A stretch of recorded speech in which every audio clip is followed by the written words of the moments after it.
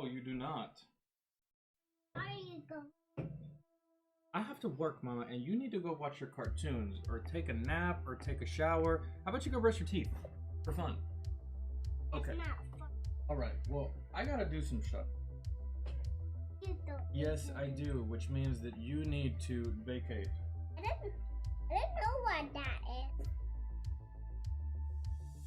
Yeah, I didn't know what that. Oh Lord. You're chatty Cathy today. I said you're a chatty fucking Cathy today.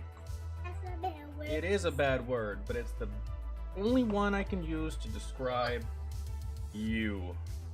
What's up, guys?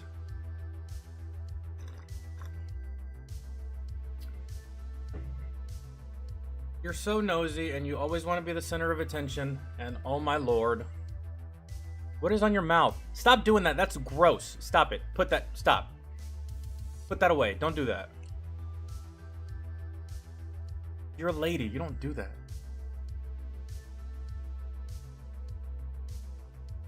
What's up, guys? Leo, John, Katai, Ryan, Astro, Jay.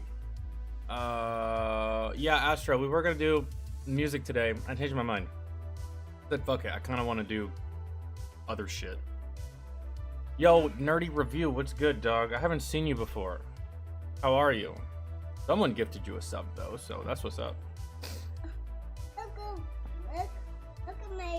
Look at my picture. Last time I caught a live, I think I just got booted from the Air Force. That wasn't too long ago then, right? Because I feel like I just saw you.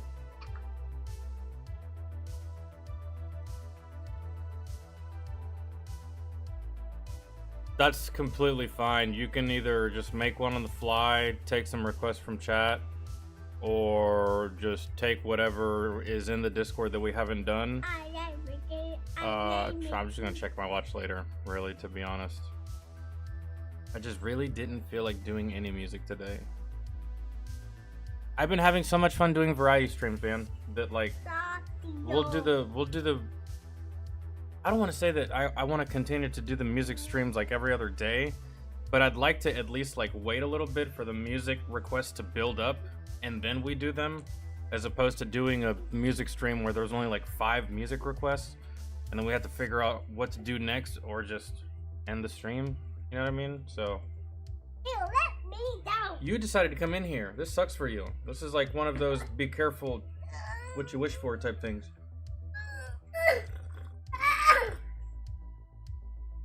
Let me go. Oh, it's your new channel name. Who were you before? Do I remember you? Do I know your name? Yeah, I know. I'm sorry, Elaine, but we can't do music on YouTube.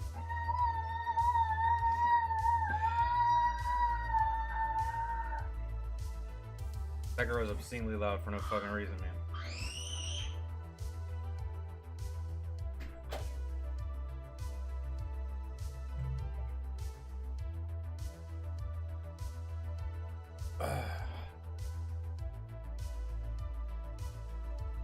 Elaine, my deepest apologies, but no, not maybe next time, definitely next time. It's just, I don't know, I've kind of slowed down the music I've slowed down the music reaction streams.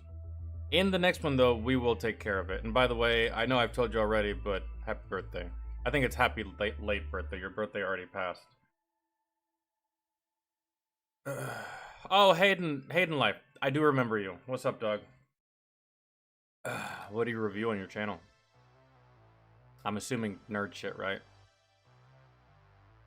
We ought to make a new schedule then. I'll let you know what that new schedule could be. I put it way too low. American Brown Guy, what's up?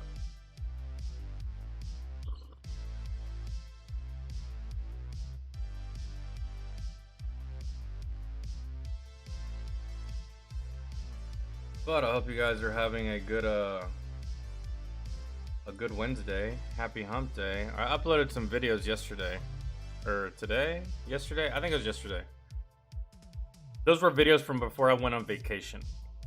And then what you'll see next as far as videos will be everything that we've done since we've gotten back. Because I lost a couple of streams.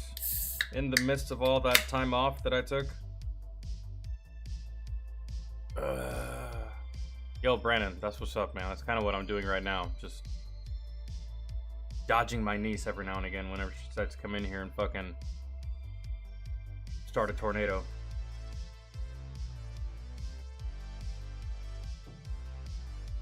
Speaking of... Oh.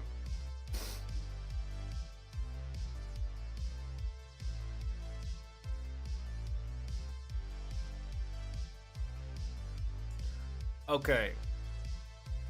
But Elaine, if you're still in here and you want to request something that's not music, please feel free. Please do. I encourage it and we'll do it. Because I feel bad not being able to do your birthday song, but we will do that, I promise. There's not much that I don't get to, for the exception of that one fat electrician video that's like an hour long. There's not much I don't get to, so if I say I'm gonna get to it, I will. I promise. Need to...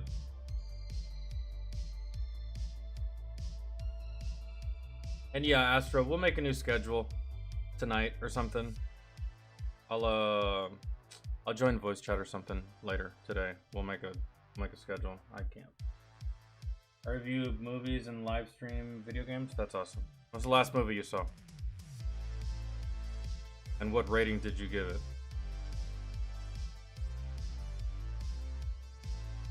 I would like to review movies, but the market is so saturated for movie reviews and stuff like that. Maybe it is, maybe it isn't. I don't know. They don't pop up on my feed often, but that's because I don't watch them often. I already have select people that I watch reviews from. I don't just watch all of them just because. I don't expand either, so I mean, but I don't know.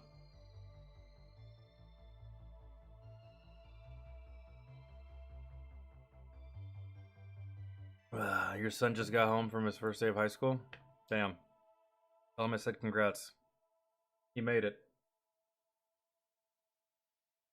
Now what's next is just dedicating the next 4 years to a piece of paper that's really not going to help you all that much in the real world, because I've seen people that don't even know what 2 + 2 is have a job that pays $15 an hour, so that'll be fun.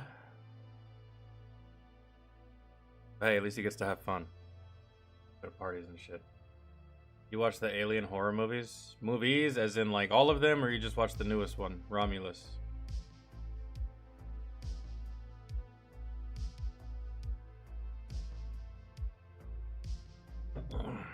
I don't know if I would want to review movies. I feel like I could. But I'd have to stay on top of it. Like, I couldn't just like watch a movie and then like a week later do a review. If I were to do movie reviews, I would have to do the movie review immediately after coming back from the theater.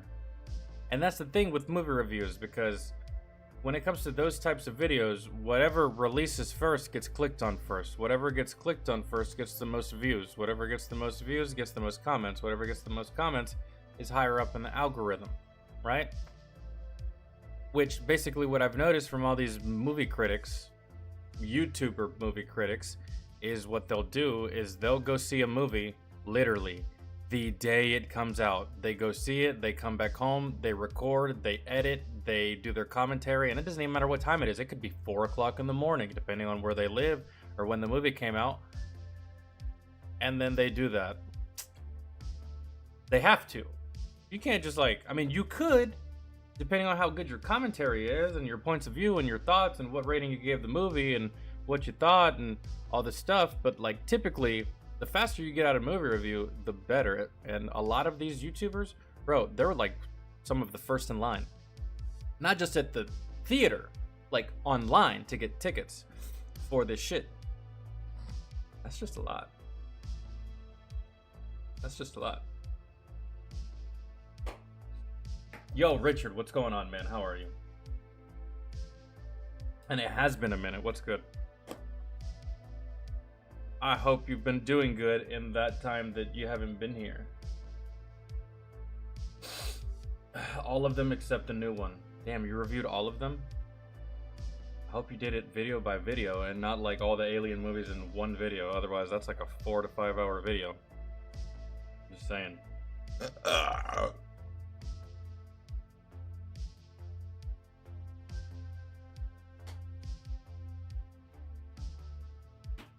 I don't know. We've done movie nights before. If I were to do movie reviews, I'd have to decide if I wanted to simply only upload movie reviews of the movies that I like, or upload only movie reviews of the movies that I hate. Just really all depends on what kind of channel I want to be. Do I want to be the channel that gives movie reviews for good films, and that's all you ever see is just good reviews for good films? Or mix it up and have some bad reviews in there? Or only have it dedicated to shit-ass fucking movies, and I just do commentary on shit-ass fucking movies as far as the review? Because god damn it, I had a lot to say for Fire Tornado. I had a lot to say for Moonfall. What a shit movie have y'all forced me to watch over the course of time? I don't know, I can't remember. Yeah, I heard it was dog shit too, but to be honest, I didn't plan on watching it. I'm always wary of movies that get adapted from video games. You always have to be wary of movies that get adapted from video games. Because you got to think about it. You have a producer and or a writer and or an actor that doesn't know the first thing about video games. On top of that, they don't know the first thing about Borderlands. And then they make something about it. You see how that can turn out to be something fucking trash? Stupid? Are we still here? Okay. Everything wrong with... I'm so watching that later. Everything wrong with Civil War in 17 minutes or less. That movie was so bad. At least in my opinion. I thought the movie was dog shit. Ugh. Like, who cares about a photojournalist, bro? For real. In a civil war, that's the last thing I'm thinking about. That's the last person I'm asking for help. That's the last person I'm asking for anything. That's the last person I'm even acknowledging. A photojournalist. Who gives a fuck about you? Nobody. Yeah, we had to sit there and watch the fucking Mary Jane Watson's bitch ass look old and take pictures the whole movie. Hurrah. Hooray. So much fun. Fucking garbage. They hyped it up too to be so good. Some parts were. Shit ass movie. Like,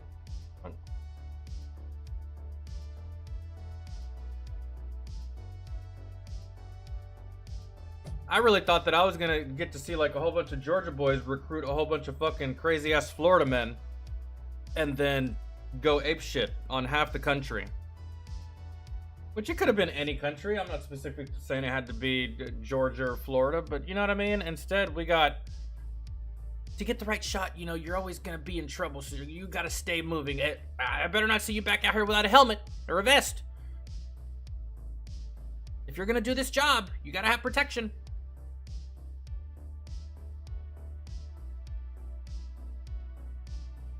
Waste of time.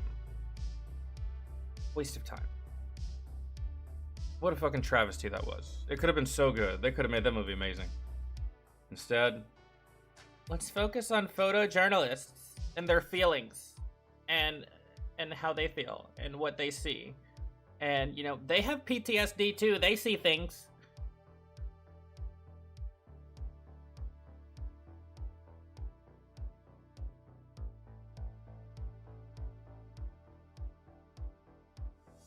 He's too short. Who's short? Hey, y'all ain't talking about me. Because if y'all consider 5'11" short, fuck, man, I don't want to hang out with any.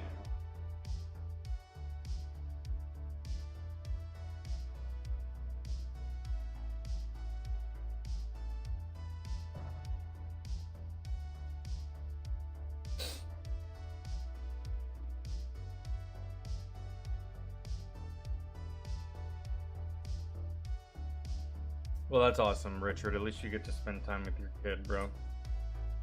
I've been spending a whole bunch of time with my niece.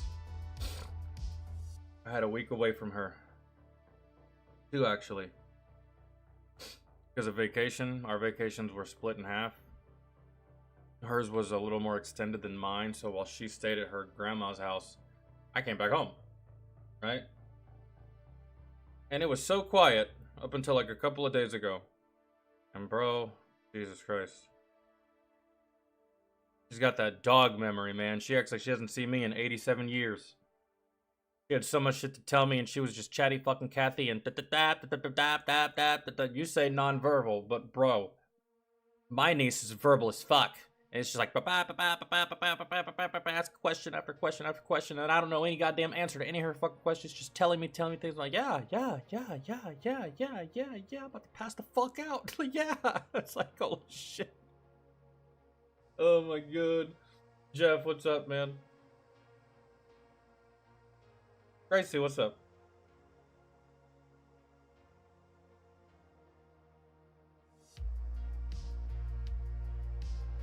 I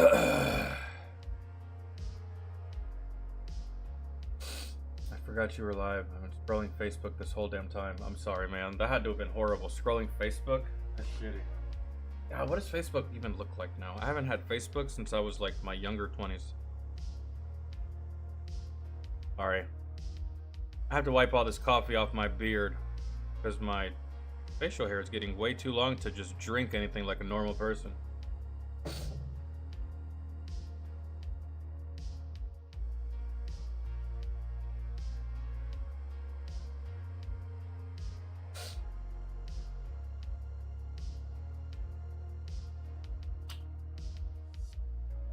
Oh, Kevin Hart.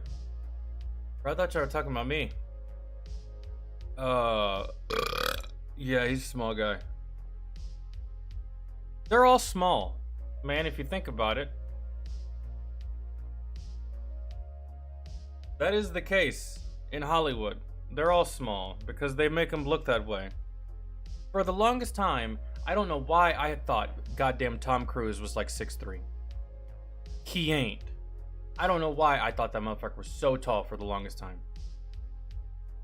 It's Hollywood. They make you look that way. And then the motherfuckers that are actually tall, you would never even guess they were tall until you saw them in real life. It's just like, I thought you were small like all the other ones. Nah, man, I'm like 6'4". Ah. But yeah, dude, everyone in Hollywood, they're all tiny, man. They look huge, don't they? And they sure as fuck are really good at pretending to be tough. But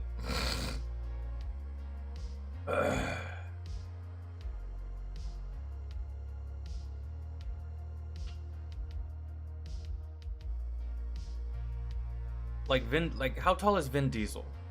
I don't know why I thought this dude was like 6'5" for the longest time either. I always thought Vin Diesel was huge too. I don't think he's that tall. I think Vin Diesel's in like the 5s.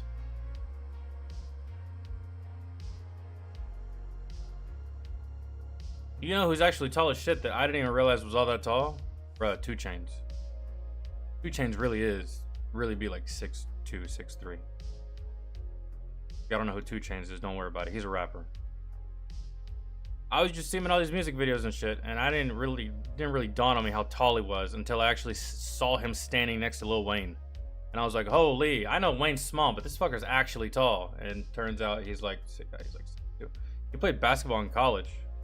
I think he could have made something with that, but instead he decided to be a rapper. Lucky him, he had 2 avenues. You think he's average in height? Who? I've done said a lot. Who's average? You know what? That's what we should Google. Who's the tallest and shortest celebrities? Let's do it. Let's go with tallest. Hopefully it leaves out the basketball players, because obviously they're tall. Duh. And the football players. Just technically they're celebrities too.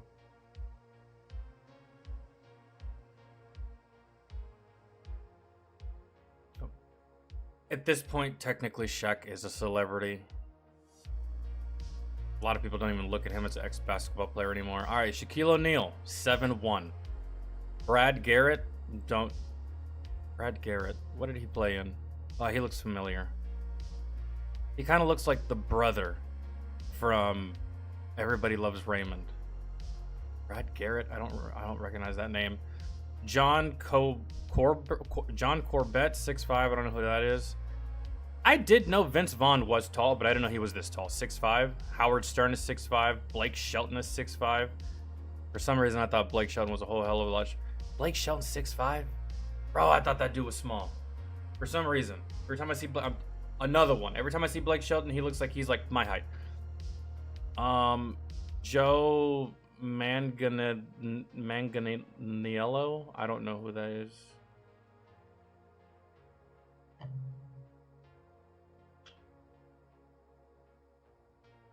Jeff Goldblum is 6'4"?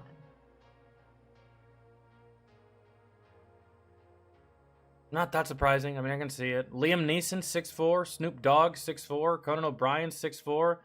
Dwayne Johnson, 6'4". Wow, so all the people that we talk shit to, guys, they tower over all of us. And the one person on this list that people like to talk shit to the absolute most, Shaq and The Rock. And look how big these fucks are. You would be talking shit to this guy, but then again, you're protected by the fact that they're not going to put their hands on you because they don't want to get sued. But still, imagine if these motherfuckers weren't celebrities. Would you still talk shit to them? Probably not. Probably not. Let's be real. Josh Duhamel, it's Major Lennox from... I did not know he was 6'4". But he's actually pretty tall. He doesn't look that tall compared to Shia. Shia LaBeouf ain't that tall. I just remember him from the Transformers movies. Josh Duhamel, he plays Major Lennox. Jason Segel? Jason Segel? Oh, that's the guy from... Everybody... No, that's the guy from Forgetting Sarah Marshall. He is 6'4". Yeah, I knew that. He is tall. I could just tell when he stood next to Sarah Marshall. Well, I don't know that girl's name. Sacha Baron Cohen, 6'3". John Krasinski, 6'3". Will Ferrell, 6'3". That makes sense. Ben Affleck, 6'2". Jim Carrey, 6'2". All these motherfuckers are still taller than me. Wow. Jay-Z, 6'2". Maria Sharapova. Okay, well, she's a tennis player, so I don't really have a chance there. Will Smith, 6'2". Quentin Tarantino, 6'1". Gina Davis, 6 foot. Brooke Shields, 6 foot. Famke Janssen, 6 foot. Wait, isn't that Phoenix? Isn't that the girl from X-Men? Isn't that Dr. Jean Grey? That's her name? Famke? Famke? Never knew that. What an odd name. Must be something, I don't know.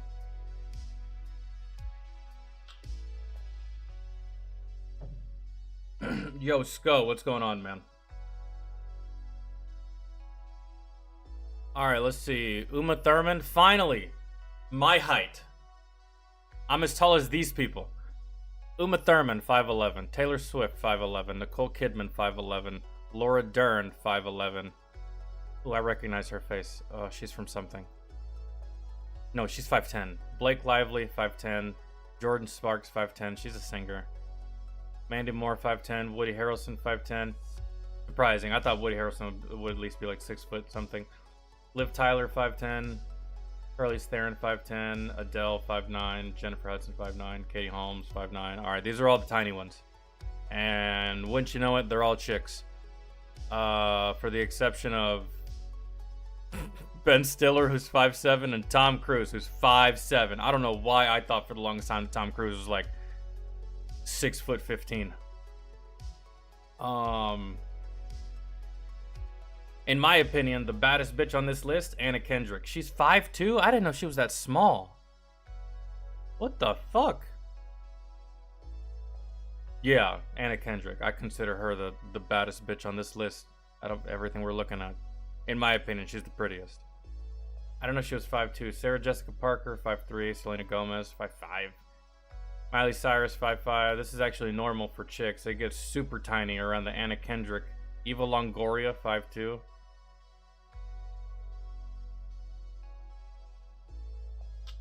Makes sense why she went for the shortest basketball player she could, Tony Parker. She couldn't go after the bigger ones. They would just break her in half. Poor girl. 5'2", messing around with the NBA. Gotta be at least a couple of trips to the OBGYN, right?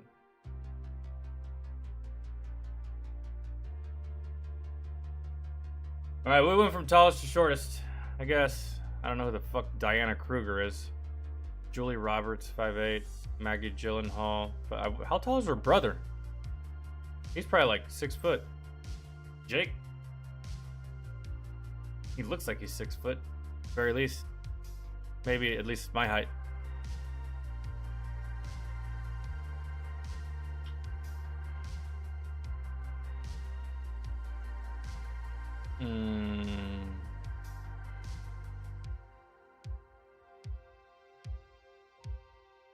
Okay.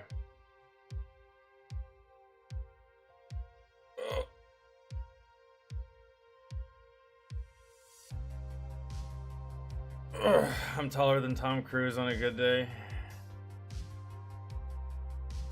Your type is Anna Kendrick? LOL, wouldn't have thought. No, it's not my type. It's just out of all the girls I saw here, she's the most attractive to me. In the face. For the exception of maybe Charlize Theron. Top 3 baddest bitches on this list. Anna Kendrick, Charlize Theron,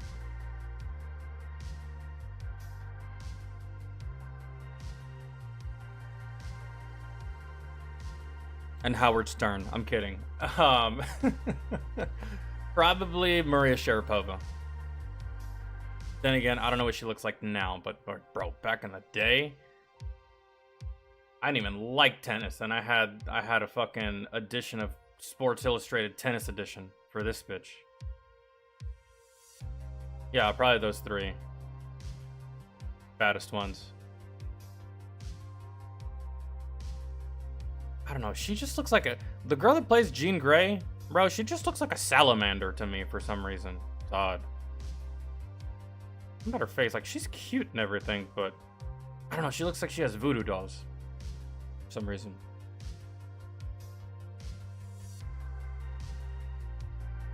And then Brooke Shields. I mean, not so much anymore. Gosh, she just reminds me of Bruce Jenner.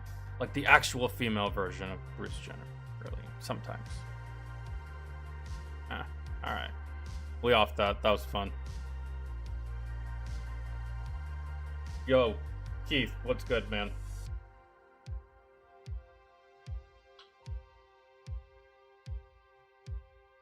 We were just,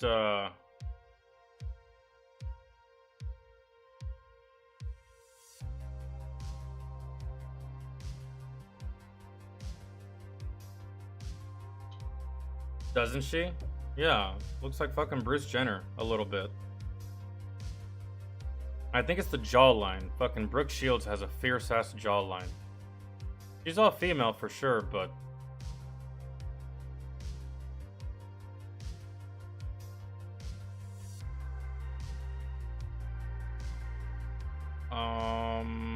let's see. All I ever see.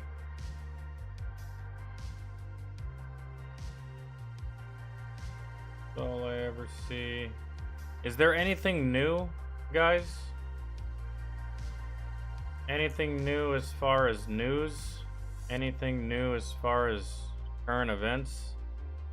Anything new as far as this dumbass society that we're living in?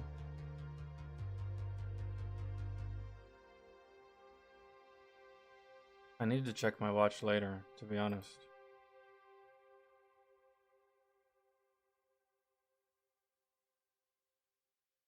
Something in here I didn't watch. Oh. When delusional woke people get destroyed. Best security cam videos of the decade.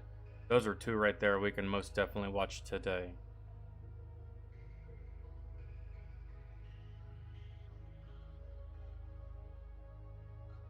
Some Mr. Beast stuff. I suppose we could get caught up with that, but I kind of want to get caught up. If I get caught up on that Astro, I don't want to miss anything, and I don't want to like leave anything behind or let anything fall through the cracks as far as information. I want to kind of just get everything. So we'll see.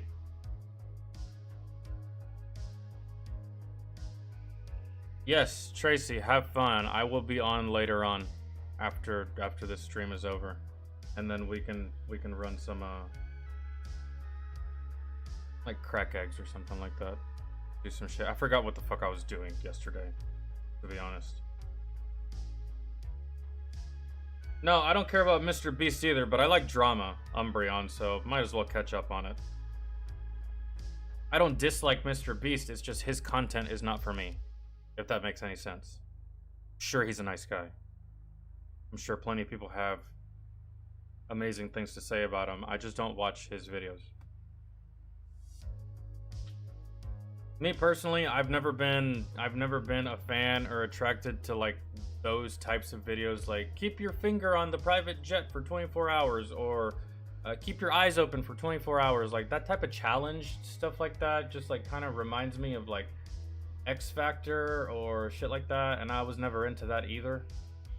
You know, so well, he's probably cool dude, man, took over YouTube, king of YouTube. I don't his content's not for me. If anything, we'll watch his. Yeah, I've seen some of Jamari's videos before. They're pretty quick to the point. Not a whole bunch of extra bullshit in there. He gets straight to it. So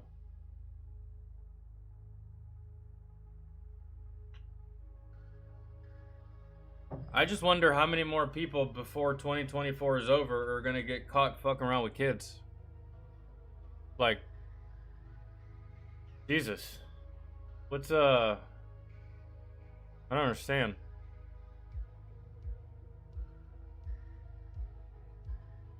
And they're so brazen about it. They're so brazen about it, and they're so cocky about it, and they're so blatant with no disregard to getting in trouble or getting caught. Whereas remember back when we were kids? Yo, you didn't even notice a predator. You didn't. That's why those motherfuckers drove around in the windowless vans so you couldn't see them. Like, bro, they were incognito. They were literally in the background.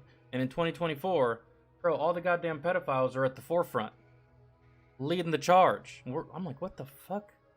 What?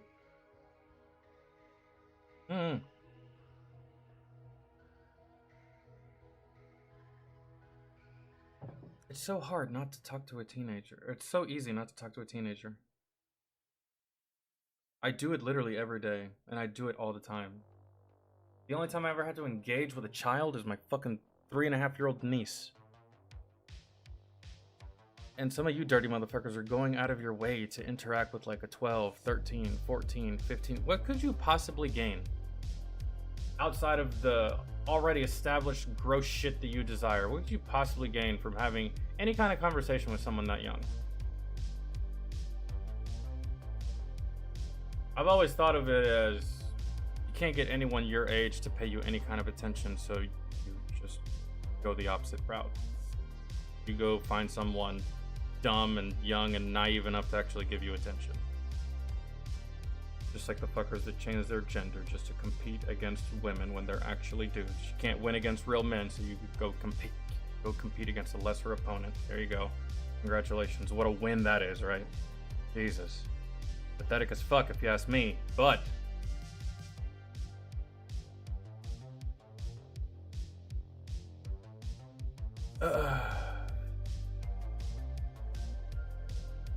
Anyways, all right, we will get to that video. Let's watch this. When I saw that, Astro, but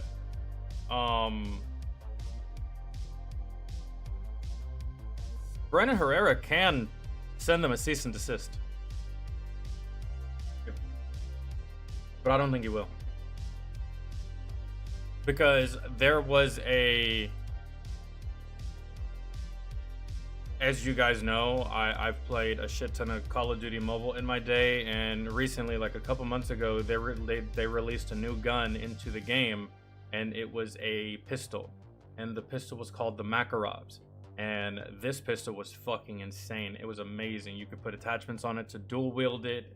You could put rapid fire on it. It was like having two small little bullet hose SMGs in your hands. And it was just not even fair as a weapon. It didn't matter what you were playing. Zombies, BR, ranked, pubs. You were destroying everyone. All you have to do is just aim in their direction. Your aim doesn't even have to be all that good either. And the gun was called the Makarovs. Someone in Russia did not like the fact that they put a gun in the game with that name, and Call of Duty Mobile got hit up by somebody on that end. They had to change the name of that gun. They changed the name of it from the Makarov to the Dobra because of some kind of legal, political bullshit that was happening with the name of that gun, right? So if Brandon really wanted to, he could send Call of Duty a cease and desist, tell them to either change the name of the gun or remove the gun out of the game, or change the look of the gun to where it looks different, because it is his weapon. He did make it. He is the creator. However, maybe if he didn't patent the weapon and the copyright of it, I suppose, before it was finished, maybe Call of Duty has free reign to use it.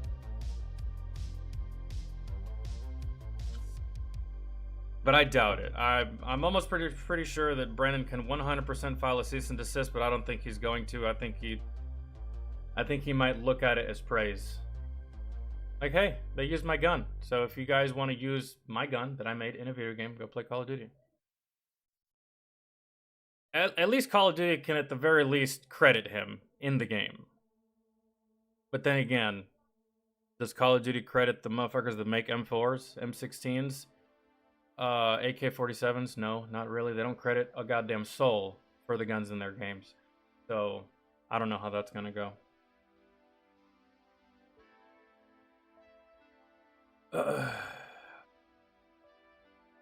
What do you think will happen to America if Harris wins? It'll be the same. How long has that administration been in office? Since 2020? Nothing will change. It'll be the same.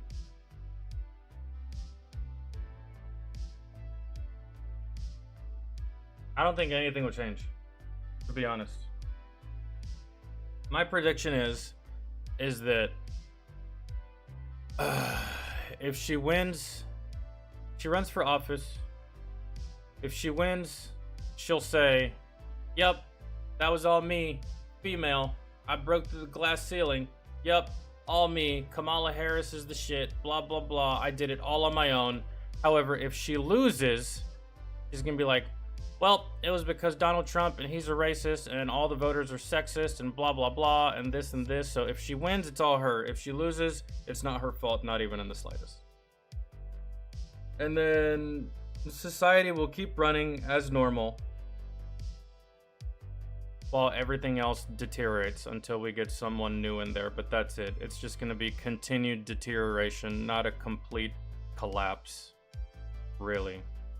So that's just what it is. It's going shit now. If she gets the Oval, it's gonna continue to run the same way it was running a year ago, 2 years ago, 3 years ago, until someone else gets in there, really, for the most part. So that's it. Nothing crazy.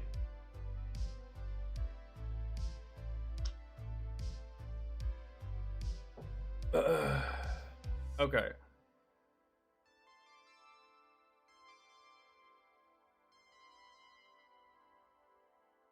And if they're gonna put Brandon Herrera's gun into Call of Duty, they at the very least need to put a skin of Brandon Herrera into Call of Duty, and literally call it AK Jesus. You don't have to give him any money. You don't even have to verbally give him recognition. Just give him his own skin. Long hair, aviator glasses, some sandals, a pair of jeans, and a shirt that says Black Rifle Coffee on it, and you can call the skin AK Jesus. There you go.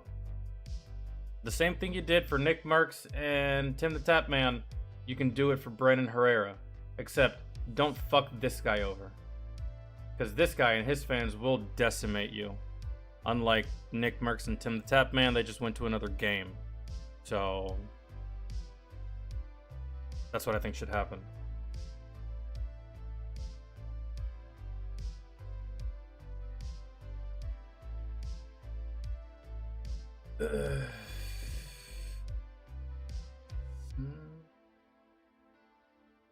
happen?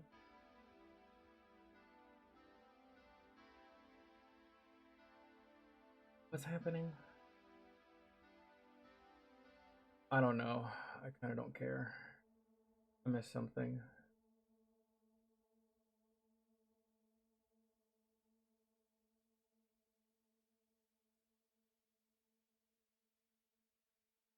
Guys, there's gonna be no civil war under any president.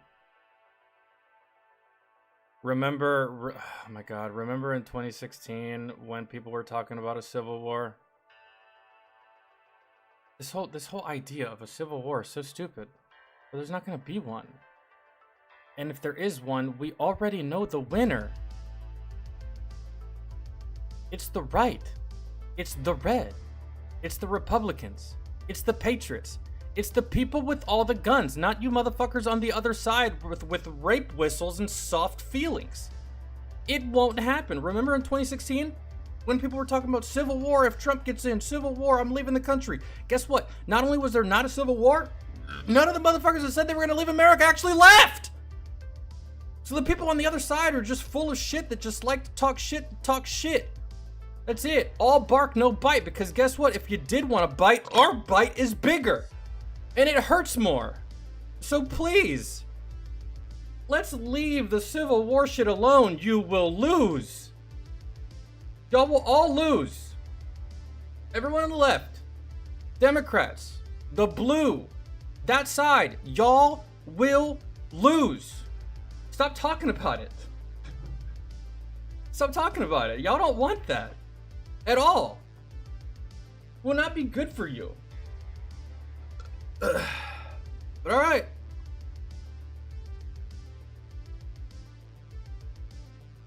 The other side's hella fucking dramatic. There's not gonna be a civil war. It's just not. And quit talking about something that you are not prepared for. And you know, it's interesting. All the people on the other side that always talk about a civil war, if a civil war popped off, guess where these people would be? They wouldn't even be in the fight. They'd be in their fucking basement. Civil war, hell yeah. Civil war, hell yeah. Civil war popped off, pew, gone, underground. That's what these people would do. Like, stop, bro. Stop it. Stop it. Candy, what's good? The only way to fight stigma and shame. Oh, fuck. I read that. Did I finish this ever? No.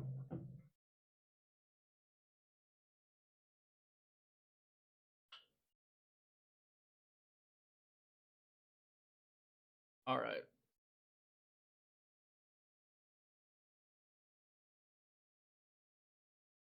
I just think it's funny, bro.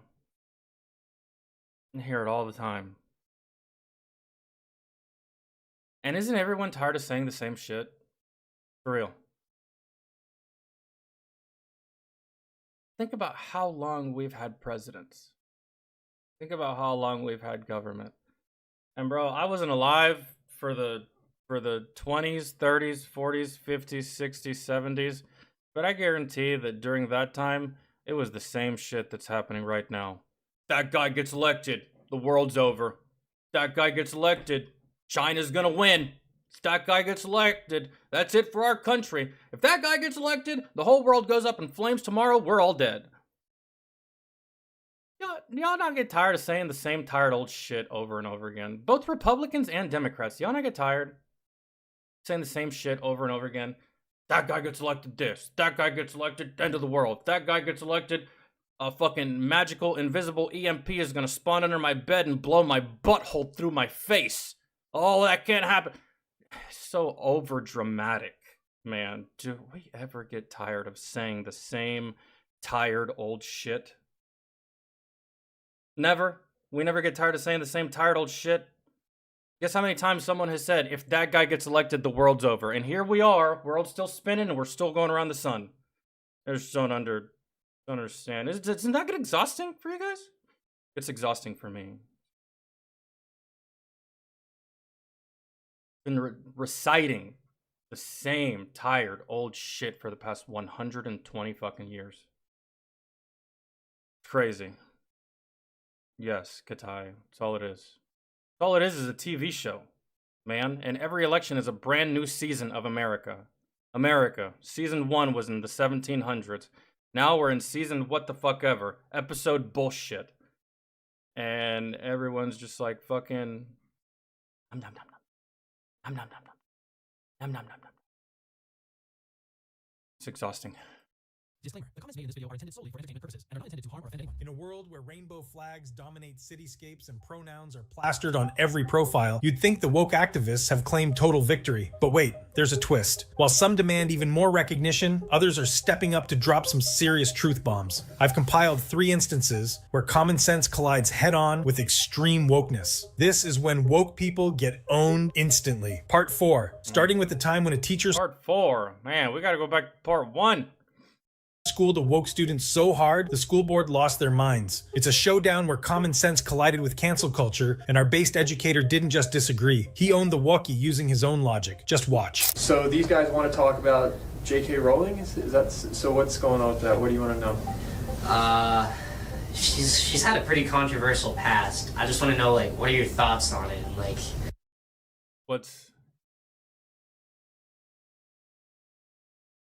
This is one thing about woke fucking people. Drives me kind of insane.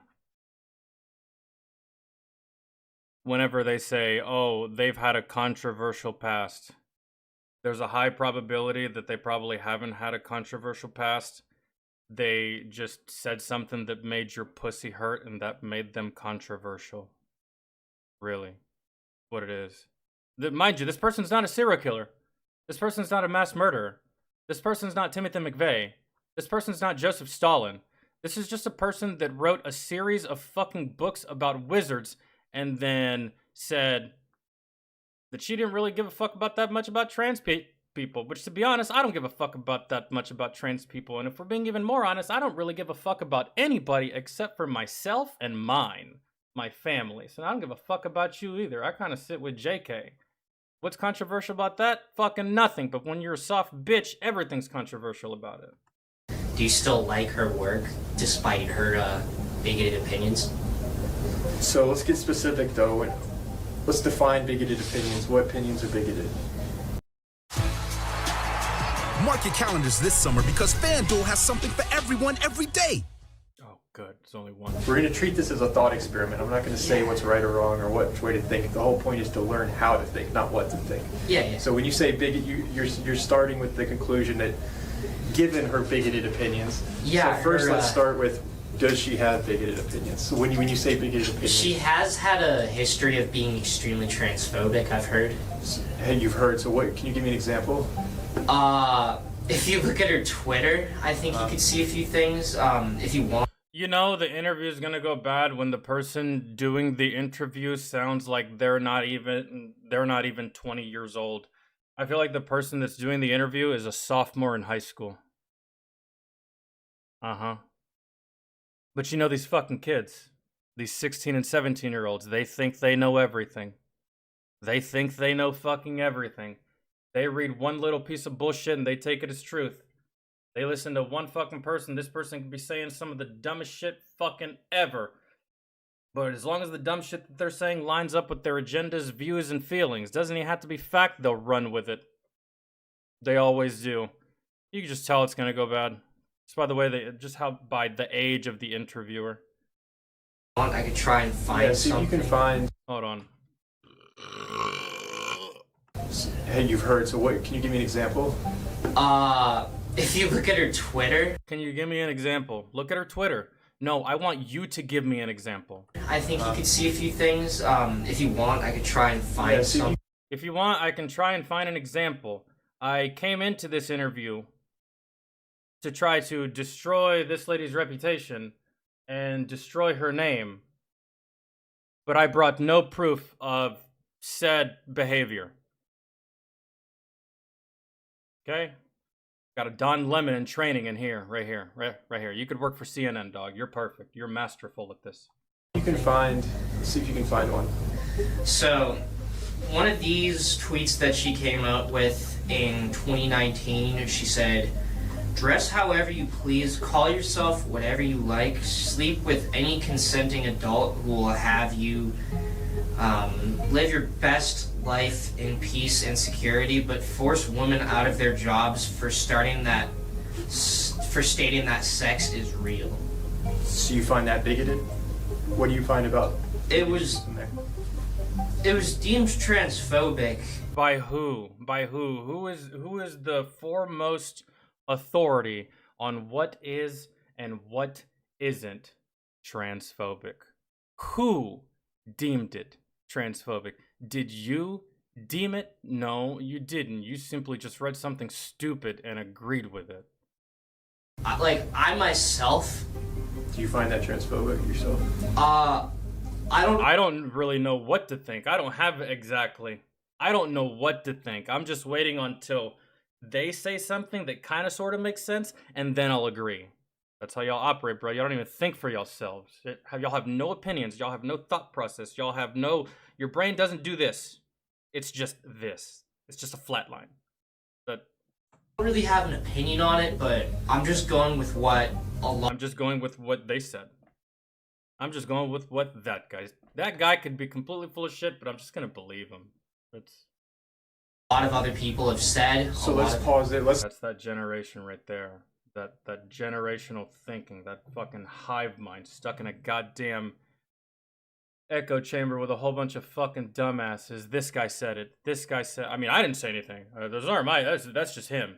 And you know why y'all do this, bro? I know why y'all do this. Y'all are afraid to give your own opinions on the off chance that your opinion is fucking stupid and someone calls you stupid. So what do? You deflect. You say, oh no, that's someone else's opinion. That way, if it is stupid, you don't feel stupid.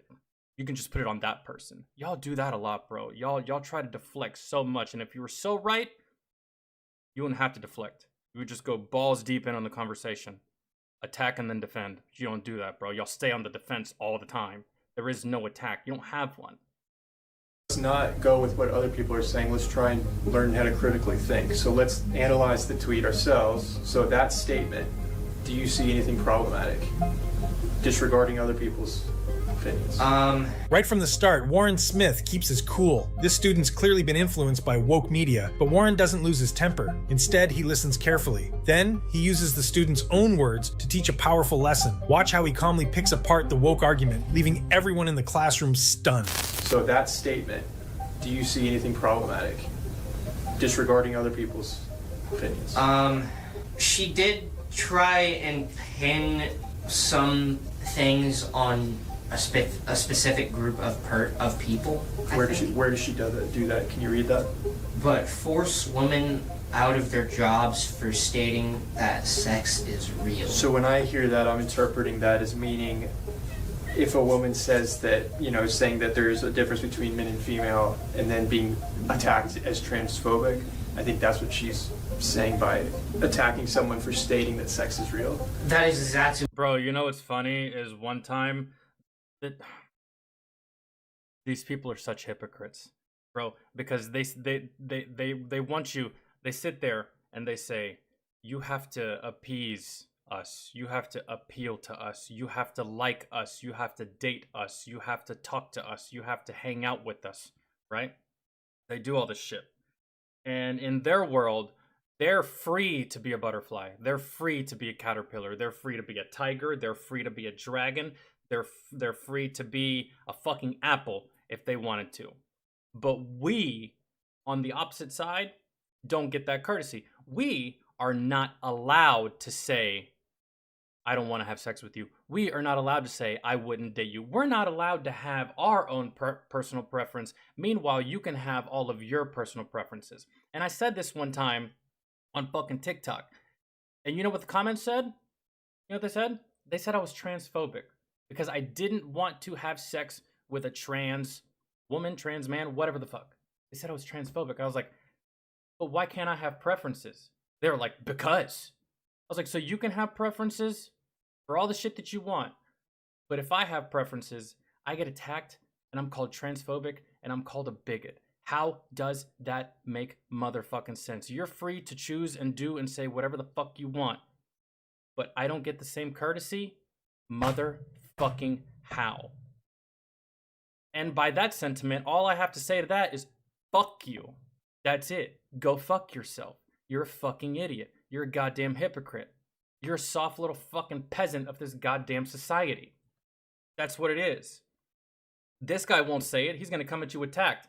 I'm the exact fucking opposite. I don't use tact.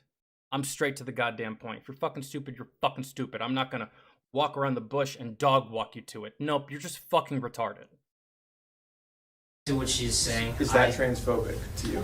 So, to me, no. Stating that sex is real is not transphobic. It's just a fact of life. It exists. So is there anything you disagree with in that tweet? In that tweet, I can't really see anything that I myself disagree with, but I What isn't that the... okay. can see why some people would think, oh, this is offensive. We can't have that here or something. That's the difference between me and you. I can't see why that's offensive. I can't see why that's bigoted. What JK said, I can't see it. I can't see how that's offensive. I can't see how that's exclusionary.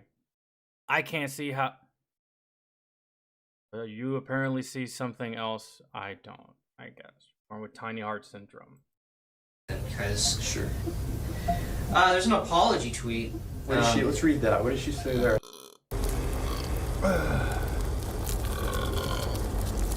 Ugh. Sorry, I haven't read that. I respect every trans person's right to live any way that feels authentic and comfortable to them. I'd march with you if you were discriminated against on the basis of being trans. But that doesn't mean I have to agree with whatever you agree with. We can all disagree. We don't all have to like and support and appreciate the same things. But because the trans community is so fucking sensitive, that's not enough. You have an ally in J.K. Rowling, but because she didn't kiss your ass enough, she didn't fondle your balls enough, she didn't get on her fucking knees and say, "Please, master," she gets outcasted. She gets ostracized. She gets cast out like a fucking leper. Jesus Christ. I try to be supportive of your community sometimes, but motherfuckers like this make me not even want to acknowledge your goddamn community. I want to just walk around the rest of my life pretending like y'all don't even fucking exist because y'all are just so unbearable. Bro, it's just like, holy shit. At the same time, my life has been shaped by being female. I do not believe it is hateful to say so. You see anything problematic there? She's apologizing, so no, not really. I don't even see why she's apologizing. But again, this community is so fucking soft, they need a goddamn apology for everything. If I could read it again. It sounds like a very similar statement as what she was just saying. She's basically saying, like, I have nothing, to me, this is what I interpret it as, I have nothing against someone being trans. Exactly. It's your life, but you just don't get to impose on my, you can live how you want, I can live how I want. Yeah. And let's all, Exactly. So, I guess... And from what I've noticed is the trans community, that's not enough for the trans community. It's not enough that you hold their hand. It's not enough that you walk next to them. It's not enough that you support them. It's not enough that you wear like a t-shirt or like a bracelet in support. No. They want to turn you trans. They want to turn your husband trans. They want to turn your kid trans. They want to turn everybody trans. They want everybody to be like them. And if you don't want to be like them, bigot. What more do you want? What more can we give you? Golly.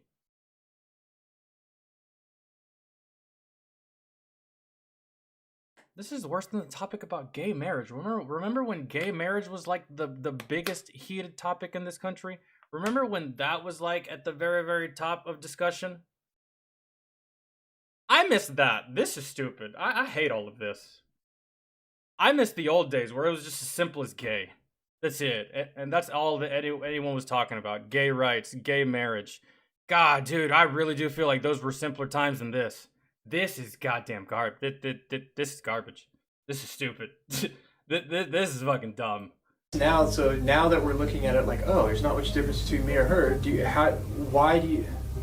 think it's fair that that she's being attacked by a large group of people and people are calling her, like you said at the beginning of this conversation, you said, given the fact that J.K. Rowling is transphobic, how do you feel? We can attack someone because of what they think, but God forbid if someone attacks us because of what we think or what we identify as. Bigot. Rules for thee, but not for me. The most hypocritical goddamn community I think I've ever come across, bro. It's absolutely astonishing. And I'm only talking to the ones that if the shoe fits, wear it. I'm sure there's trans people out there that everything that I'm saying, it doesn't even apply. If that's the case, keep it pushing. But for you other motherfuckers, bro, good God, bro. Y'all make everything so fucking stupid. And y'all make everything so goddamn unbearable in this fucking country. Feel about Harry Potter. Now, retroactively looking at that statement, do you think that that was the best way to phrase? No, I feel like an idiot now. It's okay though, but this is why we do this, to learn how to think. There's been like so in my class specifically, it's like in our class, there's been And there's some people, there's some people, younger people in this generation where they do know right from wrong. They do know stupid from smart. They do know logical from idiotic. Yet they still choose to go the stupid route because it's the only way they can make friends. The only way they can be part of a group. Maybe it's the only friends they can probably make. Maybe it's the only group of people that they have the opportunity, and availability to hang out with. So yeah, this kid right here, he might think just like me, but he doesn't want to say it because we live in a time in this country where if you say what you think, you get fucked up, you get yelled at, you get canceled. If you give an opinion, you get shunned, you get cast out. So he probably doesn't even want to say anything. He's probably just going along with the dumbasses just to be part of a group so he doesn't have to eat lunch by himself. And that being the case, I'll eat lunch by my goddamn self for the rest of my fucking life before I ever put myself in a group with you fucking jagaloons just to be part of something. Ain't no way. quite a few people in there who have been saying like, oh, she's transphobic. I've not, like, until today, I haven't really thought about it because I just believe like, oh, there's 5 people saying it. It must be correct. Yeah. Well, it's interesting. That was great. It's crazy how most of these woke folks can't. There's 5 people saying it. It must be correct. You know, I don't disagree with that statement. That's not all the way stupid, except my standards and threshold is a lot higher than just 5 fucking people. To me, if only 5 people are saying it, it's probably bullshit. If 5,000 people are saying it, probably a degree of truth. If 5 million people are saying it, it's more than likely probably fuck. But 5? Yeah, I take that with a grain of salt. I don't even take that with a grain of salt. That's something smaller than a grain of salt. Like, take that with a grain of dust, to be honest. Really? 5 people? Can't think for themselves. And when someone tries to teach them how to use their brain, they end up getting fired. Talk about backwards, right? But not every woke person has the guts to admit when they're wrong. Because when this woman gets hit with some hard truth bombs, instead of facing the facts, she runs right out of the room. It's wild to see what happens. This is what you want. Are you ready? You know this is happening. Happens when these people can't handle a dose of reality. Give me the hard questions. Oh, Vivek. Have fun with this guy. Q. What's up? You heard me. I actually didn't. LGBTQ. What about it? She cuts Vivek Ramaswamy off mid-sentence to scream her crazy ideas, and you can tell he's not having it. This guy's face says it all. He's done playing nice. Let's see what happens next. How about this? I give you the mic, and we hear what you have to say. And then I'm going to answer you, and you'll hear what I have to say, what everybody else here has to say. Does that sound like a good deal? I don't need the mic. Yes. I can speak louder. Well, stand up. Tell me your name and state your question. My name's Alexis Case, and I grew up here. Okay. In this town. Okay. LGBTQ is a serious situation in this world today. There are children that get bullied because they are gay, they're lesbian, they're transgender. Hey, Susan, did you know that there's kids in other countries that are gay, lesbian, and transgender? And they get killed for it. Bullied? Hazed? Someone called you a fag? Someone called you a pole smoker? Someone called you a carpet muncher? Oh God, the humanity. Grow a fucking sack, dog. There's people around the goddamn world in other countries that get killed for feeling that way. Yeah. Being gay is a crime in certain countries. Punishable by death. Oh, someone called my kid gay. Someone was making fun of my kid in the lunchroom. Sack the fuck up. Look around. We do more for gay people than any other goddamn country on the planet. We cater to y'all. We give y'all everything. We let y'all have marches. We let you walk up and down the middle of the goddamn street half fucking naked in front of goddamn children. What more do you fucking want? There's other countries that won't even allow your existence. Shut your fucking hole.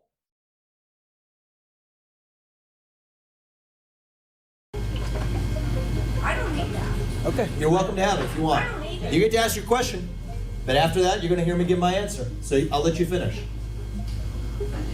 What is your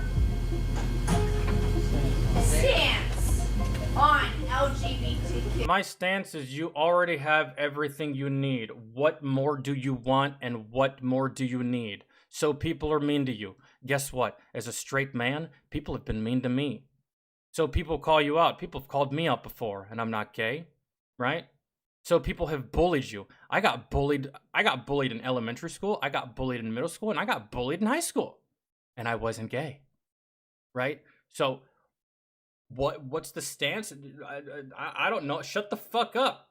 You can vote, you can drive, you can work, you can get married, you can do everything. What more do you want? What more extra security and precautions for your safety do you want that is not afforded to every other American? You can go buy a gun. You can go get a Rottweiler. You can go get a German Shepherd. There's plenty of ways you can protect yourself. You mean to tell me that you expect the government to put more shit in place for you that's not in place for the rest of us because we're not gay or lesbian or trans? What more do you want? What more do you need?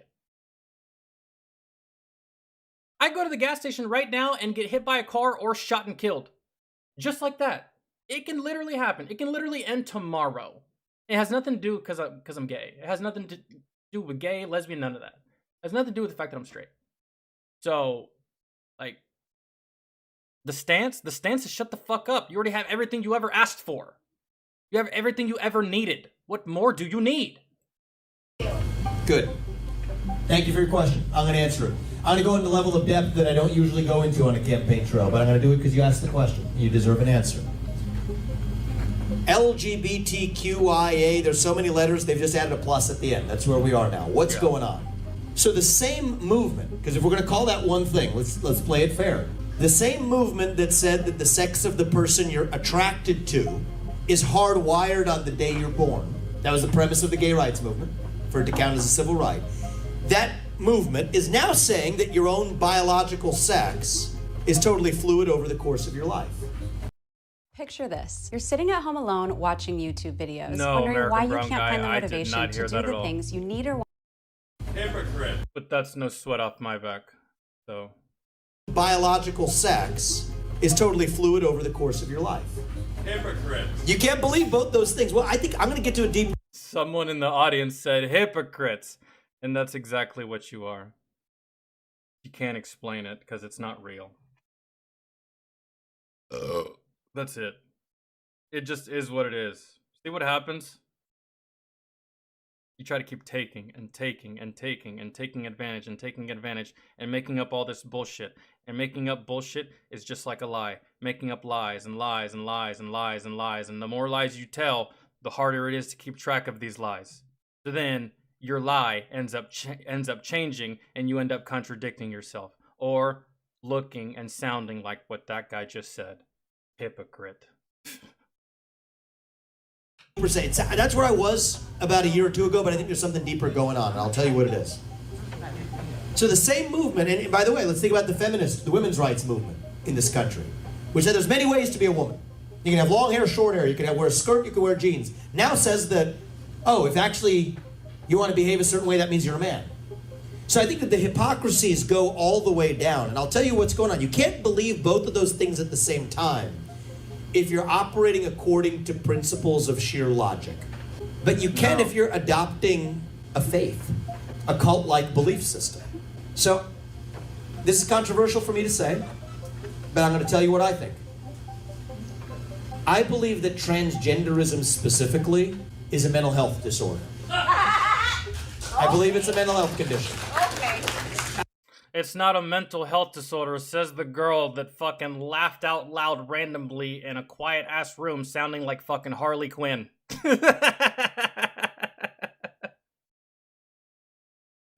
Oh my god. It's not a mental health disorder. Oh, no one else is laughing? Well, it's so funny anyways. Okay, girl.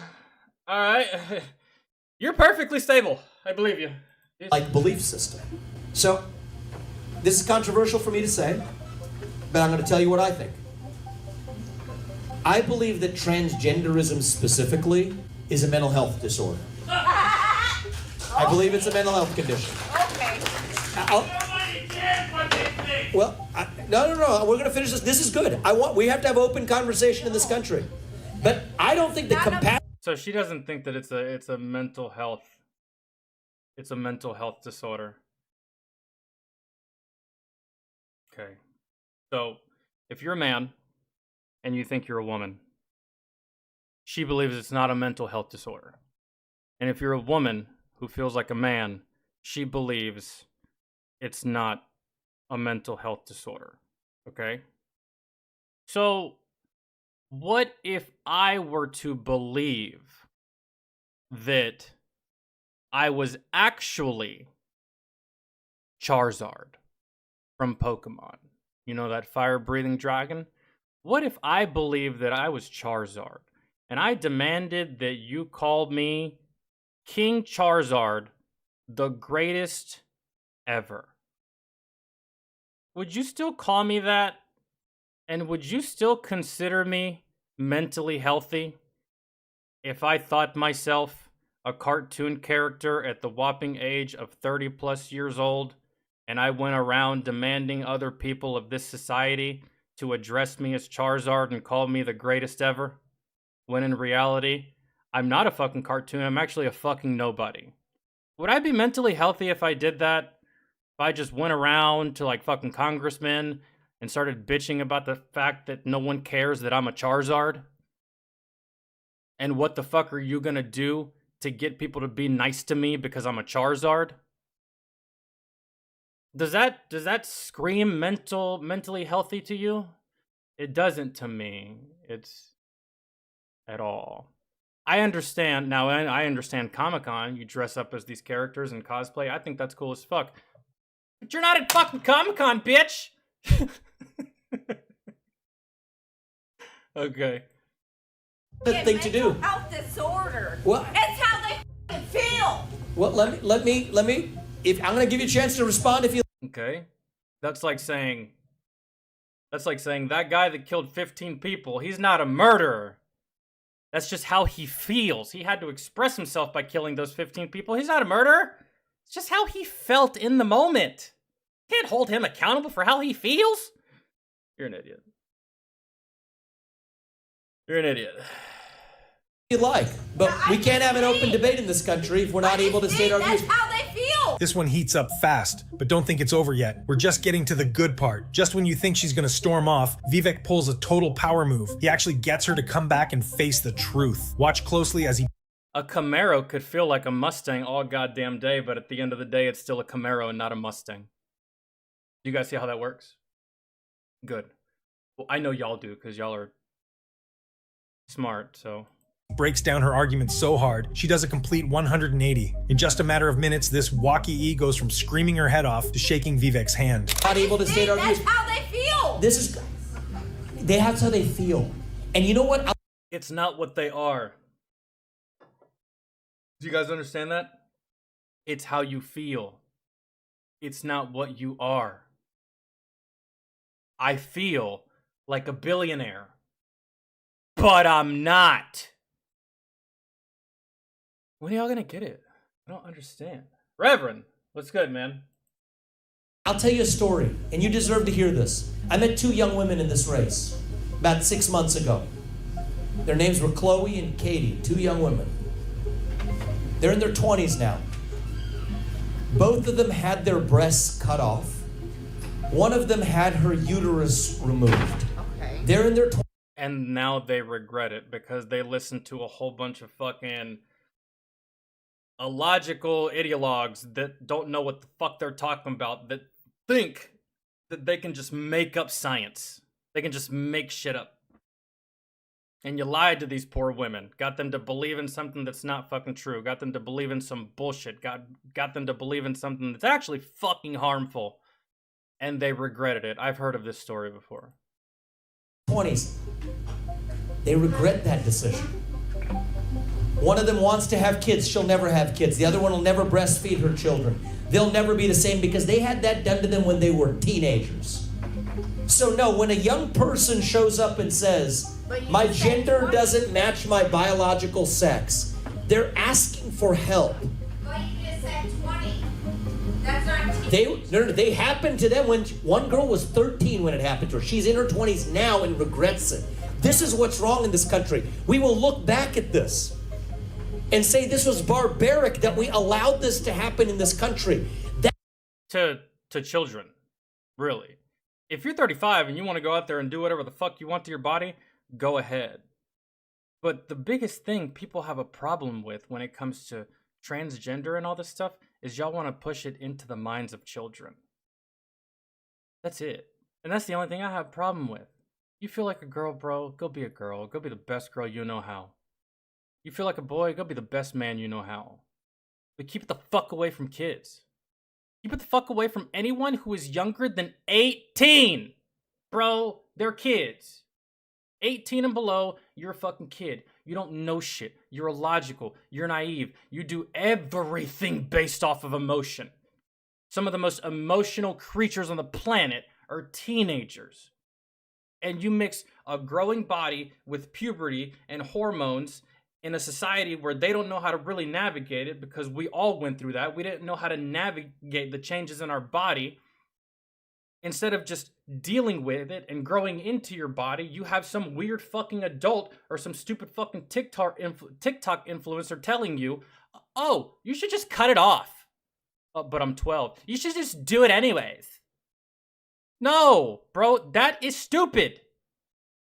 That is stupid. 13 years old, 14 years old, 15 years old. Fuck no. Not even with parental consent. You can't even join the military at the age of 17 without parental consent. You can join at 17 as long as your parents sign off. So you can't join the military unless you have parental signature. Military meaning you can go off and die, but you can just go in there. It's just so fucking... No, bro. No. That's the only thing I've ever had a problem with. Keep it out of schools. Keep it away from children. All of it. The only thing you should ever teach children at that age, 13, bro, condoms, safe sex, STDs, blah, blah, blah. How to mitigate, right? Not adding more fucking bullshit to your body, like you're accessorizing, like you're in create a character mode.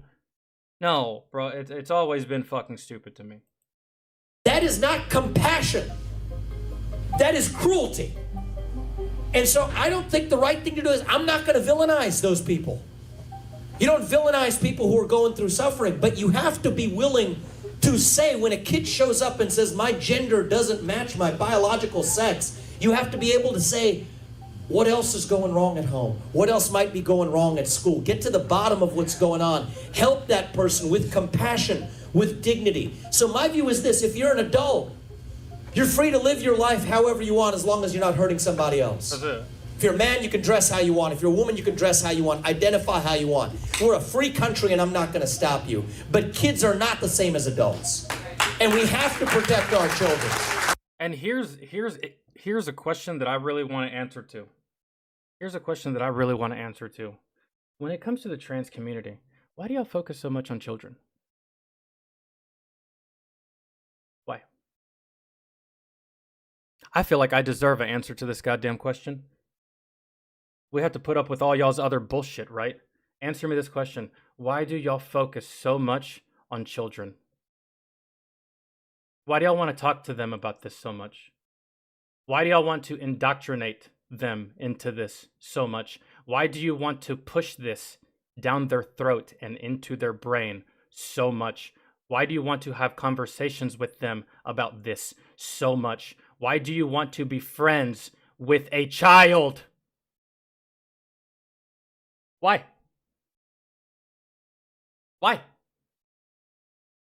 Tell me why. Why can't you talk to other fucking adults that are just like you? Why do you have to talk to the children? I know why. I just want an answer from y'all. I know why. I just want to hear you say it. Why? It's fucking gross. And I'm going to go further than that.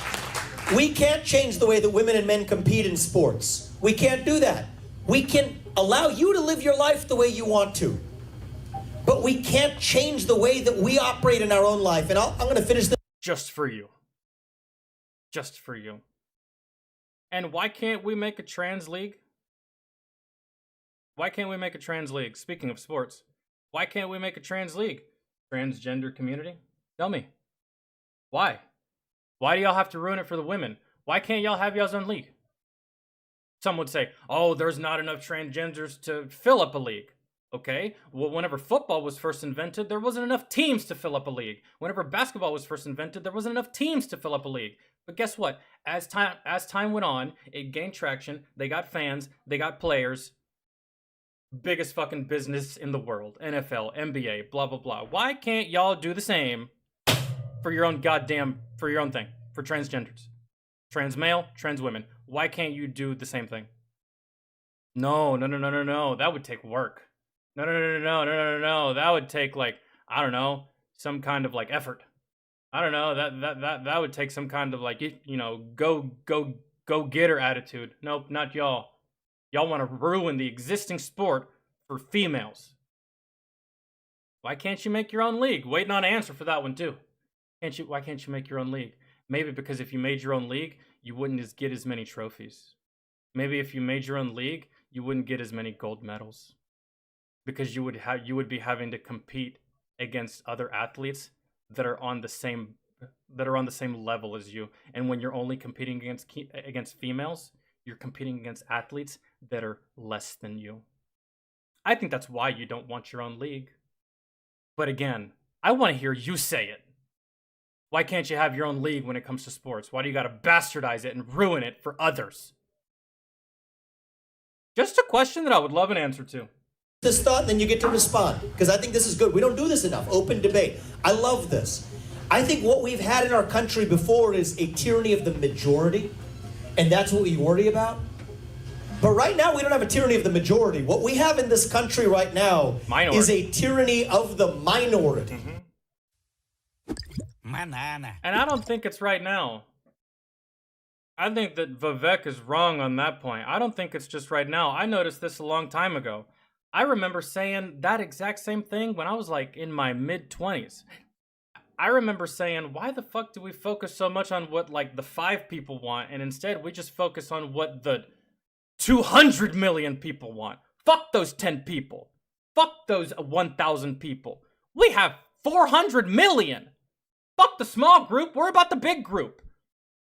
I've said that for the longest time, and that's not just a thing now, Vivek. That's been an ongoing thing for a while. For a hot minute. Yo, Lorenzo, what's good, dog? That's what we have right now, a tyranny of the fringe minority that tells you to shut up, sit down, and do as you're told. No, we have to stand for what is true.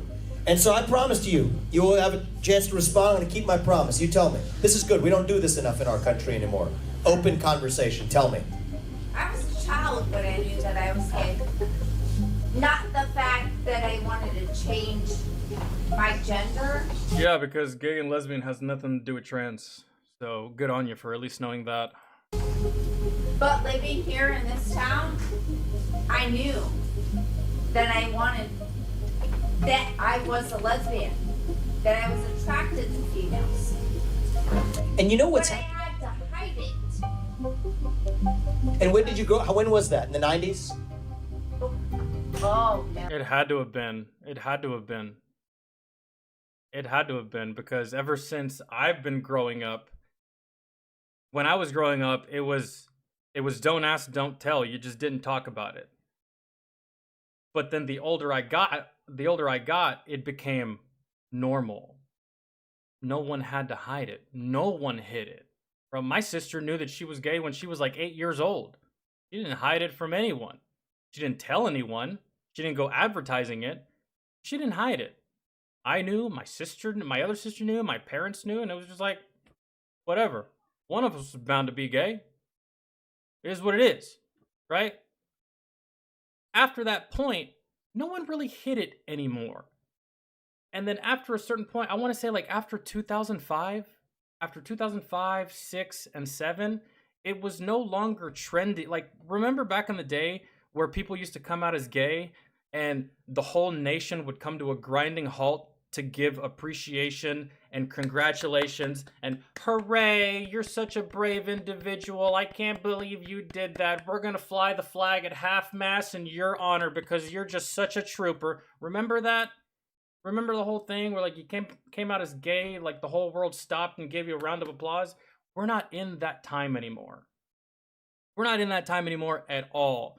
So you're sitting here talking about, I had to hide it and I had to go through trials and tribulations. When? Had to have been the 90s. Couldn't have been when I was growing up.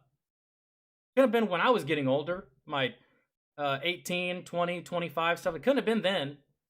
Because that phase was already over. That phase was long gone. The whole, hooray, you came out as gay. You're such a hero. That's gone. That's over. We already went through that phase. You're still in this phase. Like, my life was so bad. I had to hide it. Not in this time.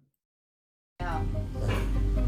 Let's see. I came out when I was 19, so I was born in 1983. Yeah, so you did have to hide it in the 90s. You know who also had to hide it in the 90s? My mom's wife. My mom's wife. My mom also had to hide it. My mom didn't come out of the closet until she was like in her mid-30s. Mid to late 30s. My mom didn't come out of the closet, right? But my mom's wife, she's been gay since birth, right? So she had to hide it. My mom's wife's prior service, she was in the military in the 90s. And that really was a different time for gay people. It was.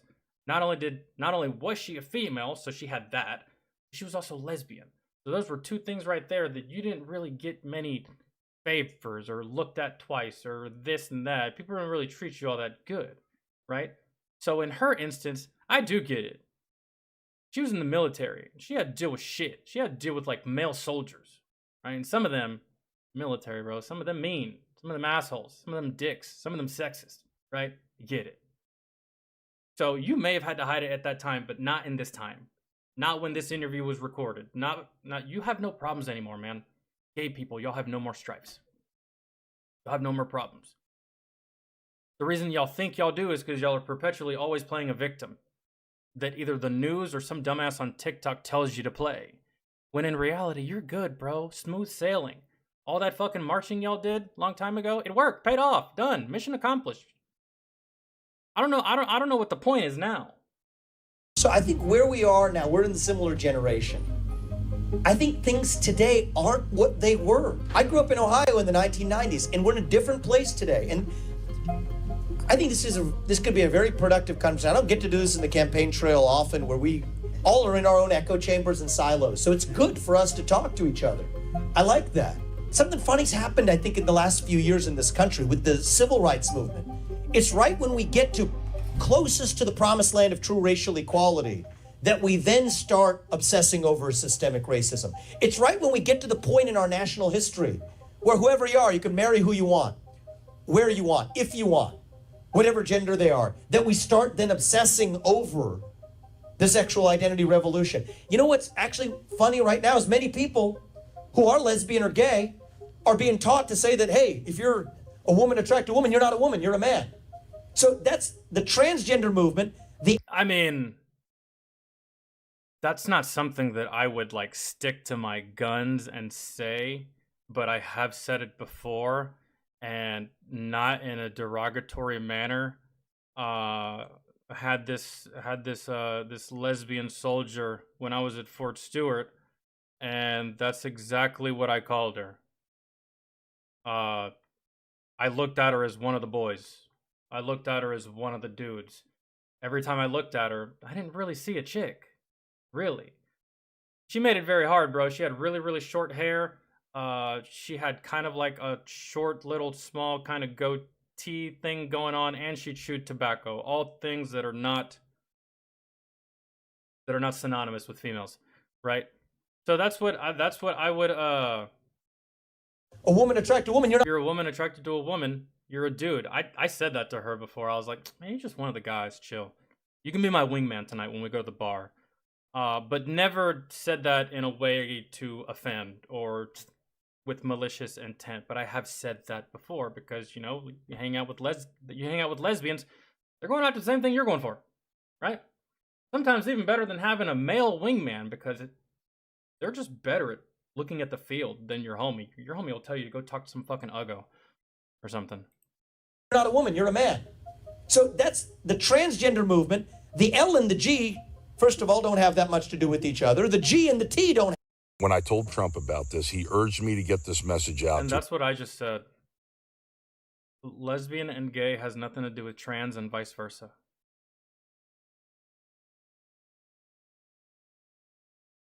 With each other, but we're clubbing all of these things up to create more division. I hate the term persons of color. You want to know why? You take 100 different cultures. But white is a color, right?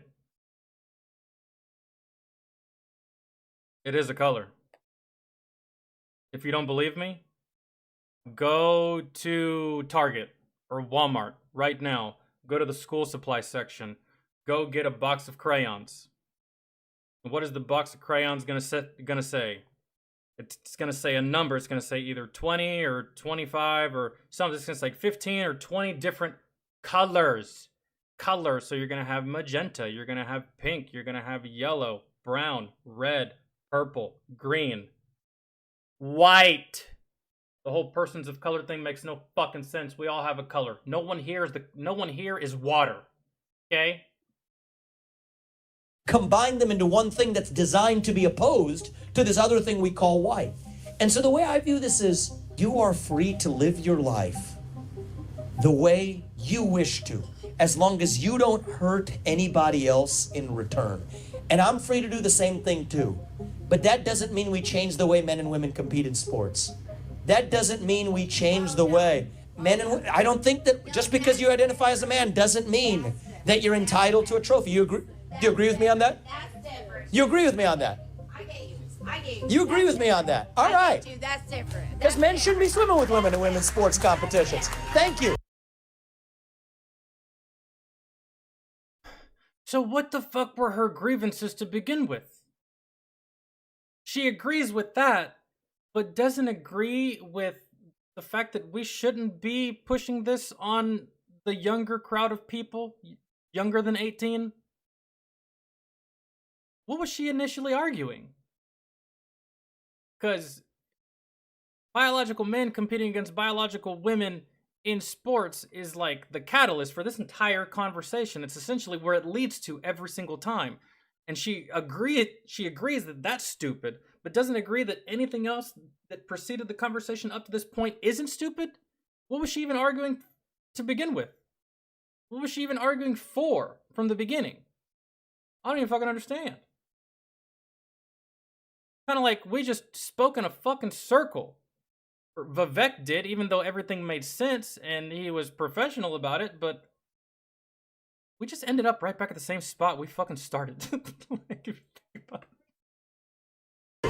I appreciate that. That's different. That's what I'm talking about. The fact that he managed to make her listen to his points while also not demeaning her and giving her respect when she was from the start totally opposed to him as a person is absolutely amazing. But not everyone's smart enough to hear the other side, because this it's not about being smart, it's about the ability to listen to the other person. Something that a lot of these people, they don't do. They're so stuck in their ways and they believe they're right that if someone else opens their mouth, they're automatically going to close their ears. And if you can just not do that, you can learn something. I don't mind learning new things. I hate not knowing the correct information. So if someone were to correct me, I would simply just say thank you. Because now I'm smarter. Now tomorrow I can go and regurgitate that same information to somebody else and educate them. Like a snowball effect. But y'all don't want that snowball effect to happen. Y'all just never throw the snowball downhill. Y'all just stay at the very top of the hill and never move and just plant yourself like a fucking tree with all your dumbass ideas. This next guy is something else. Even after getting owned over and over, he just won't shut up. It's like he loves the sound of his own voice more than facts. Right? So the Department of Education.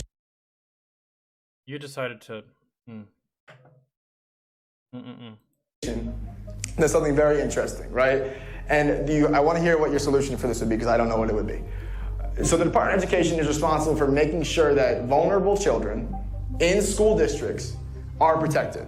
Kids with disabilities, right? They make sure that kids who are LGBTQ are valued. They make sure that transgender people who Charlie does not even acknowledge their existence.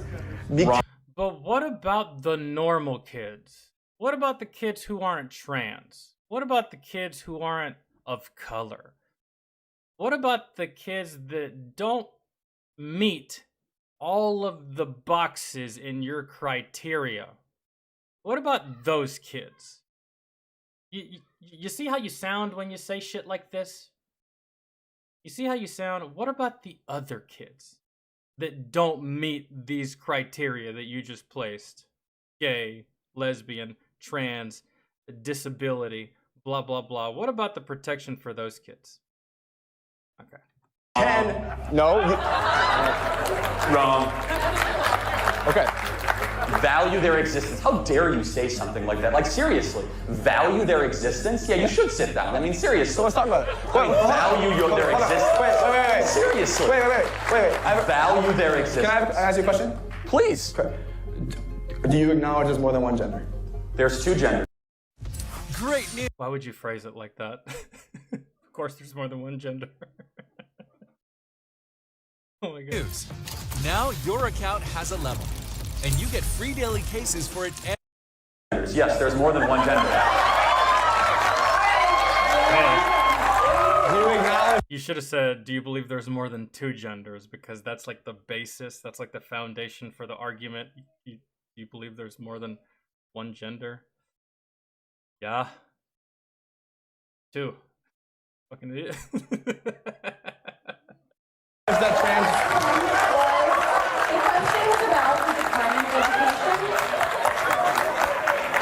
Would you acknowledge that transgender kids need special protections in school? No. No. For what? Special protections against what? Tell me. Tell me.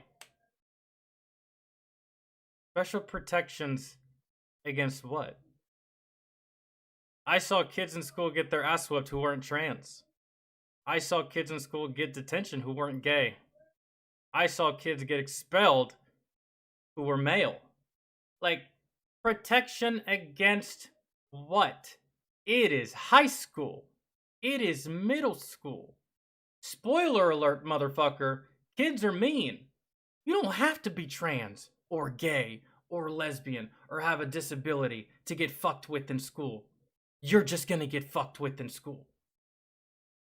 I got fucked with in school. You probably got fucked with in school. Everyone in chat probably got fucked with in school. We all get fucked with in school. So what extra protections do these motherfuckers get that we don't get? Kids are mean. What are you talking about? School. Absolutely, yes. That could be done on a local basis. It doesn't take a federal bureaucracy to look after LGBT students. There's two issues that I have right now. And I know that it's still about the Department of Education because they are the ones that enforce this regulation. So what I think is interesting, right, is that if you turn this over to local control, right, so then the kid in Scottsdale might be protected and the kid in South Phoenix might not.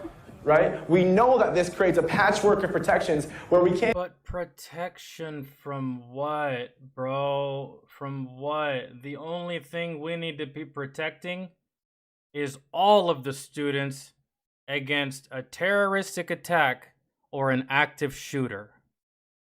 Any other protections, bro, you know what that is? You know what that's called? That's called sack the fuck up. It's high school.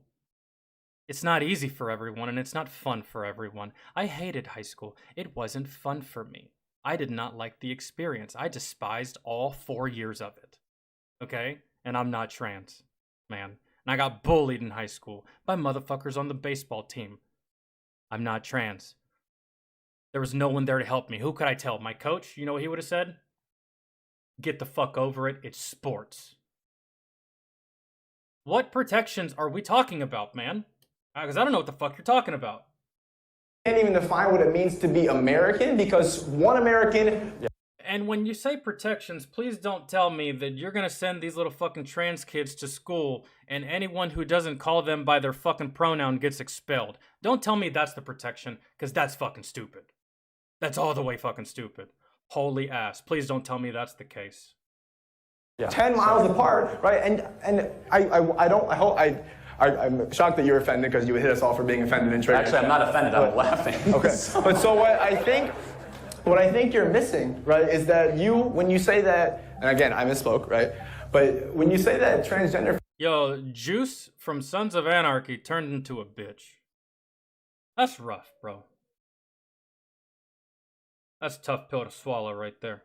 Folks can't identify that way, right? Or that there's not more than one gender, right? You're not valuing their existence. No, actually right? I am. I'm saying so there's two genders, and this idea that there's 47 genders and counting is wrong. It's non-biological, it's anti-science, and it's harmful of all people. So if you say that there's only 2 genders, you're not valuing their existence? Listen here, Taco. You don't go to school to be valued. You go to school to learn. And then you learn what you need to learn. You go out into the real world and you get a job. And that's when you will truly be valued, because you will be working for money. When you're in school, you're not valued for shit. You want to drop out? Go ahead. There's another kid that'll take your place. You're there to learn, not to be valued or coddled or cradled. Anti-science. It is anti-science. Just because Brown University says there's 47 genders and pick one doesn't mean it necessarily is true. They used to call this gender dysphoria, okay? There's 2 genders. Now, can someone who might be born as a man choose to be a woman? Yes. There's 2 genders. Pick one. I value their existence. How dare you say something like that? Okay? Back to what I was saying. So you were a lot there. So Department of Education. Can you stop talking over her? Can you let her do her job, please? She put a lot of time into this. Listen to this guy. He's saying right after every sentence. It's like he's trying to convince himself more. He tried to get him to stop talking by saying, hey, that girl's wanting to talk. Normally I wouldn't let anyone else speak, but I'm looking foolish right now, so I will let her take the floor. More than anyone else. And get this, when he tells Charlie, can you stop talking over her, please? You'd think he'd let the lady speak. But nope, this hypocrite goes right ahead and talks over her himself. Do you think that the mom in South Phoenix... Yes, I'll tell you what he said. Do you think that the mom in South Phoenix, right, who works 3 jobs, right, is up late trying to take care of her kids, right, and then her kid is discriminated against in school, right, and a lawyer costs X amount of money, right, and public defenders... How are they getting discriminated in school? We have to know every single bit of information before you try to use this as an example, dog. How are they getting discriminated in school? Tell me.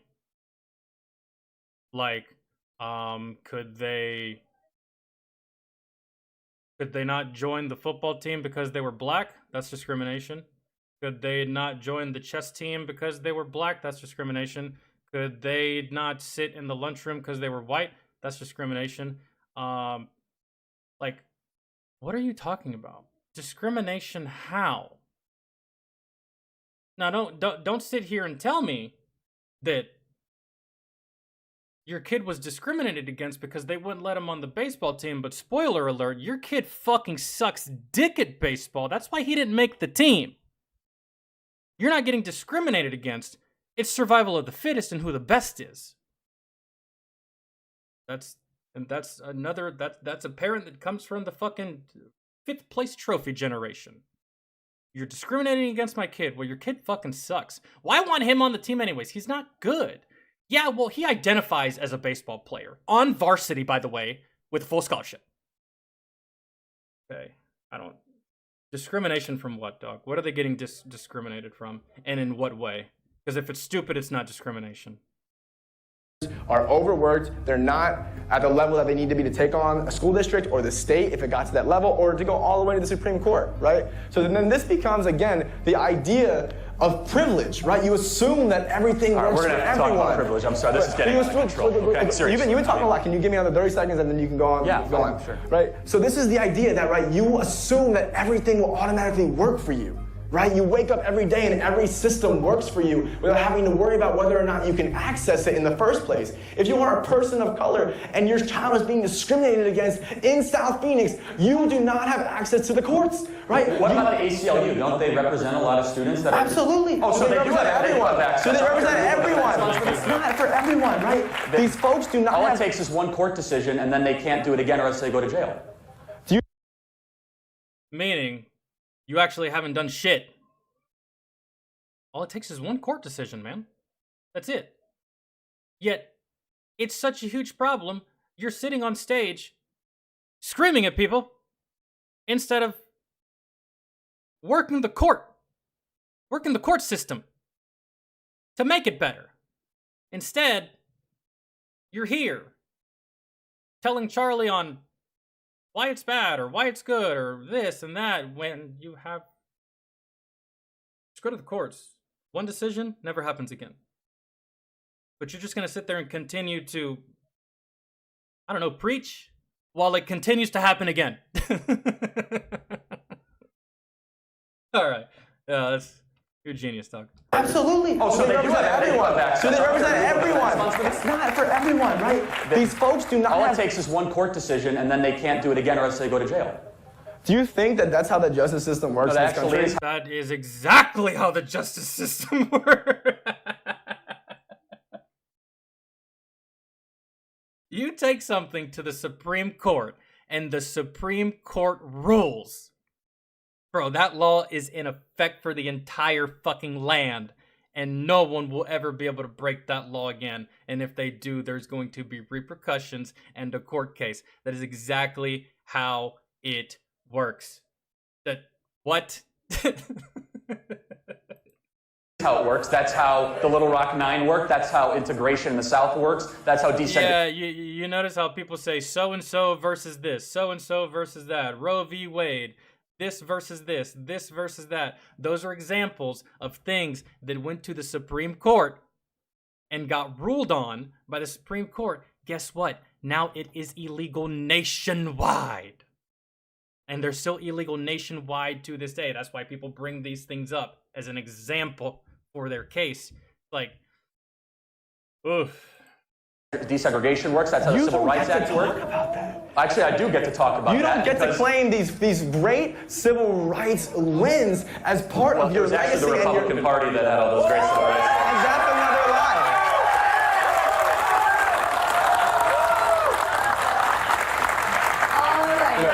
Yeah, you can't celebrate Democratic wins because, you know, didn't y'all lead the way for the slaves?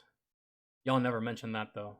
You know, my mom's watching at home, right? And she taught me not to lie, so I won't do it, right? And hi, Mom, I love you. Was Strom Thurmond a Democrat or a Republican? But so here's the issue, and I'm not going to get into the semantics with you. What I'm talking about is the idea that he can take credit for all of these things and then twist them historically to... We can all take credit for it because we're all Americans. I feel. Really. You're just, let me guess, would he be able to take credit for everything that he just said if he was black? I think so. I think he would be able to, yeah.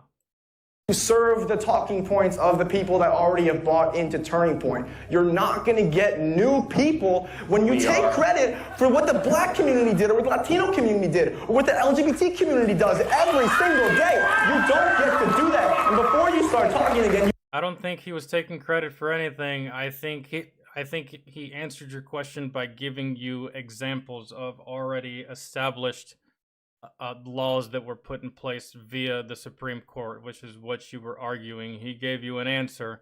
Answer made you look fucking stupid, and you decided to go full fucking retard like one of the bitches on The View and play the race card. Because you're white, you can't use that as an example for a debate or a conversation. Like what? That doesn't make... Don Lemon right here, ladies and gentlemen. Don, the younger version. You have to understand that this is an identity issue, and you never get to talk about this. Let's stop. Stop with the identity. You don't get to talk about this like that. I'm going to keep talking. If you want to interrupt me, you can. I'm just going to keep talking. You've done it every second that I've talked into the microphone. Can I respond? Yes, a response, Okay. and then move on. Got it? Privilege. What a bunch of nonsense. If you want to be, seriously, I mean, privilege. Everyone has some element of privilege. Some people are smarter. I have privilege. Let me finish, okay? I let you do your piece. Privilege. Okay? Privilege. If you want to succeed in this country, you do 3 simple things. America is still a meritocracy. You graduate from high school, you get a job, and you get married before you have kids. No matter your skin color, no matter where you come from. Are some people born with less? Yes, absolutely. Do we need increased opportunity? Yes, absolutely. And every policy I advocate for is increasing opportunity. Not perpetuating victimhood, not trying to say you're privileged because you're a certain color and you're a certain gender, or you're privileged because you come from a certain part of the country. Instead, talk about the policies, the data, the math. You know what doesn't have privilege? Mathematics. You have not refuted a singular data point that I have brought up tonight. So let's do not this. one. So let's do this. Is math all of a sudden for those now? Oh, math is This is what happens when ignorance tries to debate intelligence. Charlie cooked this guy to oblivion. I'm trying to hit 100K subscribers by the end of this year. If you want to fight this woke culture, make sure you've subscribed for more such videos. All right. Well, that was unfucking bearable. These people are idiots. Absolute fucking buffoons. But hey, it's not gonna change anything. Keep screaming, keep fucking crying. A lot of them have no points to make. Like what was said in chat earlier, they're just there to scream and yell and give you a piece of their debilitating mind, I suppose.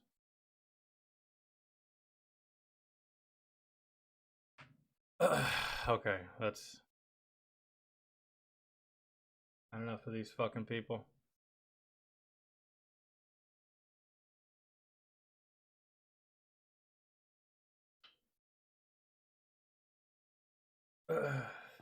Yeah, Travis.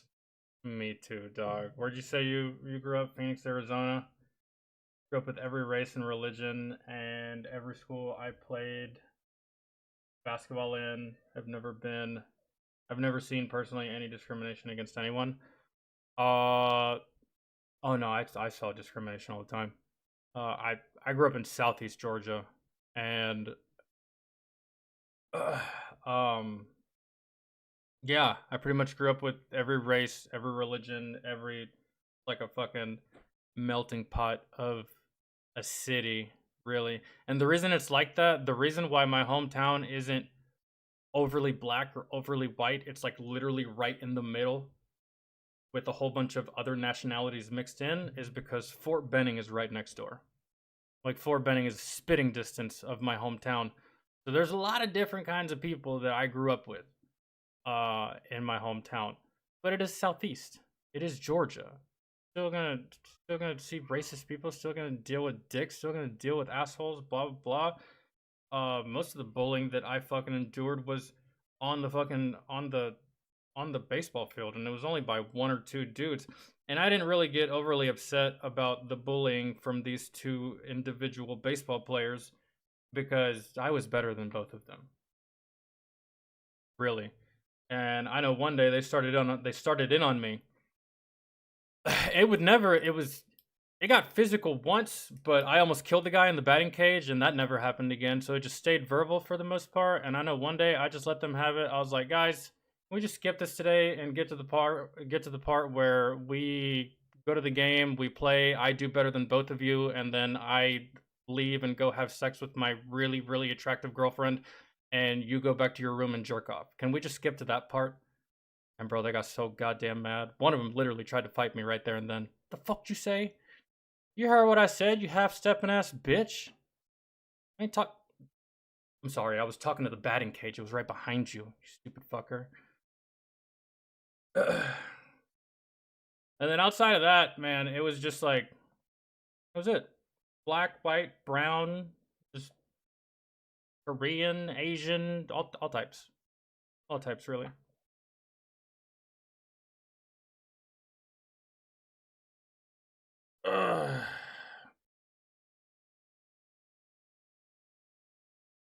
Let's see. Yeah, good old Fort Benning. I'll probably, yeah, I don't foresee myself going back to Fort Benning. Unless one of my homies ends up at Fort Benning or something. But alright, let me see what we were gonna watch next. I'll watch later.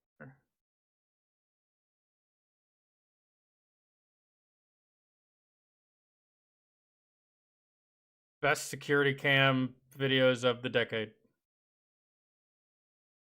And what was the other one I planned on watching? It was about Mr. Beast, right? Alien Romulans. They hunt. These are the...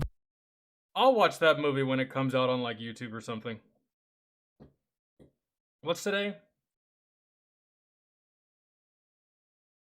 Today's Wednesday? Oh, bro. I gotta go to the theater this weekend. Who wants to go with me? None of you. None of y'all live close to me. If one of y'all did live like close to me, I'd ask you if you wanted to go see Deadpool and Wolverine. We could go. We could just meet at the theater.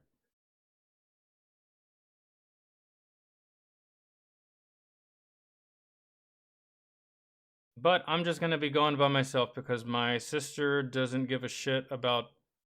My sister's not a nerd. She doesn't give a fuck about comic books, superheroes, none of that shit. My niece is 3, and Wolverine and Deadpool is a little too, she's 3. So I can't take her. So I'm gonna be riding solo to the movie theater, but that's okay. I'll have Wade Wilson and Logan chilling right next to me. So yeah, I gotta decide if I'm gonna go Friday or Saturday.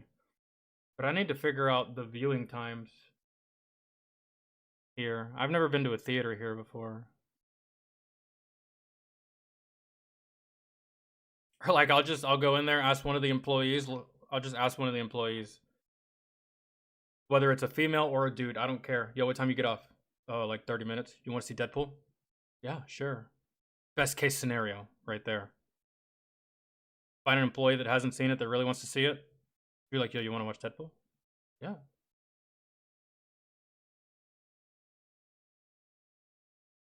The hard part is going to be finding a theater. There's multiple theaters here. Fuck, there's so many.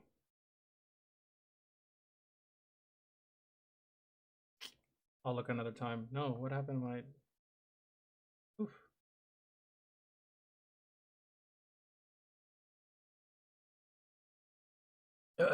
I think I might go alone too, feeling like a nerd. And see, that's the thing with me, bro. I don't have a problem.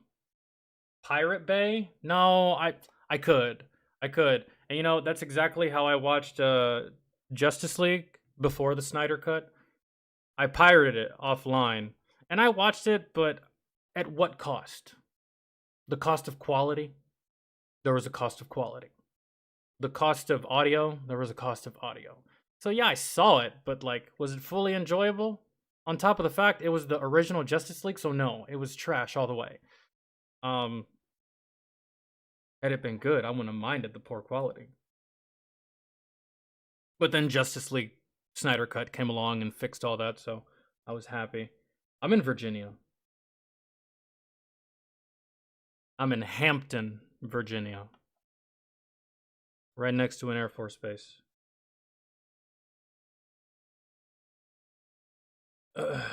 Snyder Cut was so much better. It was so much better. However, there was a few things from the Snyder Cut that I feel personally should have been cut. And I know that everybody was excited just like me, like, oh man, we get to see all the cut footage and all the stuff that didn't make the film. That was great. Made it better. But let me tell you something, dude. That one scene where Aquaman turns down the offer from Bruce Wayne to be part of the Justice League, and then he hops into the water and swims away, and that big-ass group of ladies starts singing like some kind of folklore, ancient song for Aquaman. That shit had to... I was just sitting there, bro, for like... I think it was like a minute and a half. A minute and a half is a long-ass time for one consistent scene in a movie. And I was just like...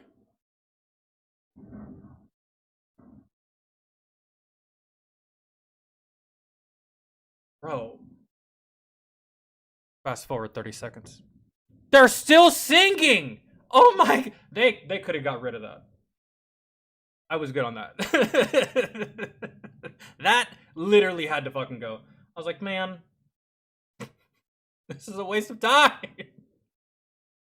But still, though, yeah, Zack Snyder cut was fire.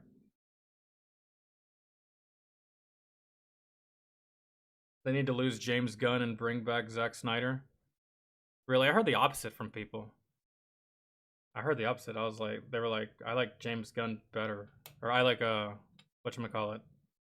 I like James Gunn better. Get rid of Snyder. But no, yeah, it was... Wait, Deadpool Wolverine is over 2 hours? That's fantastic. I wish it was 3. Be honest. The longer the movie is, the better, especially if it's for something that I like. Something that I know I'm going to enjoy.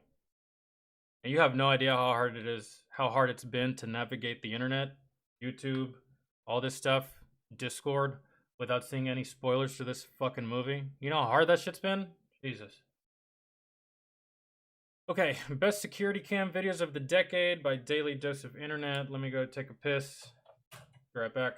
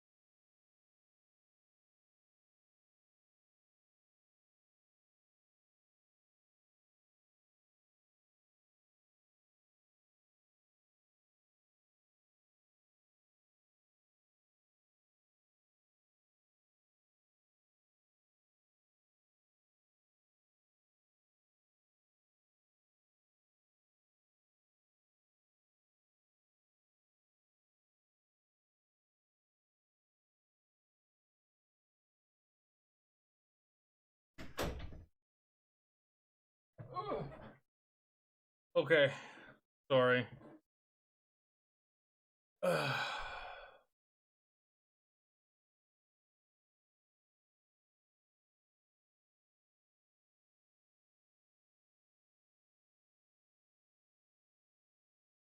Okay.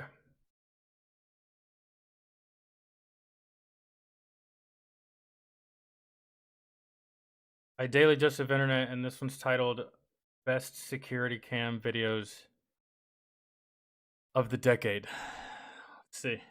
These are the best security cam videos from the past 10 years. Wait, are we making this a try not to laugh, or are we just doing it? It's up to you guys. Let me know now before we start, since we just started.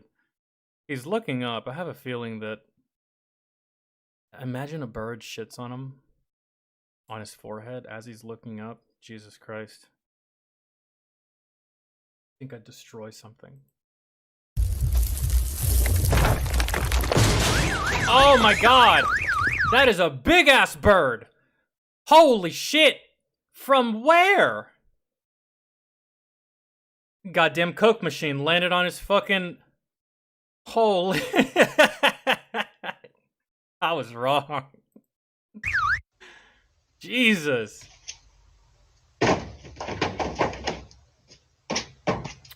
Oh, guys, I've seen this clip before. So if you don't have any context, if you want context for this, I'll give you the context. The reason this is hilarious, here's the context. You see this Chevy truck sitting right here? This truck is for sale. And do you see this guy that just drove up in that white SUV? That is a guy that is stopping by the house to look at the truck that is for sale. And I don't know if you just saw, but fucking Rudolph just came out of fucking nowhere and dented the fuck out of the Chevy that is for sale. I saw this one as a short.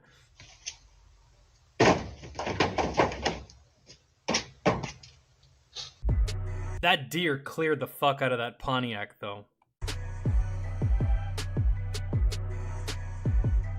Oh, shit. Her son... What a hell of a traffic stop. That guy almost went from being arrested to go into the fucking ICU in 2.5 seconds. might have saved her life. Oh, I've seen this one.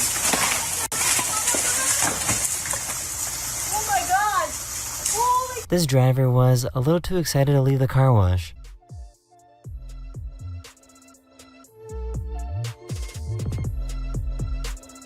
Oh my god. A giant tornado went by this school in Kansas.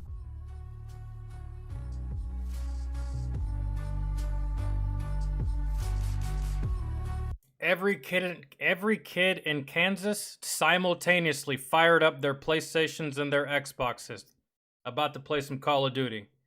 They just looked over at the TV, they were like, well, no school tomorrow. Fuck yeah. And then again, you might not have internet, so never mind.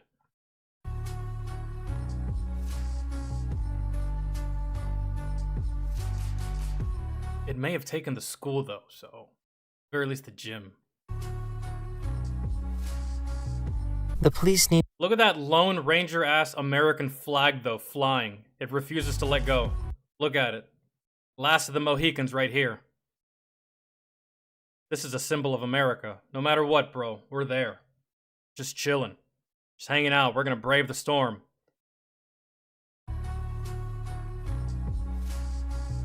The police need help finding this really weird thief. This guy stole someone's lawnmower, but decided to test it out first and mow their lawn before leaving No way. with it.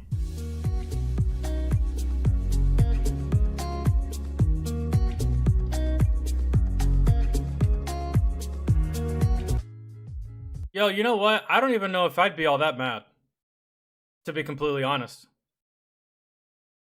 I think I might just find that guy and be like, look, listen. If you want to come back every Friday and do what you just did, I'm not even going to mind. And yeah, you can use it for your yard too. As long as you cut mine.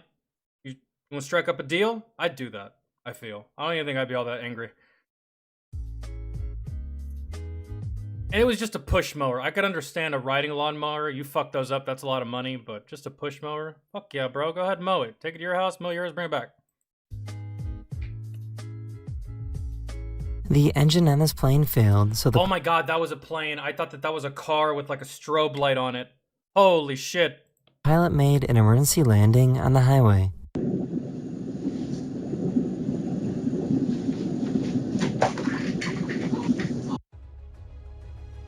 Why did they both wake up so concerned like their baby had fallen out of bed? It was just the dog.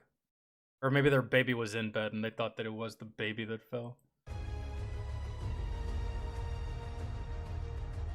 Oh shit, that could have been a bad day. This bear got scared of a little tiny dog.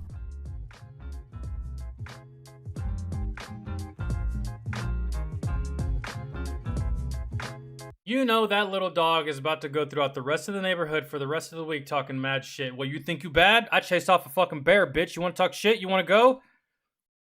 That little dog is going to be feeling himself for like the next 5 days until he comes across something that doesn't run up a tree, and then that's it for little Rocket, unfortunately. True bravery, but it's not going to last him for very long. It's misguided and misplaced.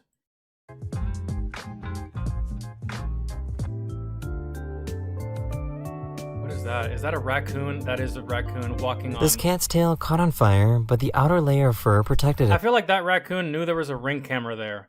And he was like, yo, they're gonna flip the fuck out when they see this shit. Just walking on his front legs. This cat's tail caught on fire, but the outer layer of fur protected it. And he just looks at it.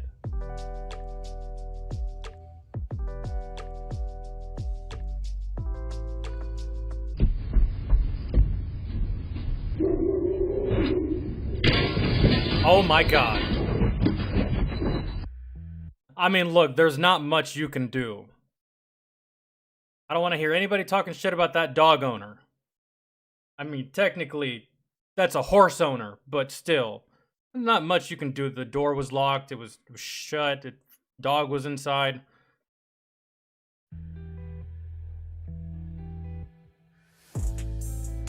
A deer. Jesus. Heard y'all still had These barbecue. two cars Where is parked it? a little too close to the SpaceX rocket launch.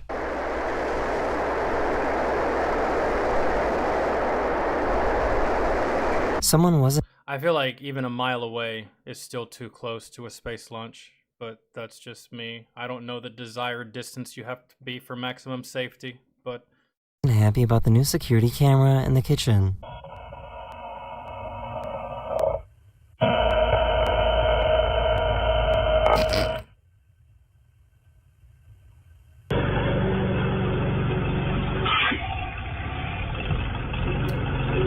Oh, he's mad.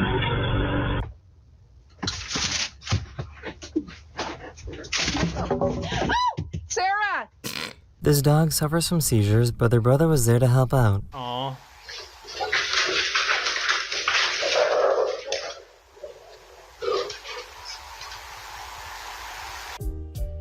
That's sad.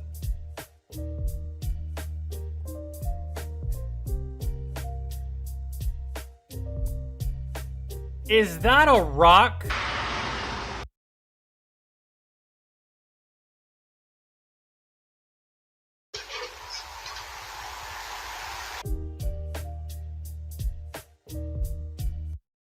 I think that's a rock.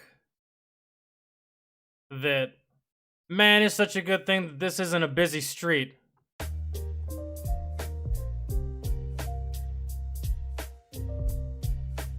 That's a fucking rock. Oh my god. Oh.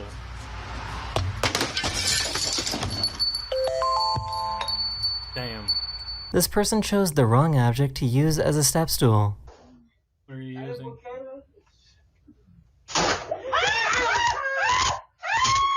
This It's a mom and her bucket of baby were inches from death.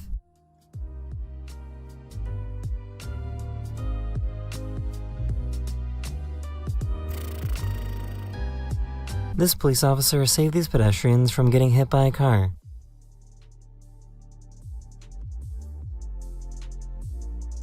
Damn. That's such quick thinking. I don't think that's an appropriate crosswalk, though. It doesn't look like one. That's such quick thinking by that cop.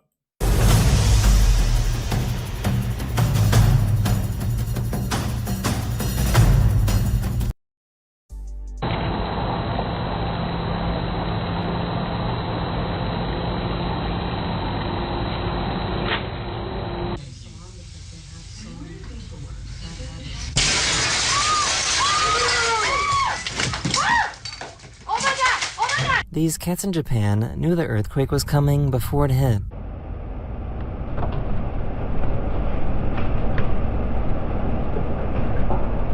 They did.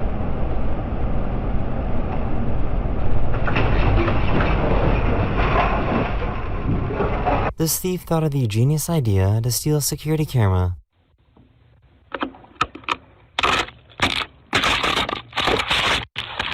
Never in my day did I even think that was a possibility. Stealing the whole doorbell camera now. Maybe that's part of the plan. Steal the doorbell camera so I can come back and not get caught, I suppose. This poor guy got smacked by some snow.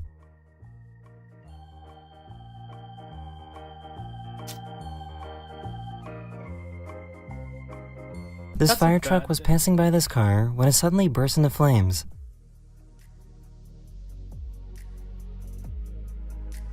The irony. Talk about the perfect place at the perfect time. What are the odds? Don't tell me.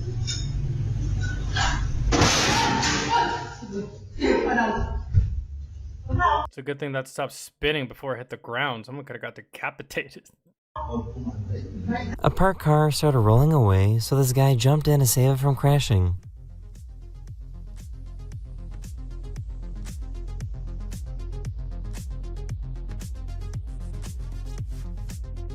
He hit the brake with his hand. What a boss. Holy. This bus had a mechanical Or he yanked the e-brake. I don't know. I couldn't tell. issue and slowly crashed into this coffee shop. They knew. They knew. A whole ass bus, huh? He spent 45 minutes traveling through the snow just to learn that his favorite restaurant was closed because of the heavy snow.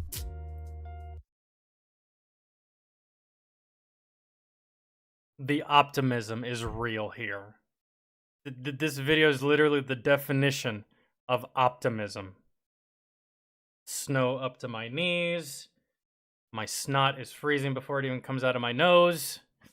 I can't feel my hands. They might be open. Oh, the optimism. Yo, Roth, what's good?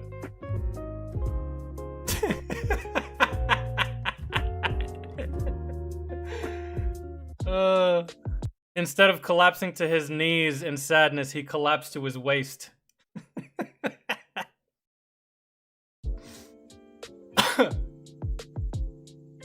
No way this happens like this, does it? It does happen like that. Wow.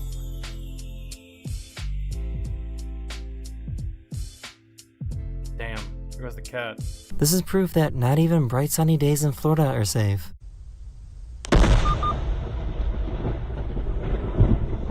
This driver realized that they made a wrong turn.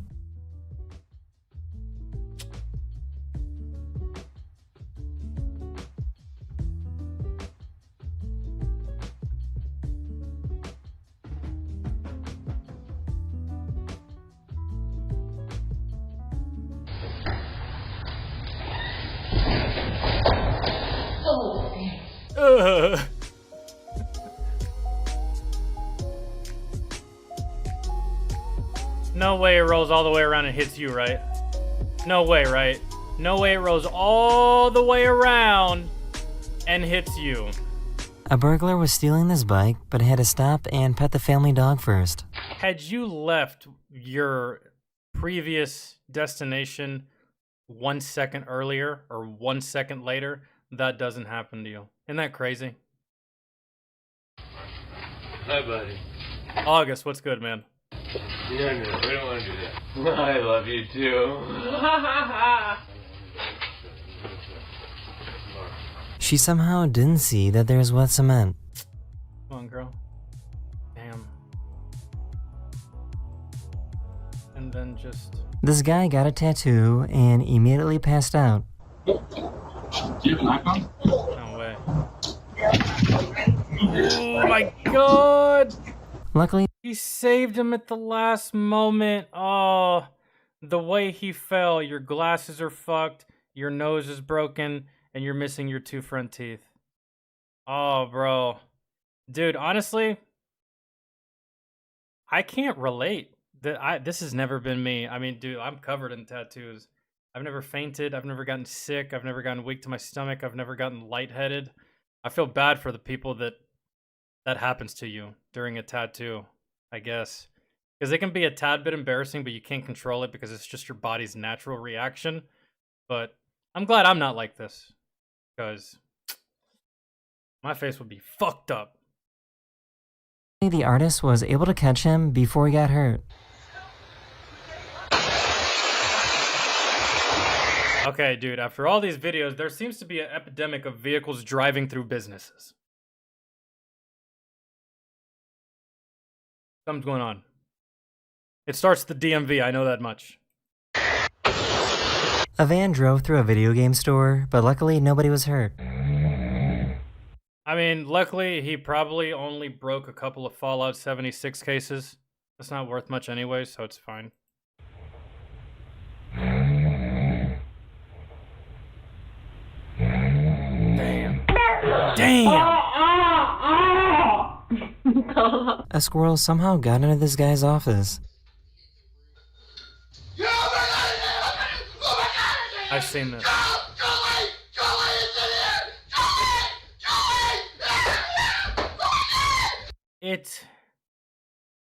Dude threw away all his manliness. His man card gone, bro. He stuck that shit in a shredder. I would be freaked out a little bit if the corner of my eye I just saw a fucking animal moving, but once I figured out it was a squirrel, I'd actually be kind of happy. That thing can't kill me, and I have a bat. And I used to play baseball. I'm in my element. It's not this guy, though. Who knew that working at a brewery could be so dangerous? Oh, we saw this one the other day. Bam! When life comes at you fast. For some reason, a sinkhole randomly opened up in the middle of a field.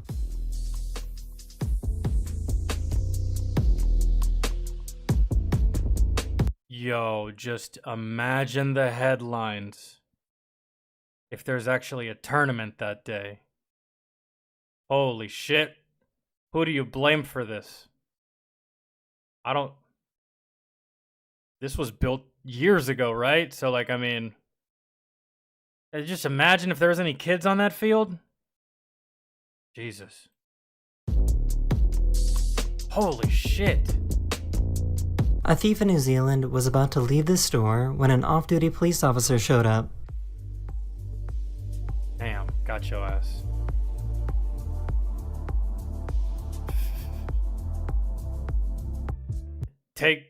Cut your losses, bro. You better go before he actually calls the police. He was just interested in the goods. Wait, what? Oh, he's trying to steal. This guy tried to steal some jewelry. You're a jackass. For some odd reason, bro, I think it's because I'm stupid. For some odd reason, I thought he was, like, at a noodle shop. Yo, tell me from far away, those fucking chains right there at the bottom don't look like noodles. And I thought he was like a Chinese food place or something. No, this is jewelry spy. He tried to steal. When I first saw it, I was like, how odd. He just grabs one noodle? No, it's necklaces. I'm retarded. So, there's that. And he got caught. I think that's standard protocol. You let a customer actually handle the jewelry because they want to try it on, you lock that door.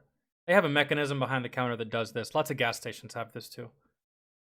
But was locked in and trapped until noodles on display. Hey man, listen.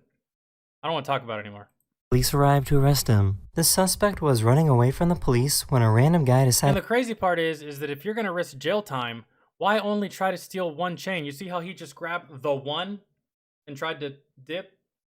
Motherfucker, grab all of them. You just grabbed the one.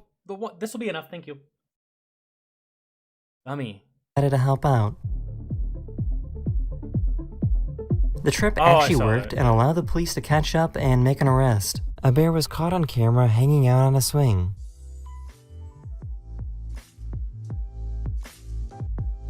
Yeah, right, bro. Let my ass get on that fucking swing that looks like it's made for children. That shit's gonna fucking break and I'm gonna bust my ass. Yeah, right. Every time I've gotten on a fucking children's swing, it breaks and I bust my ass. And here goes goddamn Yogi just fucking chilling on it like it's nothing. If only.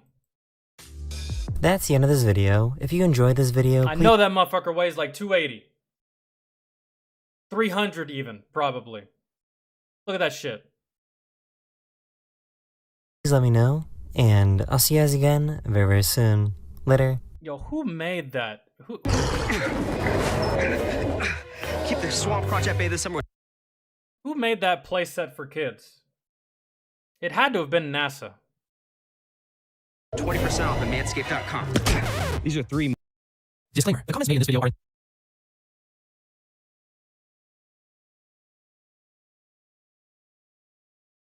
Aren't bears like 1,000 pounds? I don't know. That one really didn't seem all that big, so I gave him like a solid 300.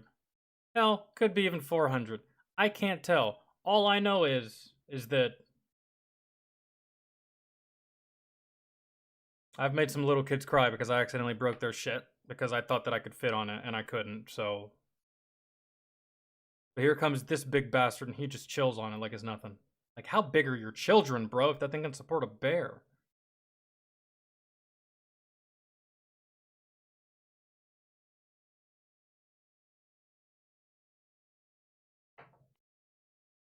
Yeah, that guy screaming at the squirrel. That's not good. That is not good. Why does he keep doing this? Okay. What the fuck?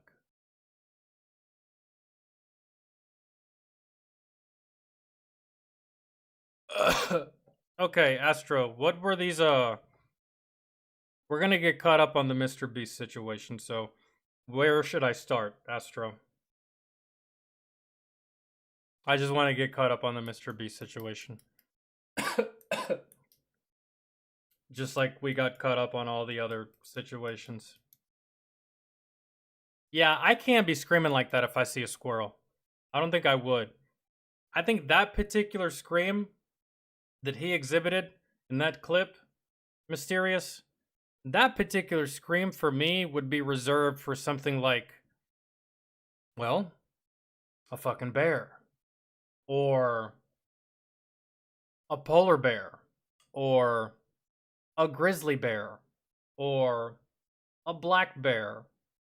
Or, I know typically they don't fuck up humans all that much, a brown bear. Or is it the black one that's nice and the brown one is just curious? Or do I have it backwards? It doesn't fucking matter. Any four-legged creature, crocodile, I'll probably scream for that shit, just like he did. And poor guy, he was locked in a confined space. I come across one of these fucking creatures, or these animals, I'm almost pretty sure I'm gonna come across them with room to run. I'm gone. I'm gone. No one will see it, but I guarantee I will break Usain Bolt's record for the sprint. No one's gonna be there to document it, but that's how fast I will be running. I'm gone. Every other animal is just whatever. It's just like, holy shit, there's something there, and then I either a quick little tap or I brush it off or something like that, but to scream like that man did,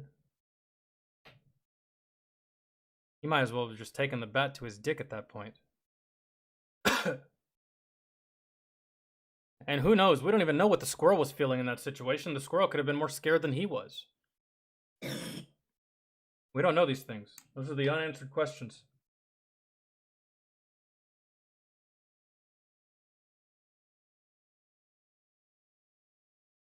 Freaking out only makes the animal freak out more. Well, that's the case for a lot of animals. They can sense fear. As long as you're good, they're good. Right? So,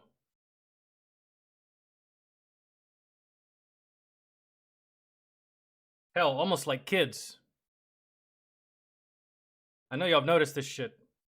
Y'all ever notice how, like, when a kid falls, scrapes his knee, and you act like it did, as the parent, you act like it didn't happen, they don't cry. But that very same kid, with different parents, falls, scrapes his knee, the parent goes, oh my god! The kid freaks the fuck out because you're freaking the fuck out. And while it's just like a simple scrape on the knee, he thinks he just cut his fucking leg off. Freaks out. Loses composure. Basically just chill. Act like it ain't there. Not like bees. I learned that very, very early on.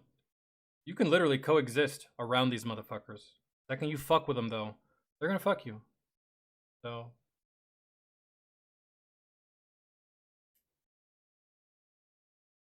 I remember one time, it was pretty embarrassing. We were playing, we were playing like a triple header that day. 3 games back to back. And I was a catcher, so naturally I caught the first game, I caught the second game. The third game, they gave me a break. And their idea of a break wasn't on the bench, it was in the outfield. It was kind of like those whatever, nothing games where I could have gone and played a position that I wasn't really all that good at and survived, right? And the team we were playing wasn't anything special. Anyways, I'm chilling out there in the fucking outfield, and there's this bee that keeps circling me. Zzz, zzz, and I'm like, just whatever, doing my own thing, trying to ignore it, right? She keeps going, and finally I get pissed off with my glove. I smack it away, right? I'm thinking that's enough. I've just committed the most deadliest mistake. This fucker came back with a goddamn vengeance and fucking stung me, and then my ass ran off the field in the middle of a game.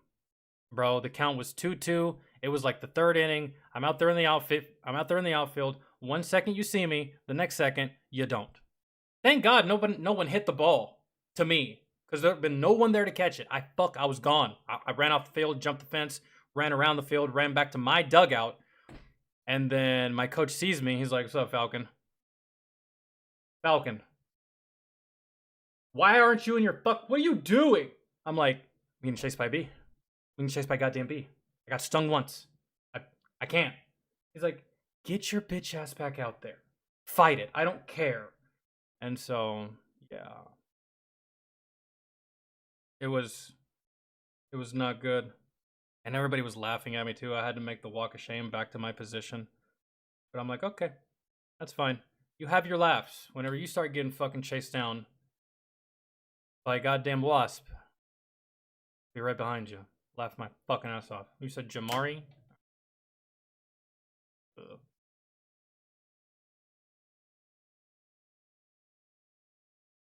But dude, the look on his face when he realized that I wasn't at my position, that shit was priceless. I almost laughed, but I knew I was gonna get yelled at, so I didn't laugh. Yeah. He didn't give a fuck. He was just like, go fight the bee, dog. I don't care. Fuck out of dugout.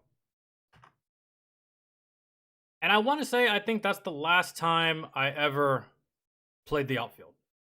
Well, that's the last time he ever let me play the outfield. And the only time I ever got to play a different position is if I was just too overworked behind the plate. So like for your double headers, back-to-back games, back-to-back tournaments, and then standard regular season games, travel games, and shit like that. I'd get days off on occasion, but I wasn't sitting in the dugout, bro. He'd put me in like a fucking position. And it was just, ugh. And it was always somewhere in the outfield. I didn't like it.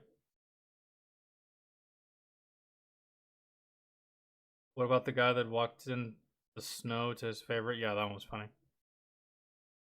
That one felt bad. Alright, let's... I'm tired of hearing about this fucker, dude. God.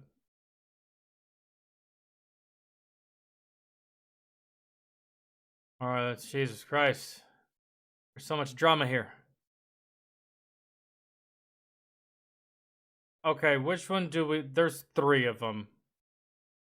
This is the one that I began to watch, but I think I either fell asleep or... something. I don't know. I can't remember. Which one is it? Sasquatch, I've been good, man. How are you? I forget the last time I saw you. But I've been good, dude. Had a busy couple months. Had a wedding to go to, went on vacation to Puerto Rico, came back. I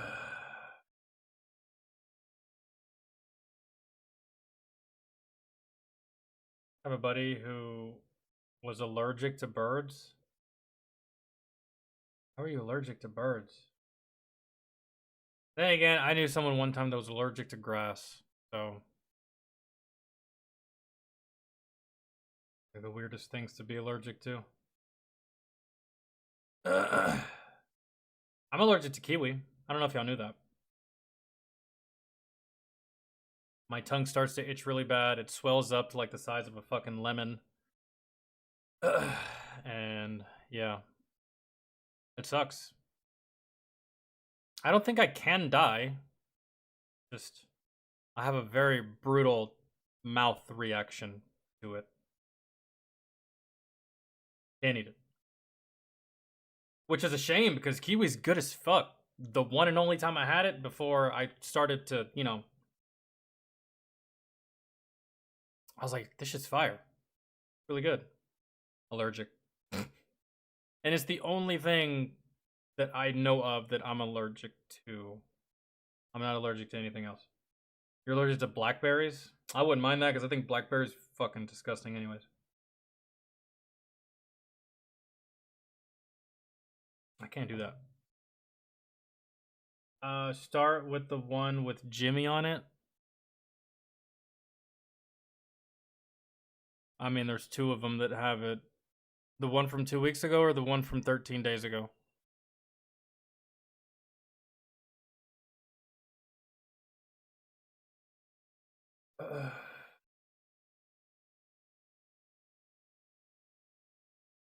I'm not sure which one.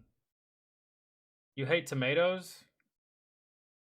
Oh man, you fucking hate me, dog. I love cutting up tomatoes into slices and then putting them in olive oil and then drowning them in salt and just eating the tomato slices like that. It's so good.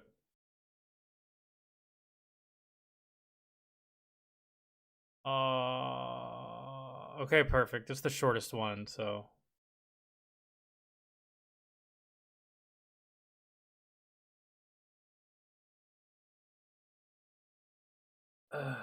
Elaine, have a fantastic rest of your evening. Thank you so much for hanging out. Thank you for chilling. Hopefully we see you again tomorrow.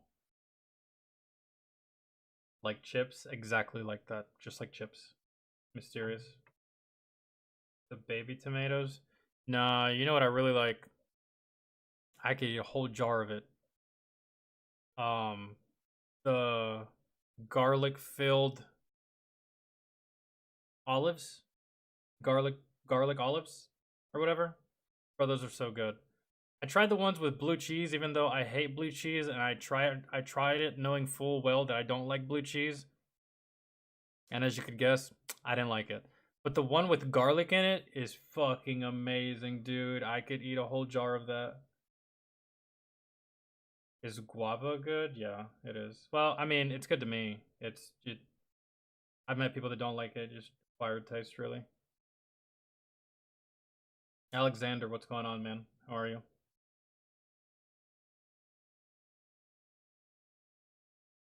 And there's nothing I won't try, but there's plenty of shit that I won't try again.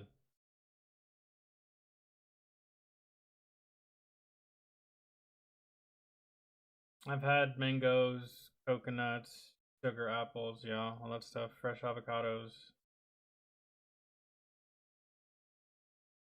Ugh.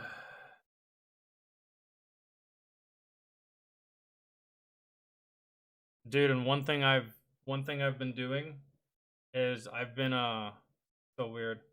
I've been taking chocolate chip cookies, the soft ones, not the hard ones.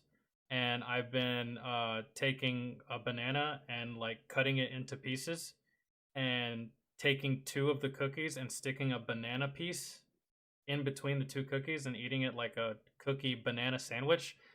And dog, it's so good. It's so good. I was like, why have I never tried this before? That's crazy. I used to think that tomato sauce was blood as a kid, so whenever we had spaghetti, I thought mom was trying to make me eat blood. That never occurred to me. Alright, watching this one, right? Living with opioid addiction can be a struggle, trapped in a cycle of opioid use, withdrawal, and So the last 7... Alright, Astro, is this video going to explain everything? So basically, if I watch this video, I don't have to watch another one? Or will I have to watch another one? Does this go over at all? I hope.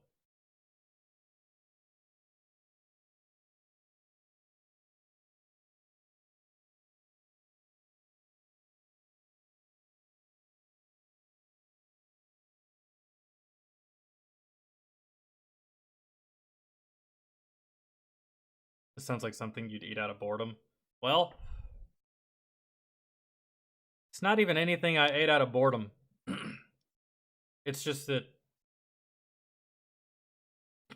really wasn't anything I wanted to make. And I wasn't hungry enough to actually go out of my way to make something, but I was slightly hungry to where I wanted to eat.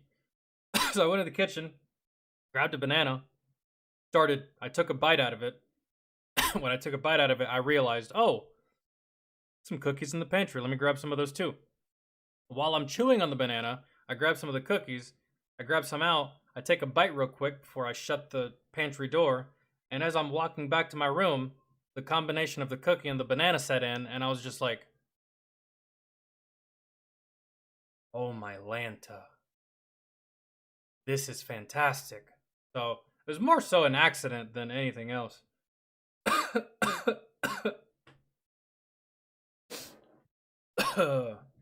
People who eat spaghetti with ketchup.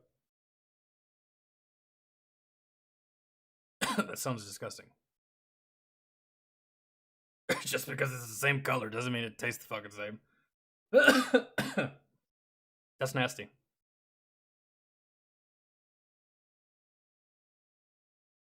Yo, country boy, what's good?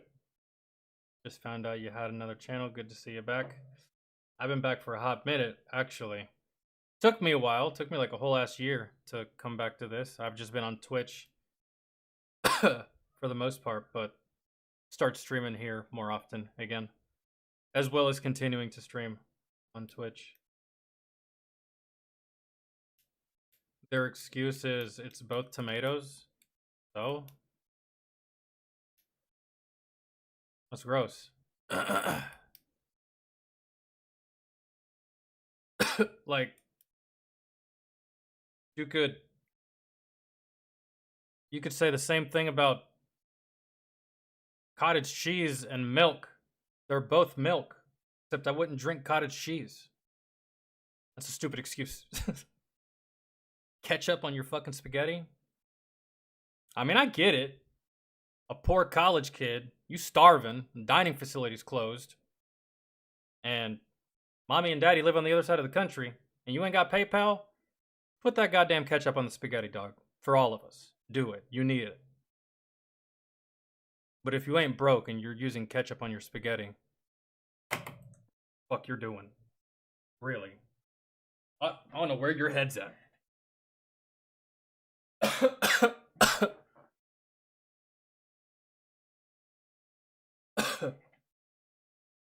Ugh.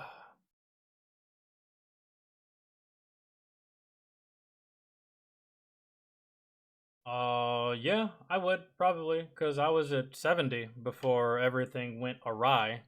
So, but that shit really doesn't get me going. Really. Like the numbers and the 100K subscribers and shit like that. That shit doesn't motivate me anymore like it used to. Really. What motivates me is getting new viewers and retaining those new viewers. You know what I'm saying? Like, I don't really care what the numbers look like. I used to at the beginning, and I tried not to get too caught up with it, but now I'm at the point where it literally means nothing to me, really. I'm just glad I can do this with you guys, really. There's a whole bunch of streamers, hopeful content creators that do it every day and can't even muster to get one viewer, right? And here I am after all this time, and I still got you guys. So I mean, doing something right, I suppose. I don't really get motivated by the numbers anymore. It's just like, eh.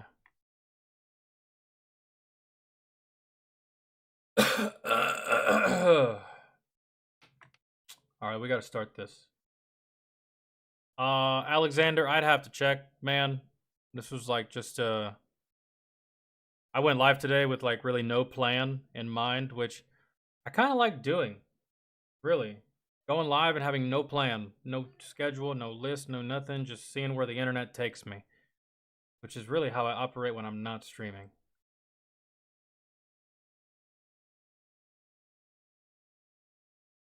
Ow.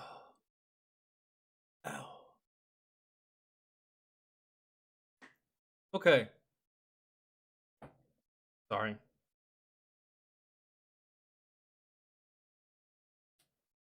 MXR Plays got their channel nuked by YouTube. Did they get terminated? Like fully deleted from YouTube? They were constantly getting fucked with, bro, but I never saw anything wrong with their channel. To be honest, I've seen their videos before. I've seen the content that they make. There's nothing wrong. It's just like mine. It's just reaction content. That's it. They watch stuff, they review stuff. They're a couple, right? They make videos together. I've never seen anything wrong with their content yet. For the longest time there, every time I turned around, they had a strike or got their channel removed or something. There was always some kind of fucking drama with their channel. For the life of me, I could never figure out what the problem was. Because I'm like, bro, it's fair use content. It's under Creative Commons, right? Reaction content's everywhere. These motherfuckers are monetized doing fine, but these motherfuckers are constantly getting fucked with. So either tell us what they're actually doing or just knock it off, I guess. So I don't know. I have no idea. I don't really know what to believe anymore these days when a content creator gets banned or gets fucked with, because for the longest time I thought that Dr. Disrespect was banned for nefarious purposes on Twitch's end. Only to find out that, well, you know how that went, right? I take it with a grain of salt now. So, but again, from what I saw, MXR Plays, that decent channel, really, from what I watched, from a couple videos that I saw, didn't see anything out of the ordinary, nefarious or bad or illegal or something that you could hold them in contempt for, you know what I'm saying? Reaction content. So I don't know.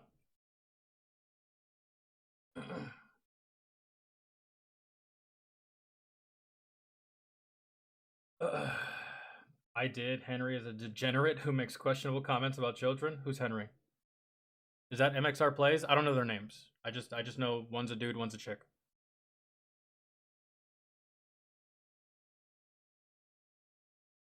So I don't know. Let me know.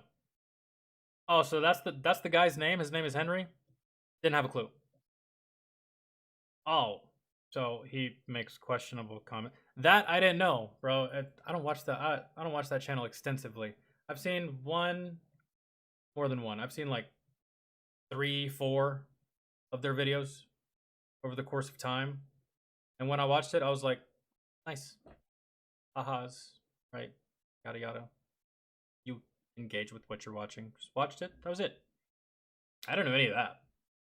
So maybe that's why, I guess. And when people are constantly reporting you, YouTube sometimes doesn't look at the reason why. They just look at the fact that you're getting reported a shit ton. So maybe the algorithm or the AI or whoever is in charge of issuing out strikes or suspensions notices this, the influx in reports, whether the reports are legitimate or not, and then takes action. And then it's up to the actual human beings at YouTube to decipher whether this ban was right or wrong, or the suspension or the strike or whatever the case may be, which has happened before. The computer software, whatever the fuck they run, will strike someone or suspend someone in error or on accident. I've seen it happen before. But I doubt that's the case with them. If that's what they're talking about in that kind of regard, I don't know. They look young, really. When I first came across their content, both the dude and the chick, they didn't look any older than 21 years old. So, the Orioles are on? Like the Baltimore Orioles? Like, you like baseball?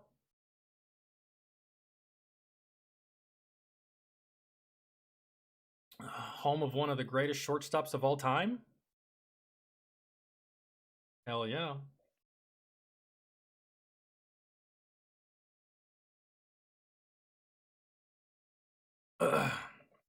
And yes, I think that Cal Ripken was better than Derek Jeter. I said that out loud. That's my opinion. And hell, Derek Jeter is one of the only Yankees I do like. All the other ones can suck my balls. He was the captain for a reason. He's revered and respected for a reason. He's just not better than Cal Ripken. Never will be. Well, that's just me.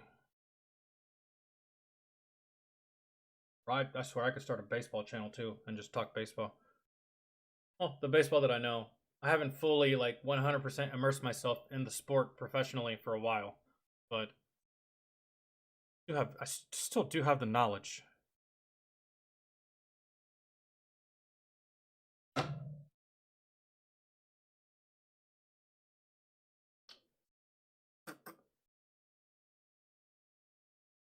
Okay, you guys ready? Let's figure out this whole rigmarole of stuff.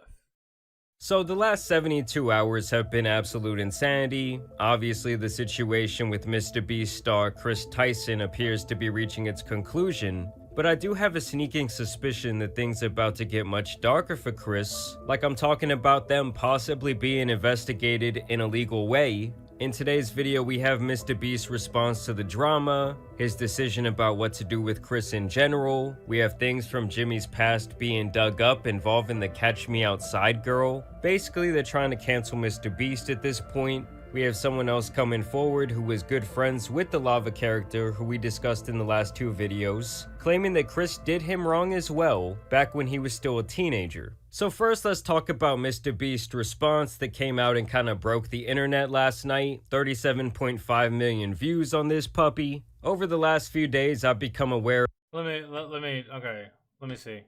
I'm trying to figure some things out. All right, over the last few days, I've become aware of the serious allegations of Ava Tyson's behavior online, and I am disgusted and opposed to such unacceptable acts. During that time, I have been focused on hiring an independent third party to conduct a thorough investigation to ensure I have all the facts. Okay. Well, I mean, this also needs to be investigated by others outside of that third party. But still. That said, I've seen enough online and taken immediate action to remove Ava from the company. This is something I would have done ages ago, to be honest.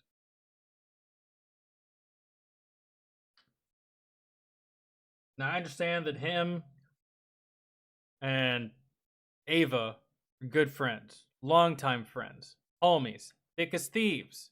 I get this. But his transition was doing nothing but hurting the brand, and his outward very, very public display, very, very public transition that he was making was just taking away attention from the Mr. Beast brand, and was taking attention from the videos, and was just taking attention from Mr. Beast as a whole. He is the star of all of this, right? At the end of the day. He is the moneymaker. He is the face. The buck stops with him. All right. So I would have taken this step long ago. And yeah, you would have had people from the trans community. You got rid of him because he's trans. No, I got rid of him because he's a distraction to the company. He is a distraction for the company. He is now a side act. He is not the act anymore. People don't want to see this, and I have to maintain a certain level of responsibility to my fans and my audience that don't really care for this. It's hurting it. But, I mean, we've reached it now. We're here now. Would have done this ages ago.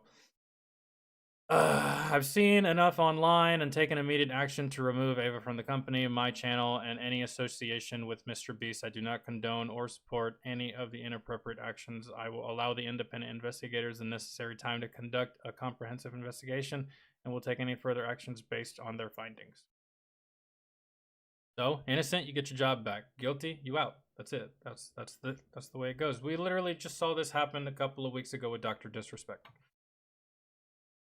Except the Ava here is not as popular and doesn't have as much clout or an internet footprint as Dr. Disrespect does. However, Mr. Beast does. That's why it's relevant, so. Of the serious allegations of Ava Tyson's behavior online, and I am disgusted and opposed to such unacceptable acts. For legal reasons, hiring an independent third, turn it over to me, my channel, and any association actions. So the ties have been severed, and the Chris Tyson and Mr. Beast connection is no more. I will generate sampler. All right, so let's see what happens. The loser broke up with his family to play dress up. That I do know. That I do know. I will allow the independent investigators the necessary time to conduct a comprehensive. I mean, I saw like one video about Mr. Matter of fact, it was dude. It's kind of crazy, but Sunny V2 actually called this. I saw a video that was posted by Sunny V2 about a year ago, and the title of the video said, "Chris Tyson is about to become a huge problem for Mr. Beast." And this was like a year ago, bro. Sunny V2 really had his ear to the fucking ground on all of this because it's almost like he predicted it. Damn near. Look back through Sunny V2's channel. Look back through his videos and try to find the video that I just said with that title. I guarantee it's months ago, bro. Months, if not a year ago. I think that it was. So investigation and will take any further actions based on their findings. And you guys already know when it comes to Mr. Beast and his brand, he's not gonna play around. I don't care if you're like his childhood friend. And to me, when he says he's going to allow these independent investigators to do their thing and then he's gonna make further decisions, I think that means that he could potentially be taking legal action against Chris and maybe even aiding people in filing some sort of criminal charges. That's just my personal speculation. I think this whole situation is going to be like that episode of SpongeBob where he's trying to get that little speck off that plate. Like Mr. Beast is going to do everything in his power to make sure his reputation once again hopefully becomes squeaky clean, at least in his eyes. And I did want to cover Chris's full I don't really feel like there's anything wrong with his reputation. Do you guys? Has this changed your perception of Mr. Beast? Has this tainted the way you see him? It hasn't for me. It's just an unfortunate thing that he had to deal with. He had a friend, his friend went weird, and then his friend started doing even more weirder shit once he went weird, and then you had to cut him loose. And even if it's friends, even if it's family, sometimes you gotta cut a motherfucker loose. Doesn't change the way I see Mr. Beast at all. Try to get his reputation back to squeaky clean, still there. I haven't seen anything change. So, sometimes you gotta fire people. It is what it is. Response, because in my last video, only the first tweet had come out, where he gave this weak-ass apology and almost like made himself the victim, saying, "Oh, I'm gonna step away from my mental health and from my family." Like, buddy, your wife or former wife, she needs a restraining order. So he also says, I want to add, I never anyone. The person who gets brought up in these accusations, Lava, has vocally supported that they are false. That's not a good look. That's not a good look at all. I want to add, I've never groomed anyone. Ask that guy, he'll tell you. Do it, ask him. Who the fuck is he? Lava GS, who the fuck is that? I promise I've never done that. You can ask my good buddy over there. Ask him. He'll tell you. Officer, I swear to God, those drugs are not mine. Ask him. Ask my buddy. He'll tell you. He'll tell you those drugs aren't mine. Nah, dog. Nah. Yeah, real good job, Chris. There's no chance that he was just scared for his fucking life, right? There's no chance that he was just scared to lose the biggest connection in his world, right? Having said that, I humbly apologize to anyone I have hurt with my unacceptable social media post, past actions, and to those who may feel betrayed by how I used to act online. To lump these two factors together to create a narrative that my behavior extended beyond bad edgy jokes is disgusting and did not happen. In the past, I have learned that my old humor is not acceptable. I cannot change who I was, but I can continue to work on myself. The thing is, Chris, it wasn't just humor. These were disgusting, diabolical things you were posting on Reddit accounts, your Oh, hold on. I need to read this. disgusting, diabolical things you were posting on Reddit accounts. Why the fuck would you use your VR headset for anything other than 3D something that probably has to do with a child? I don't know. This was from 7 years ago.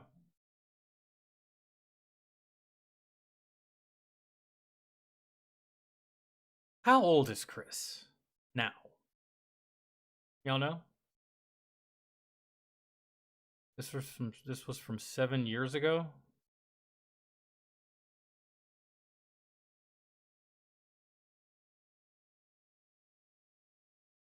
Because I mean, back in my youth, I said some pretty stupid shit, especially online. I remember one day, it was back when I used Facebook when I was younger. I think I woke up on the wrong side of the bed because I got up, went on Facebook, and put, I just hope a fucking tornado just completely takes out the whole state of Alabama. Do I feel like that now? No. But that day, that morning, that year, many, many years ago, that's exactly how I felt. Why? I have no idea, bro. I think I just woke up angry. And I just said that shit. I typed that shit and everything. Right? So, do I feel like, of course I don't feel that way now. But, I'm just saying. Sasquatch, have a good evening. Accounts, your personal Twitter. You were extending it offline into real life with the poster on the wall. And here Chris actually claims that he stepped away. Yo, Kevin, what's good? Noah Lonnie, hi. When in reality, we all know you got fired, big dog. You got terminated. It's like when you're at a job interview. Oh, your resume looks great, but what happened at your last gig? Oh, it was a willful termination. Willful termination? What does that mean? Sexual assault. Now here's where we get to this guy, Nathan, who has now released his individual story with Chris. And he speaks in further detail the relationship that both he and Lava had with Chris. Chris Tyson from Mr. Beast used me, manipulated me, and did very inappropriate things with me while I was about 15 years old. Dude, this is a horrible gaming experience. How do you live like this? Well, I don't know, Linus. I don't have time to research upgrades. I was actually friends with... Yo, Chris Tyson was out here living the P. Diddy lifestyle, working for Mr. Beast, man. Like, the fuck? Lava GS at the time, who is the main victim of Chris that everyone has been talking about these last few days, who claims he isn't a victim, but we all know he is, and we all know he probably got paid off. Not only that, but he's also under an... Either he got paid off, or he just doesn't want people to know about it. He doesn't want to be known as a victim because he's a dude. Even though a lot of them don't, I feel like it's easier for a female to speak up about sexual harassment and or sexual assault as opposed to a man. Something about it is just embarrassing, right? You don't want anyone, especially other men, to know what happened to you. You know, especially if you're a heterosexual man, right? So, but yeah, you're right, could have got paid off. Or he could have had this feeling of like, I ain't do no gay shit. Ain't no gay shit happened to me. Fuck that, blah, blah. And he's just like kind of just coping and deflecting and trying to exonerate Chris, because if he does, then no one looks at him funny or weird or stuff like that. I don't know. An NDA from when he worked for Mr. Beast Gaming for 2 years, and he tried to get me to join Mr. Beast Gaming himself, Lava. He's the one who actually sent me the contract and tried to get me to sign the NDA, at which point I ended our friendship because I knew they were just trying to silence me. So it almost seems to me, just watching this video, that Lava might be possibly trying to help Chris sweep this under the rug, which would not exactly surprise me if they had this close of a relationship for several years. Me and him were both... He's 28, which means that 7 years ago, 21, talking about doing weird shit with kids. Still awful. The only people that are allowed to talk about doing weird shit with kids is other fucking kids. That's it, dude. Ugh. Initially involved in running Chris's Discord server, helping him set up his Twitch streams and moderating them. Nate's calling me. Yeah, so apparently this is from an old Chris stream where he... When I was in high school, I was a senior dating a freshman. She was 15. I was 18. And nothing ever happened with this girl. But we did date, and guess what? No one said anything about it. No one, because we were both young. We were both teenagers. Yes, there's that 3-year gap where she's young, but like we're both in the same. We're both retarded. Really, all teenagers are, right? No one looked at that any kind of strange, because I was still in high school at the time, right? Dating this girl. Both went to the same school. But if you're already out of high school, if you're old enough to have graduated college already and you're still talking to that same 15-year-old chick, bro, stop it. Physical therapy update. I set a new assisted standing record of 2 minutes and 31 seconds. That's fantastic. What happened again? He says that this guy was calling him. Hey, what's up? You're on stream. You just leaked your address. Please end your stream. This Discord server that we were a part of had about 10 people in it, most of whom were minors. I'm not sure how they got in there, other than me and Lava. He won a giveaway, and Chris invited him after that.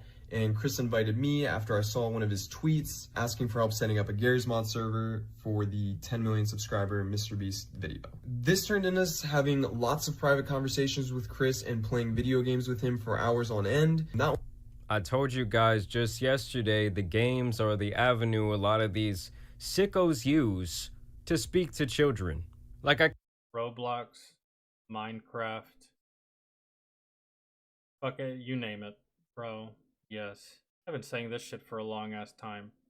Most of these, you know, if even half of these predators were any kinds of fucking smart, that's exactly where they would go. Man, really. Instead of using these stupid ass chat websites that no one uses anymore, they're akin to like, you know, AIM and fucking from back in the day. I can't even imagine some kid hitting me up. Hey man, wanna hop on Fortnite? Oh yeah, buddy, do I ever. We dropping Tilted Towers? Like at the end of the day, bro was a grown man. Why are you trying to be friends with so many kids? Not only did we do a lot of unpaid work for him that he promised he would pay us. Now, not to be confused with like, because this has happened to me before, especially, you know, the whole content creator thing. Back on my old channel, when I had way more subscribers than I do now, I would stream video games. And lots of the people that would hop into my party and hop in my team to play with me, bro, were significantly younger than me. The youngest person I had in there playing with me at one time, I think was like 16, 17-year-old kid, right? Maybe he was 15 or something like that. But it was just video games, bro. At the end of the day. And then when we were done, we logged off. That was fucking it. And every time I would get on, I would notice that a lot of people that would want to play with me were significantly younger than me. But that's just the case with most of the thing, because I'm my age and lots of gamers are kids. If you're someone my age, you're swimming in a sea of children. That's how gaming is. Just like for females, if you're a female, you're swimming in a sea of men and little boys and teenagers. That's just how it is, right? So yeah, anytime I would go live and start streaming and invite my viewers to play with me, 9 times out of 10, they were on the younger end. Well, 9 times out of 10, they were like in their like younger 20s, really. That was like my demographic, younger 20s, mid 20s, and stuff like that. But every now and again, I get like some 15, 16-year-old in there who most of the time was cool. Like, hey man, huge fan of the channel, blah blah, haha, just killed you, shit like that, and that's all it ever was. And and that was on Destiny. I can't imagine how it is on Roblox, Minecraft, Fortnite, all these children-driven games, right? It's got to be like, He would also frequently bring up topics that was definitely not appropriate to bring up around 15, 16-year-olds, especially with him being like, I don't know, 20, 21 years old. He would even go as far as linking me several different corn and hentai videos throughout the time of me talking with him.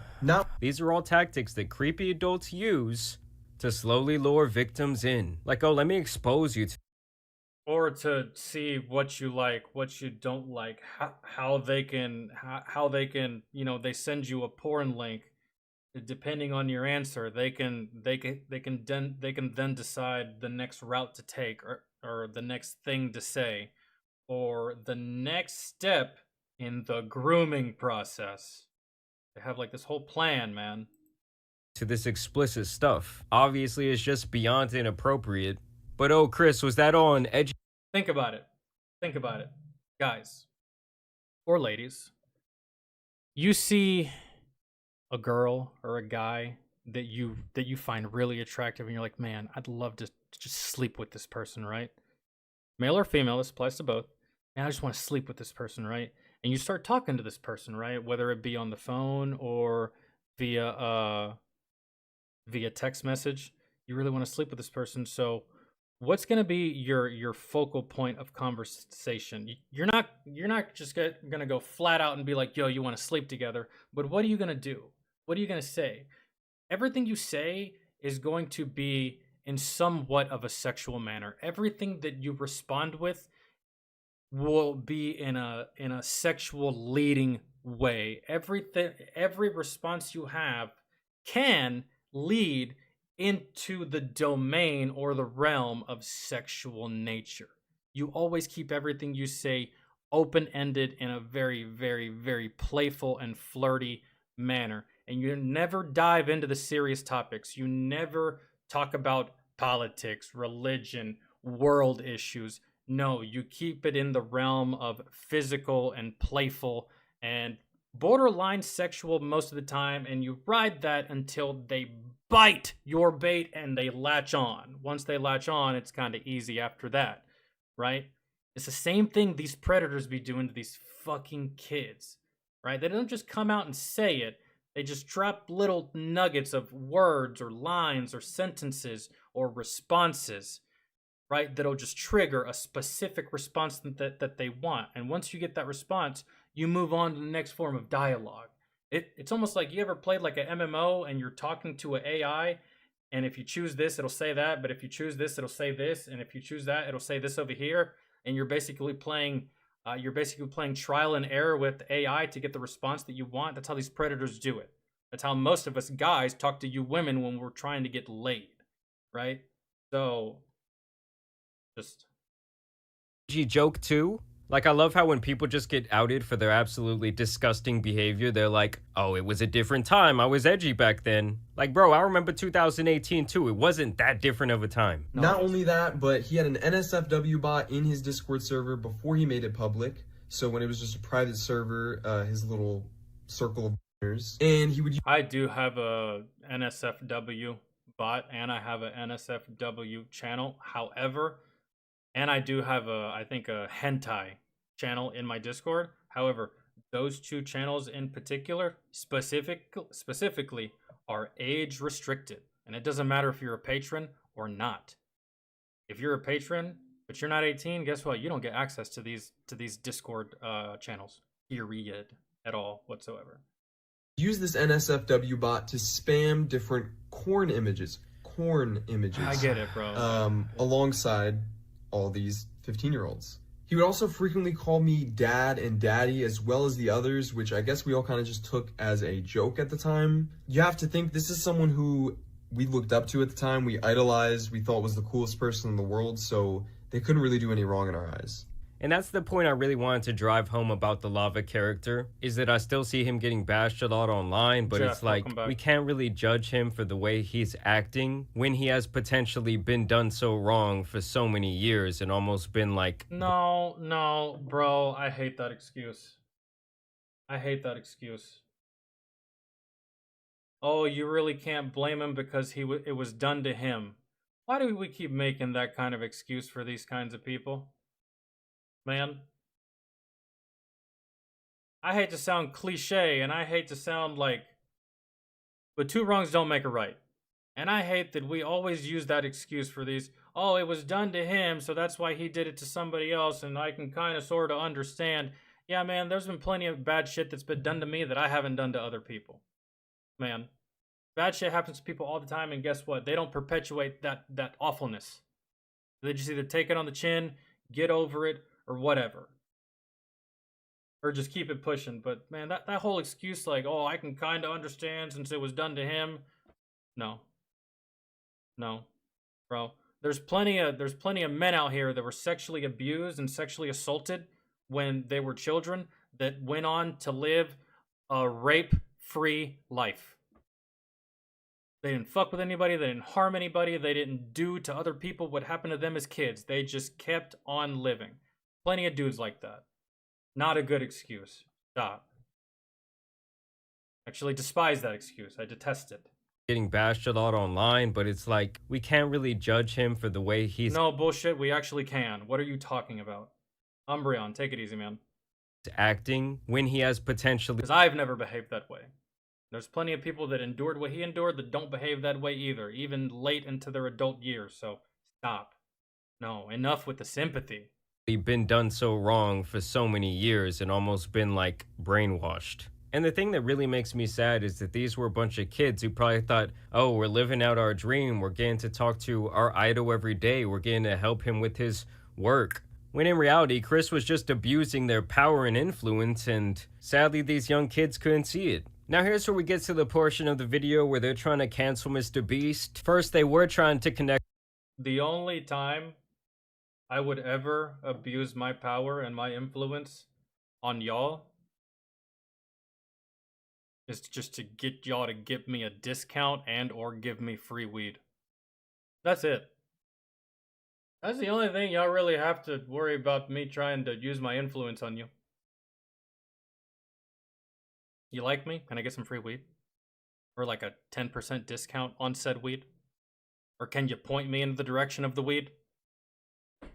That's it, really. That's all y'all have to worry about, at least from my end. It's just me hitting you up about some weed. That's it. You don't have to worry about me talking to your kids. Fucking weirdos, dude. Connect him to that creep Shadman due to this reply, where Shadman had posted this picture of Mr. Beast holding this blank whiteboard where he typed in there, need big T anime GF. LOL, just random at Mr. Beast YT meme on Shad. Love it. And Mr. Beast says, this is all we've ever wanted, we can quit now. And don't get me wrong, it is a little strange that he says this is all we've ever wanted when they had that poster up in their house. But if this is Jimmy's only interaction with anything regarding Shadman online, I mean, obviously it's definitely not worth a cancellation. Leon Lush, who was... No, Alani, they have a lot of dispensaries here. And it may be decriminalized here. I'm not entirely sure, but... Nah, I'm good. There's a smoke shop up the street that actually sells legit stuff, but they only have it in stock every so often, and they only have it in stock for so long, so you kind of just like have to be aware of their deliveries, or just like go there every day or call every day to see if it's arrived. I got lucky like a month ago and they had some in stock, but yeah, they don't sell it often. They don't sell it for very long. So, and right now they don't have any. And I asked him when's the next delivery, and he said I don't know. So I think that he's still not all the way 100% sure that I'm not like a cop or something. Because he's very vague with a lot of the answers that he gives me. When it comes to anything else, he's very direct. When it comes to this in particular, or maybe he's like that with everyone, but, yeah. He sold it to me once, so maybe he's just like waiting and seeing, I don't know. Who knows? Alright, let's keep going, I'm sorry. Leon! I like Leon. I haven't watched one of his videos in ages. Was a co-owner of that podcast, actually stepped in to try and give more context. Just wanted to chime in regarding this old podcast clip of Mr. Beast currently trending because I also happened to be in it and I was there. So hopefully I can offer some honest perspective beyond a Twitter account farming engagement. Now, for context, this was a long time ago at the beginning of our YouTube journey when being edgy was a content strategy. Cringe in hindsight, but those were the times. Here's the first part of the clip. I mean, honestly, I am kind of tired of people using that edgy excuse, but it is what it is. Now, it's hard to hear, but after the "you wouldn't put your dick in her" statement, I think it's important to note he says, "I wouldn't do that. She's way too young." after the initial unfunny joke. Also relevant was our general demeanor at the time, as he also said this at another point in the podcast. Don't tell me manifestation isn't real, because here we are, almost a decade later. But I think we also have to say that comments like that, like, I don't know, I didn't even get to hear the comment, so don't really find any humor in them. Like, I'm sure this dude right here might have a daughter or a son, and if somebody talked that way about them when they were 14 years old, well, he'd probably want to take a bat to their head, but I digress. The other clip going around of Jimmy is something that I'd seen many times over the years, where basically he just uses a slur against gay people during one of his infamous live streams. QQ, shut the up, you stupid. If the video is lived, how would I call you a stupid? Exactly, it's not lived, dumbass. So yeah, I guess I just don't think that was it. He was literally reading from chat. I gotta see that again.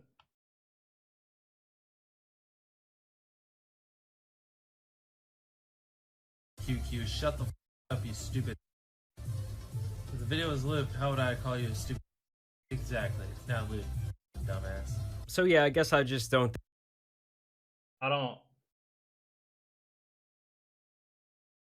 He was responding to chat.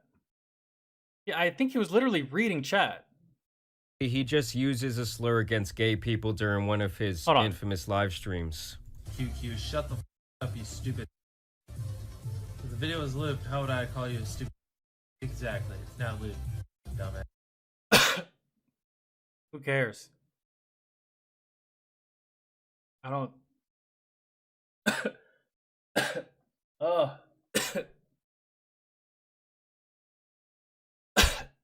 Mr. Beast comes from my time.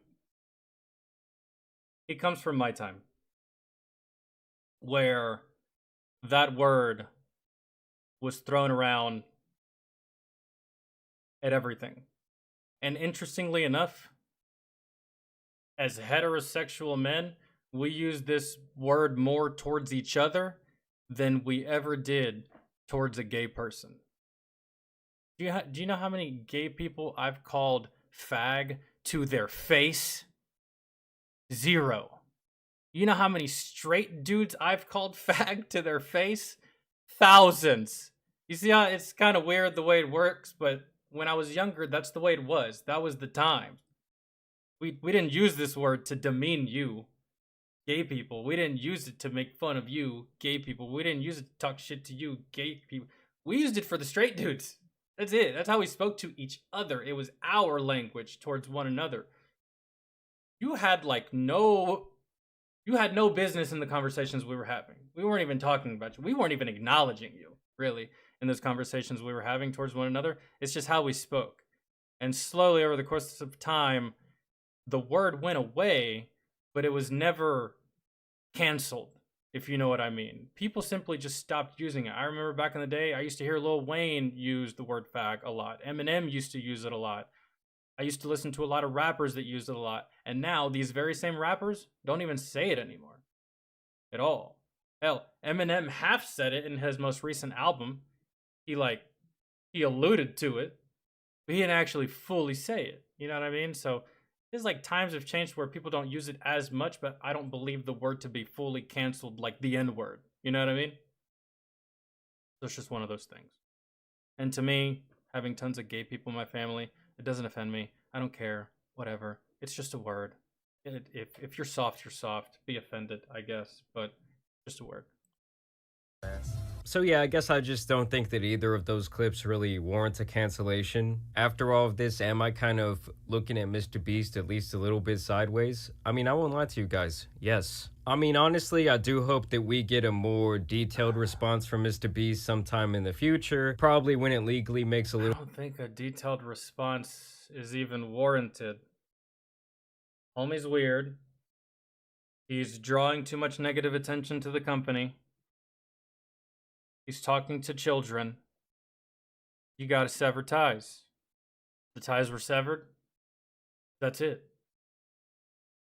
He came out and publicly stated why the ties were being severed. He cut them. He moved on. This doesn't really need a follow-up. I think we've pretty much exhausted all the information we have, right? Unless there's something else. Doubt it, though.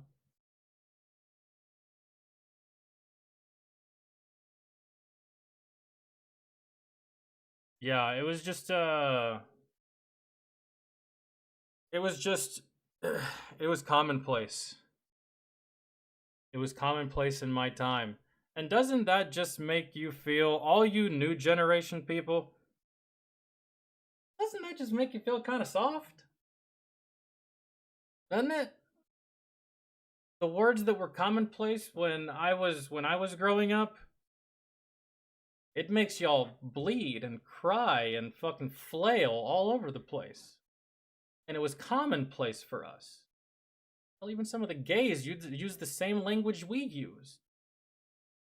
But here we are, damn near almost 20 years removed from those times. More than 20 years removed from those times because, you know, it was the 90s. And here y'all are, whining and complaining. Like, good God. I ever get tired? Whining and complaining about words? Just words. All it is. Maybe one day. A little bit more sense for him to do so, but yeah, this was Mr. Beast's response. I think that the information that we got from Lava's buddy was probably the most interesting part of this video. I think that's it, right? So is that it, Astro? I think that's it, right?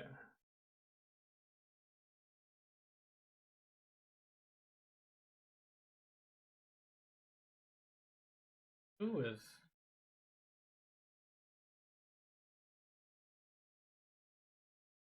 Oh, yeah, I would too. Exactly. Fantastic idea, my friend.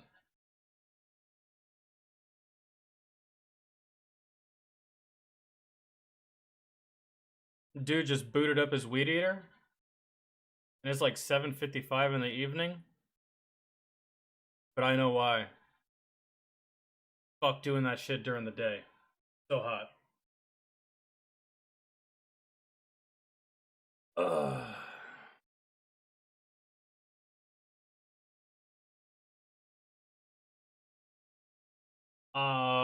Probably tomorrow, Astro, if you want to take Shakes' remix and put it in the Discord for tomorrow. Tomorrow's a music stream. We're just doing non-music videos today.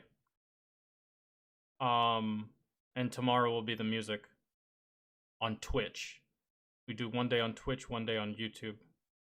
I know I've missed some days, but it's just because my niece hasn't started school yet, dog, and she's always here now. And until she starts school, there's some days I can't go live. Once she starts school, it'll be back to an everyday thing. But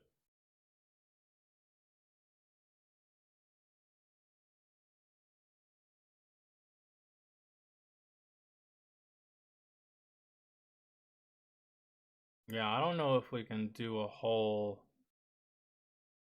hour. Let's see.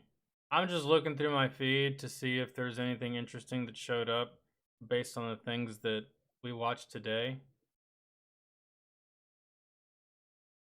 Oh, Crazy Mall Guy Yells at Soldier by Angry Cop. It's only 2 minutes. Y'all want to watch it?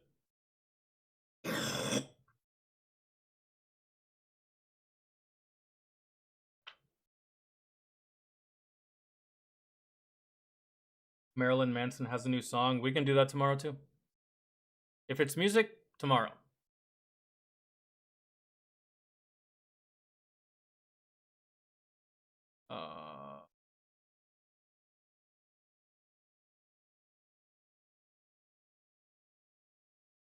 Yeah, I know. I done an operator. I saw that on my feed earlier. Days ago. This is only 2 minutes. Check it out.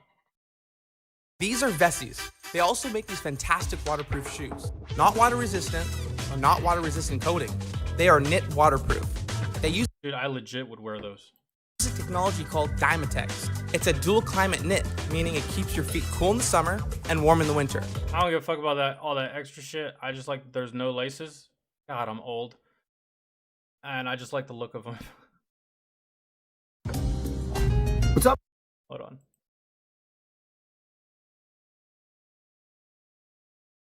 Ugh.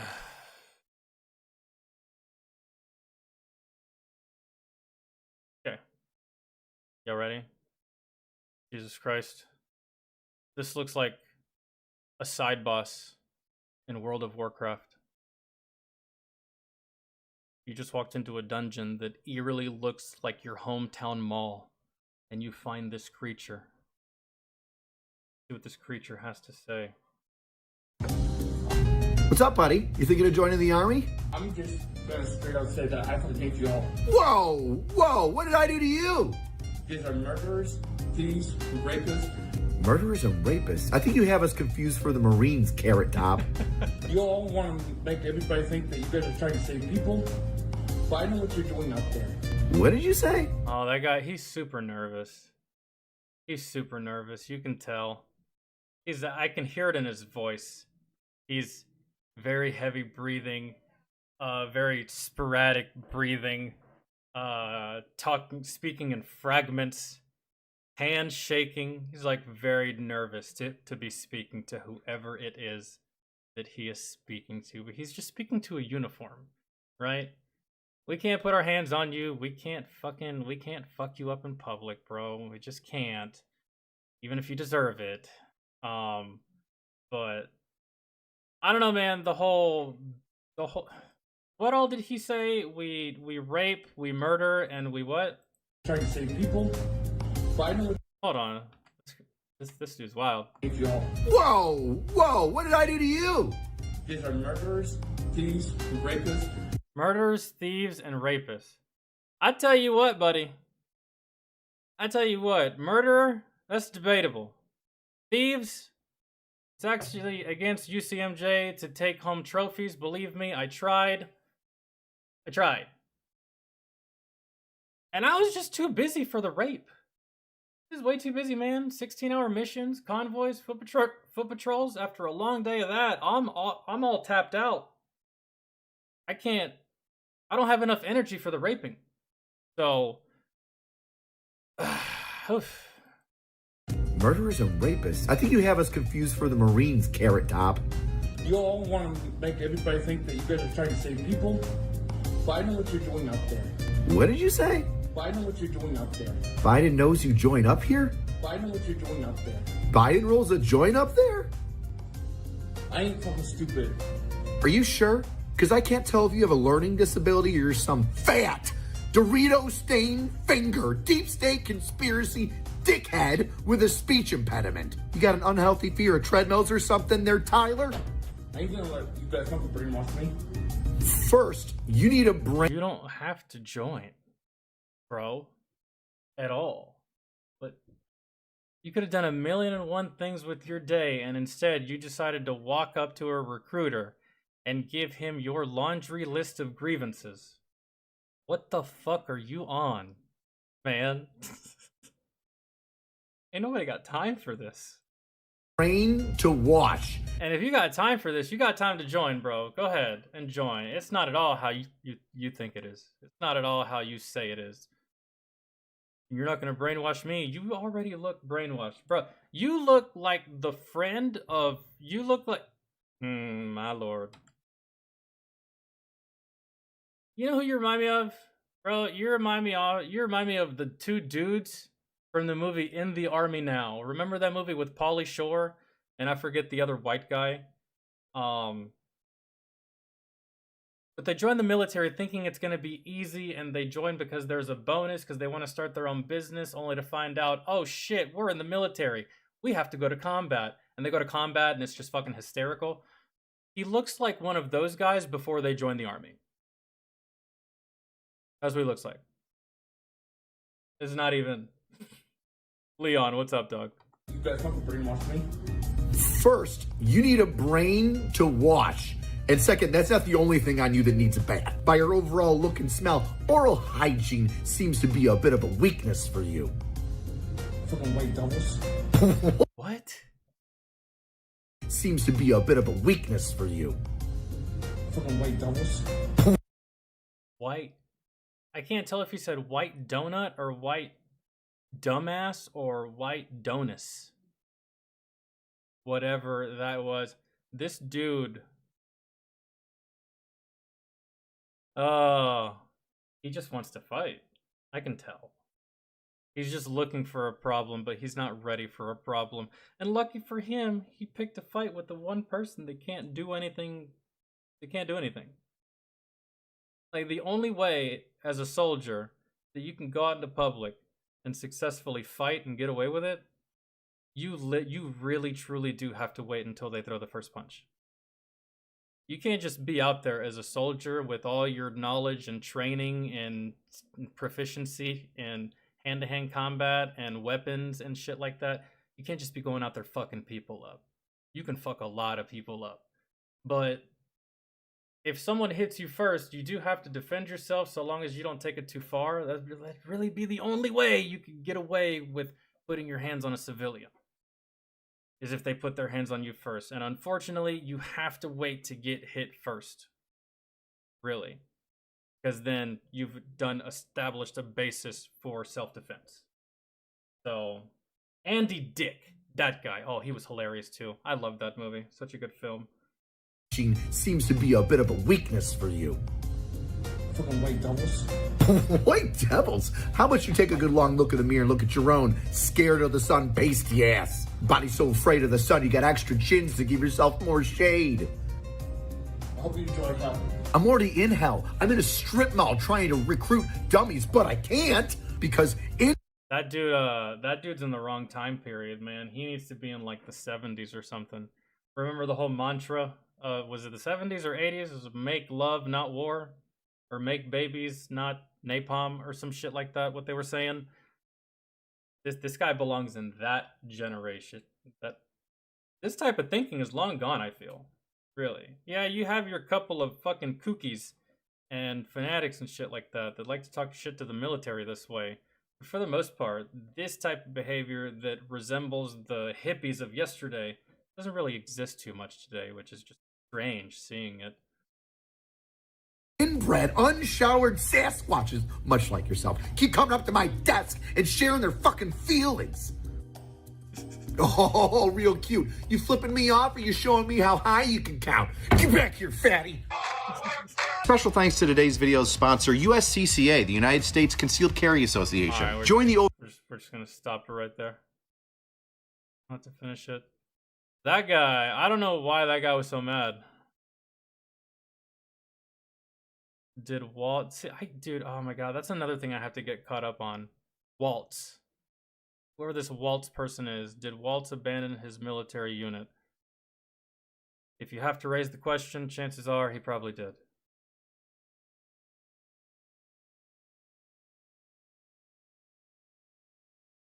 Cheating death. Man, I've done that so many times. Oof.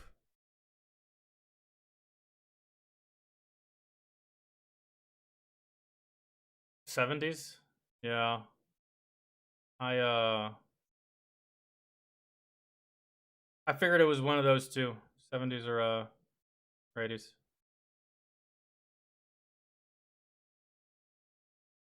Okay, let me actually go. Let me just check something real quick.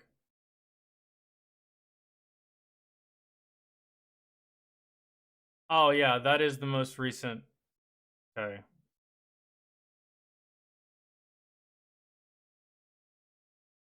What's going? Can someone fill me in on this whole Waltz thing? I guess. What?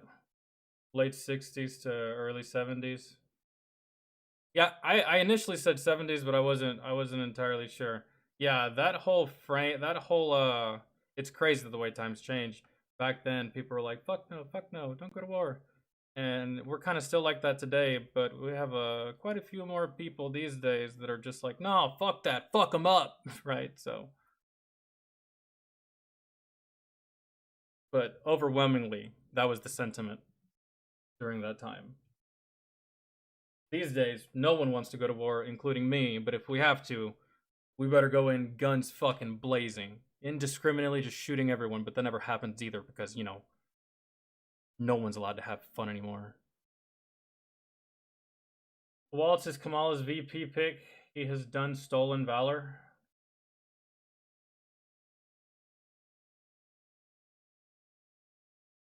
old video, but did you ever react to the Starbucks guy crying because the staff was short-handed and he had to do extra work? No. How long is it? And we may watch it. I remember one time I was working a job where we were short-staffed and I was like one of the only people there. And I was working at Chick-fil-A. It was like when I was like 18. Working at Chick-fil-A. Short-staffed as fuck. And I had one person working the drive-thru and it was just me on the registers and it was packed, bro. Like rush hour type packed. And it's Chick-fil-A, so you know, motherfuckers love their chicken. And dude, I was like swamped. Like my line was out the door. Like I just couldn't even operate. Man, the only thing I had to do is take one customer at a time. And I was a little bit mad. But I was like, I mean, I gotta be here anyways, and if I have a lot of customers, maybe time will go by faster, right? However, in that time of long ass customers, I ended up getting there was a girl in line that eventually ended up coming to the counter, and eventually got her number, right? So it wasn't all bad. Had we not been understaffed, maybe I wouldn't have been able to get her number. And it was a quick little smash and dash, and then, you know, back to your regularly scheduled programming. Who don't like chicken? Chickens. That's who. You ever fed a chicken? It's crazy.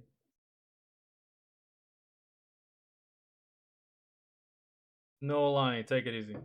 Thank you so much for hanging out as long as you did. It's only 2 minutes and 18 seconds. All right, well, let's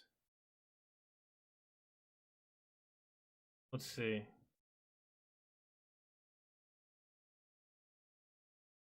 Now, when you say cry, is he like legitimately like tears crying, or is he just complaining? Because lots of people like to use the word crying in lieu of complaining sometimes.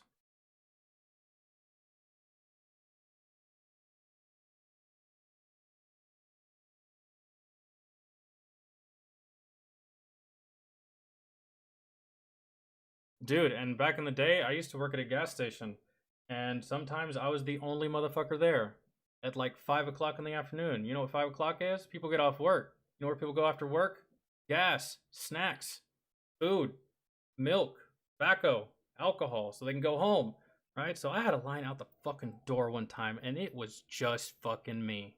Literally just fucking me. Manager wasn't there. There was no other employees. Like, bro, people could have gone in there and stolen everything, and I wouldn't even have noticed. That's how busy I was. And then I get close to like the last person in line, and the last person in line gives me $10. After I rang her up, she gave me $10. And I was like, no, you already paid. Your total's good. And she's like, no, that's for you. And I was like, what for? She's like, well, you had this long ass line, and you were here by yourself. You're here by yourself. You didn't have anybody to help you.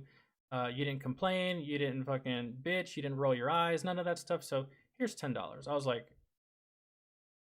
thank you. Appreciate it. Buy some tobacco after this. Thank you.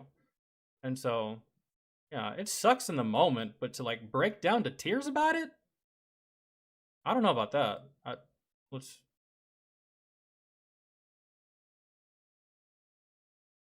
I've had those days. You're the only motherfucker there, bro, and it fucking sucks. And you got customers staring at you, and they're just like, hurry up. And you look at another customer, and they're just like, they're judging you, and you have like that sense of like, just like, you're flustered. I understand, but like, fuck, bro.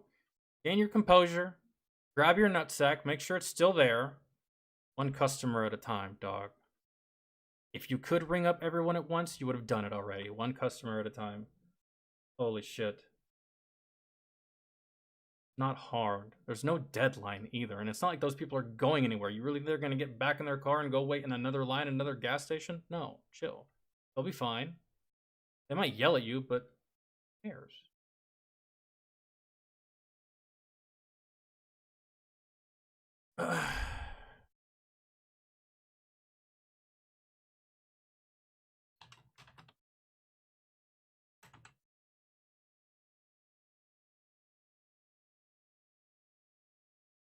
Oh no. Wow, I think he's actually crying.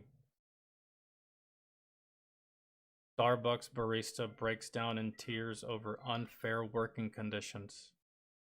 For the love of God.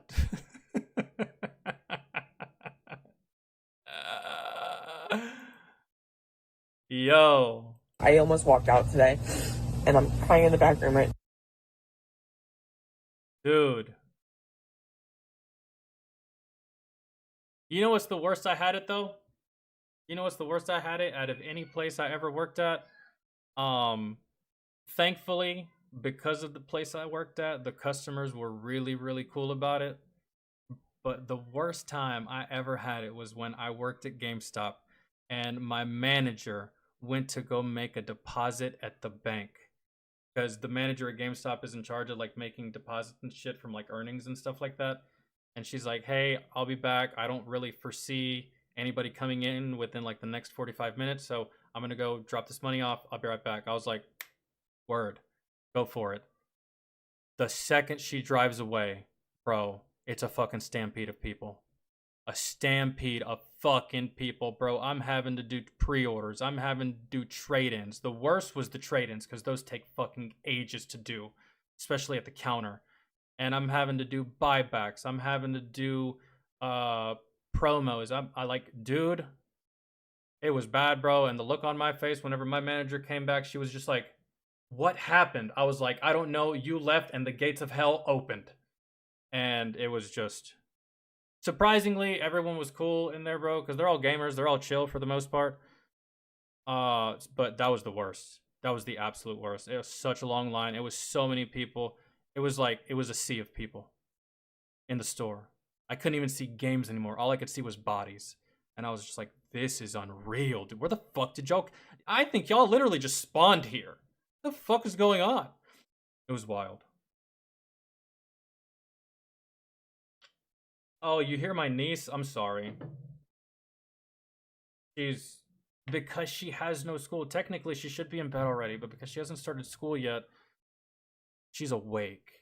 And she'll be awake for like the next 3 hours. I'm hoping she took a nap today. Fucking on. Worked at a gas station that had non-credit card pumps. I used to laugh my ass off watching people look for the credit card slot. I would have been that idiot looking for the credit card. Actually, no, I wouldn't have been that idiot. I don't use credit cards or debit cards at the pump. So no, when I pay for gas, I pay inside. I literally walk up to an employee. I say 20 on 6. I pay for the gas and I walk back outside. I don't know why. I don't know why I do that. I don't know why my habit is to do that, but I never pay at the pump. I never do debit or credit at the pump. I always go inside. I always speak to the cashier. I always tell him what I want. For seemingly no reason. I don't know why I operate that way. I just do. Used to work at a place called Hastings. Yo, do they sell clothes? Kind of like North Face? I feel like I've heard of that place before. Like jackets and stuff like that? Like winter wear?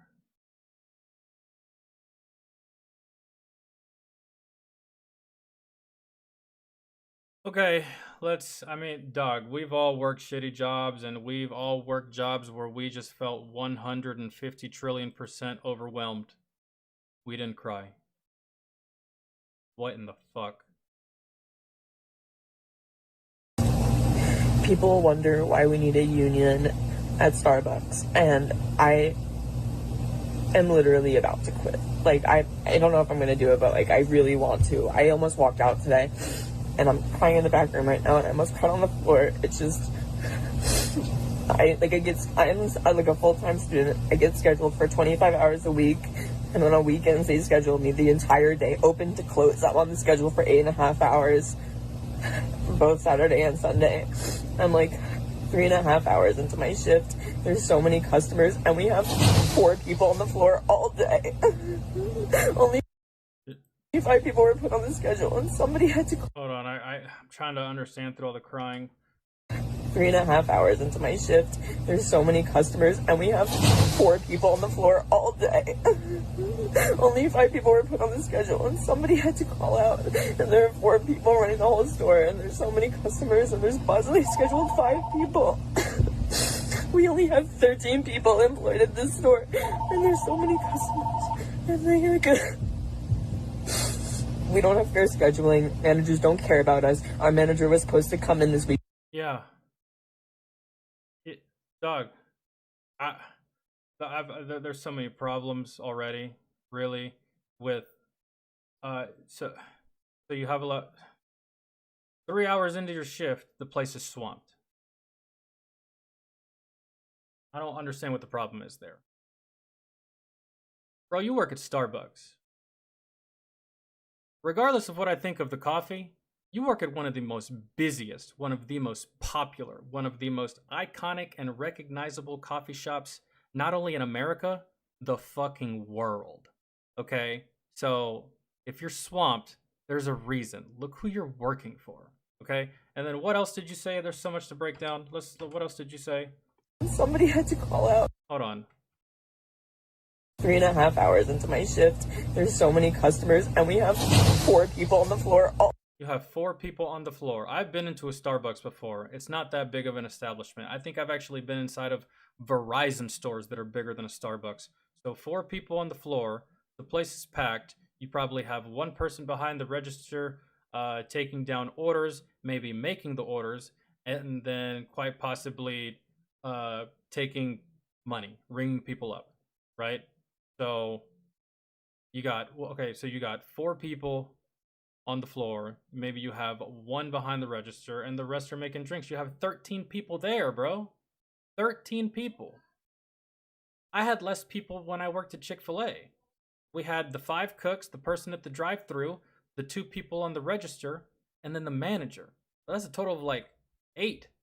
Y'all got 13 for fucking coffee. And you're sitting here talking about this job like you've already established some kind of rapport, or you've paid your dues. Bro, Starbucks is not a job where you establish a 401k and retire from it. You're making it seem like you're going to be working here forever.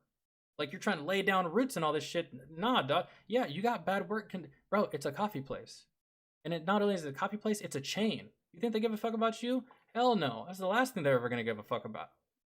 Hey, their bottom line is what they give a fuck about. It's Starbucks, bro. They're $1 billion industry, and they're going to stay that way whether the work conditions are good, bad, awful. Like, oh, man. 3.5 hours into my shift. Maybe you're just stretched far too thin, man. You said you're a college student. You're scheduled for 25 hours a week. Maybe you're just spreading yourself too thin and you're getting overwhelmed. You got your studies, you got school, you got your job, you got responsibilities and stuff. Maybe you're just spreading yourself too thin and it's overwhelming you. I don't know, but to cry about it, that's unbecoming. There's so many customers, and we have 4 people on the floor all day. Only 5 people were put on the schedule, and somebody... Bro, and it's not just you. It's not just you. You're in the middle of rush hour, my friend. Guess what? The employees at Chick-fil-A, they're feeling it. The employees at McDonald's, they're feeling it. The employees at Taco Bell, they're feeling it. You know who's feeling it the worst? Buffalo Wild Wings. Man. Heaven forbid if they're understaffed, that's bad. Because Buffalo Wild Wings be selling alcohol. Alright? We want to get no rowdy motherfuckers in there that haven't been fed in like 45 minutes. Alright? But everyone's feeling it. It's not just Starbucks, bro. You go to like a strip mall or to like some open place with like a lot of businesses. You go anywhere, bro. It's like this. Go to any job right now in the surrounding area of where you work. It'll be just like it is there. That's just... Somebody had to call out, and there are 4 people running the whole store, and there's so many customers, and there's possibly scheduled 5 people. We only have 13 people employed at this store, and there's so many customers, and they good. We don't have fair scheduling. Managers don't care about us. Our manager was supposed to come in this weekend, and he took himself off the schedule, so he wouldn't be able to be held accountable for calling out. He just literally tore down the schedule that he was scheduled on and put up a new schedule where he wasn't on the schedule. Also, he couldn't have even seen that he was scheduled in the first place because he didn't want to be held accountable for not wanting to come in. They don't want to help. Are you sure that's what it's for? Are you sure that's what it's for? You know, because your manager does, at the end of the day, answer to someone. So, just because no one else in the store saw it. Someone will see what he did, but how do you know that's even the reason? Maybe he had a death in the family. Maybe his wife is pregnant. Maybe he had to go to the OBGYN with her. Maybe his mom got sick. Maybe he's had really bad diarrhea for like the past 3 days. You don't know. The only thing you know is that you're in your feelings about a part-time job. We need a union because this can't happen. This can't happen. We need fair scheduling. We need managers to hold themselves accountable for helping their workers. They refuse to turn mobile orders off. We need the liberty to be able to do that because there's so many mobile orders and I need to get through all of them. And then people are yelling at me because I don't have their orders ready and I don't know what to do. I can't do it. And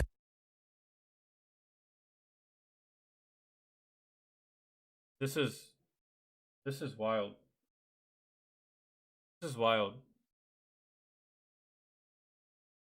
This is such a stark difference from a video that I saw from, I think it was like a Popeyes employee or I forget what establishment it was, but it was a black dude at the drive-thru and the lady was giving him a hard time.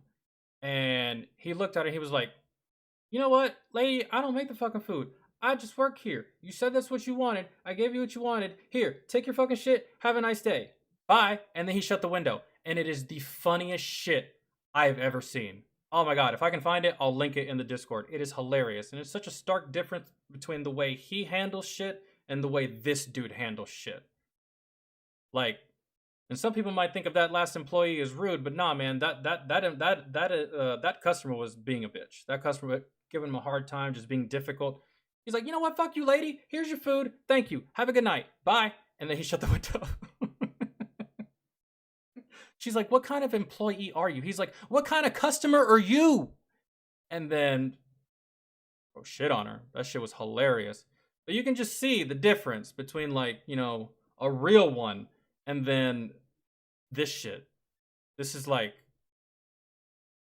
customer was misgendering me today, like really badly. I didn't have their order ready. And so they were. And I heard the phone ringing earlier. Did you really ignore the phone to keep crying? Just like talking to each other, and they're like, "She's clearly incompetent." I have a full mustache and beard. What the fuck? It sounds like you should be wearing a size D brassiere, is what it sounds like.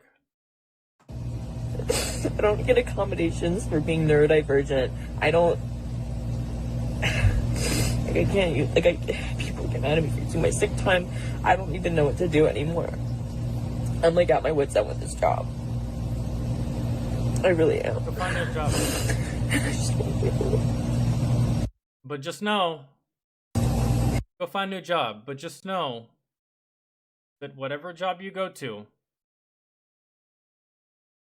your behavior will follow. What you think your troubles are gonna go away with a change of scenery or a change of venue? Nah, bro, you're like this. And every place, fast food, retail, customer service, is just like what you described. You want to know how I know? I've been there. I've worked retail. I've worked sales. I've worked customer service. It sucks. It's supposed to suck, man. Those are building block jobs. You're not supposed to get bent out of shape and lose your fucking noodles over a building block job. Now, if you reach the pinnacle of your career, you got a really, really good job, pays you really, really good money, but the working conditions could be better. I somewhat could understand the emotional outrage here, but for Starbucks, bro,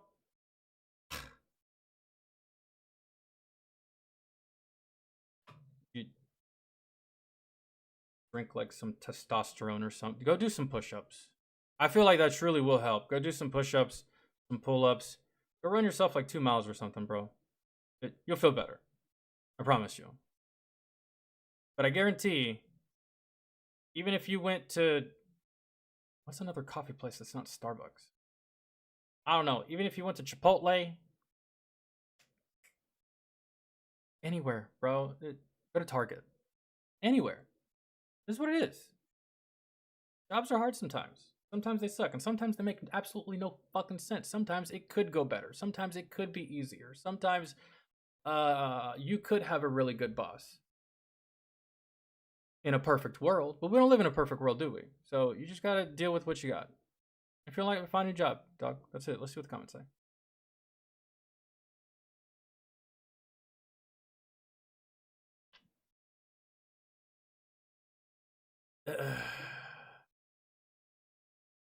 If you're one of the four, imagine how the other three feel since they are down to 3 while you cry in the back room.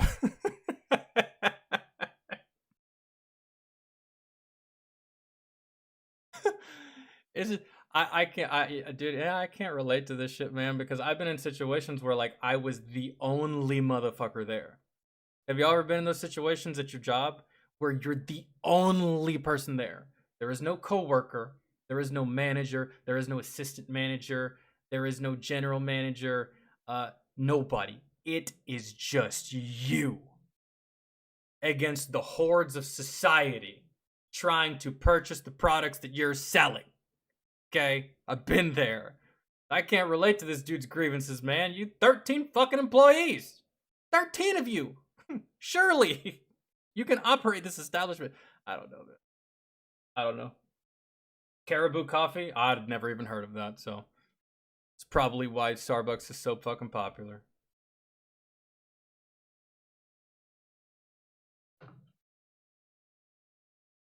The only job that will suit him is gardening or florist. I mean, dude, given his mannerisms, I could see him as like a wedding planner. Like a wedding planner or someone who designs wedding dresses. Just from the mannerisms that I saw and all of that on full display.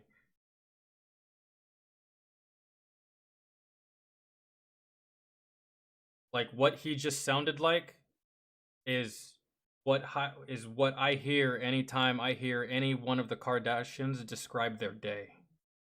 That's what I just heard. That's what he sounds like. He sounds like one of the Kardashians describing their day.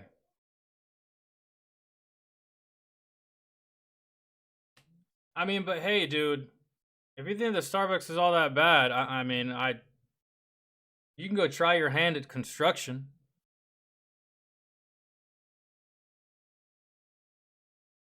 See how that suits you. I guarantee 45.5 seconds of that, you'll be sprinting back to Starbucks. But I mean, hey, you do what you gotta do, buddy.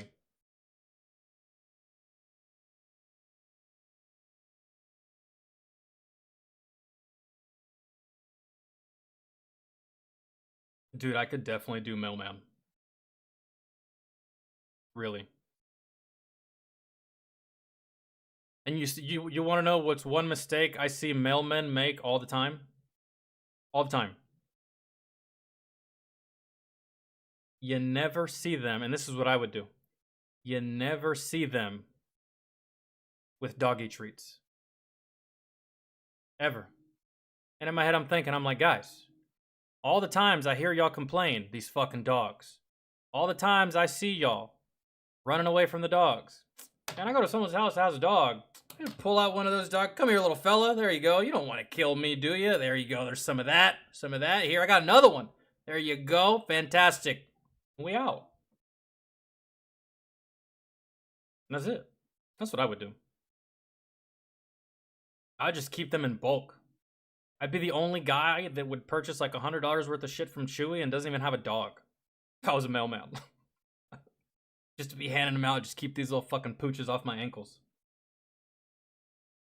Yeah. That's it.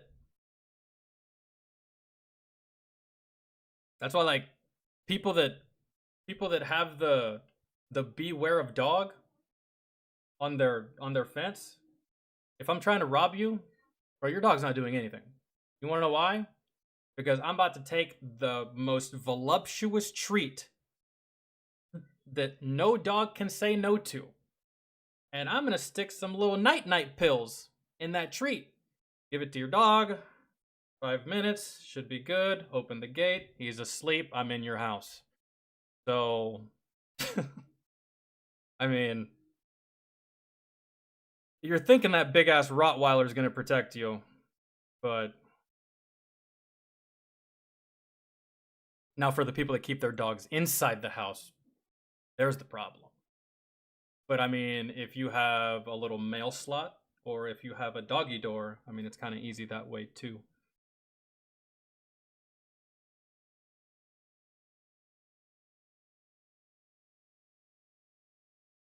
Oh man. He can join the military. I guess he could. No, bro. No. No. If he's not, he can't. He wouldn't make it. He wouldn't make it through basic training. At all.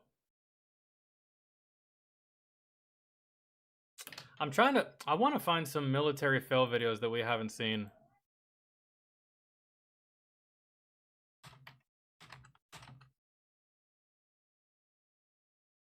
He can join the Air Force at most. Yeah. He could.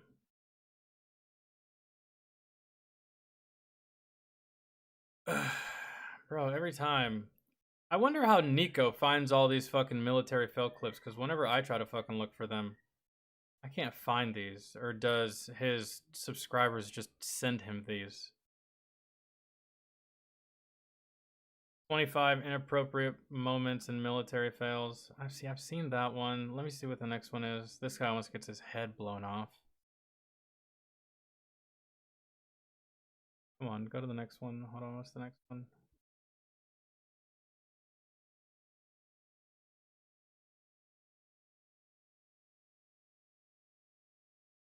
Oh, I don't think I've seen any of these.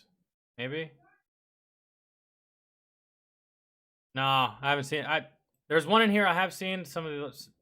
There's a lot of them in here. Looks that like I'm all in. She's in here somewhere. On second thought, I'm out. That's all. Oh, taser.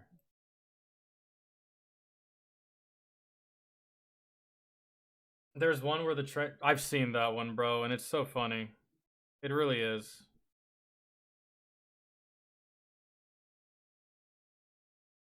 Reverend, you missed this dude that was crying real tears because his job at Starbucks was too hard. And hold on, I've seen this one. I'm gonna skip the two that we have seen. It's the most replayed. Yep. Most people have seen those. That's why. Yeah, that's bad. While training for the USAF, this young woman tested out a taser.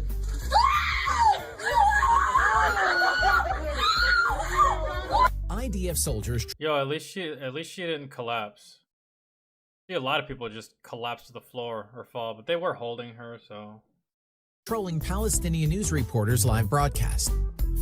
An unamused TV presenter mocked by Israeli soldiers as she was in the middle of a live broadcast continued unabashed as they tried to interrupt her report. سياسة العقاب الجماعي إنما هي سياسة عنصرية تنتج سياسة العقاب This music is killing me. سياسة العقاب الجماعي إنما هي سياسة عنصرية تنتهجها حكومة تل أبيب العنصرية بهدف تطبيق الخنق أكثر وأكثر على المواطنين. سار العذراء تلفزيون فلسطين من قرية عبود روما. William, 34, rushed to help a man who fell to the ground while greeting William and Princess Kate in Harlow, Essex. Jesus, soldier, are you okay? Yo, dude, he locked them knees and passed the fuck out. This probably happened. Oh, you can't lock your knees there, man. Or maybe he just slipped on some stairs, pulled a Biden. You know what? I think he tripped on that. Didn't see where it was going. I've fallen on those before. Drunk nights in Savannah. Canadian soldiers play an extremely rude prank on a sleeping gunner. That's great. God, dude. You know how scary that shit is? Do you know, man, I've driven passed an artillery range before, and it went off one time as I was driving past it. I thought my tire popped. I thought I had a flat tire. That's how loud that shit is, bro. Oh. I'd just be glad I wasn't. I think the best part right here is before it happens. The best part right here is before it happens, you have this one soldier with this shit-eating grin on his face, like, this is gonna be fucking great. This has been my best idea of the week.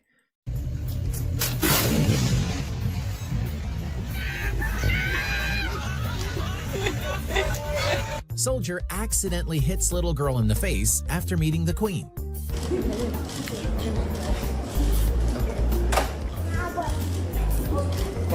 Damn.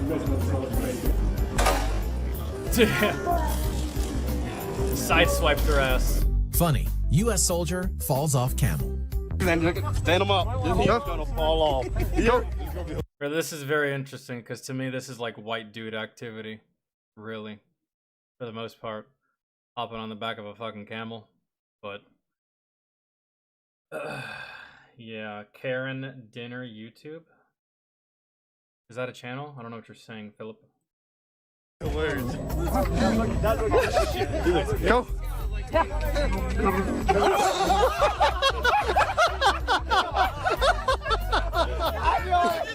This is the most stupid soldier I've ever seen.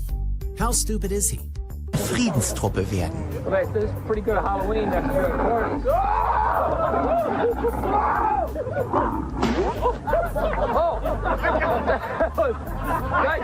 Soldiers were throwing on the trees with their bodies, but it didn't end as expected.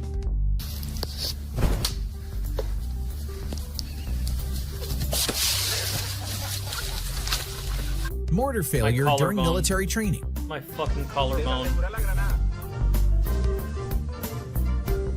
God, this guy right here looks like he hasn't passed a PT test in ages. This is gonna go bad. Looks like some high-ranking person that was like, I want to try. Oh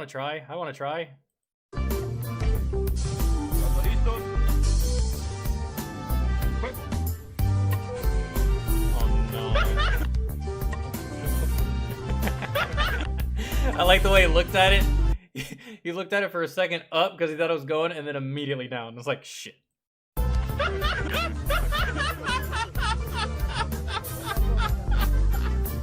During an exercise of the German army, a mortar projectile fails to properly eject and fall beside the soldiers. Oh no. Fortunately, the missile is not armed and there was not an accident.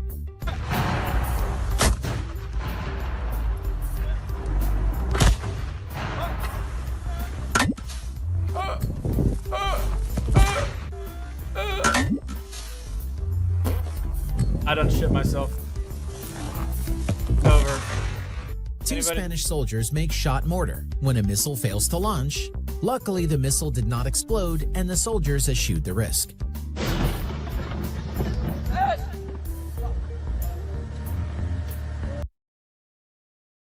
These guys were stellar right here. Wow. I can't truly tell if this is just bravery, stupidity, or badassery. But it took me a couple seconds to realize, yo, they're slap in the middle of fucking nowhere. In the middle of nowhere, in an empty fucking field. No cover, no rocks, no trees, just desolate dirt. In a truck. With over half of your body exposed to everything and anything around you. 360 degrees. You guys are fucking amazing. Holy shit. Yikes.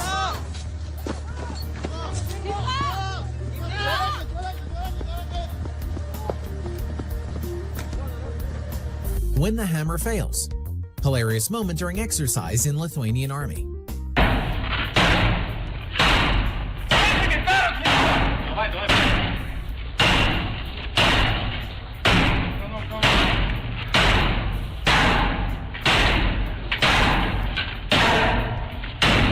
If it ever takes you this long to breach, bro, call it off. Nix those plans. Try again tomorrow. They already know you're coming. Your element of surprise is fooked.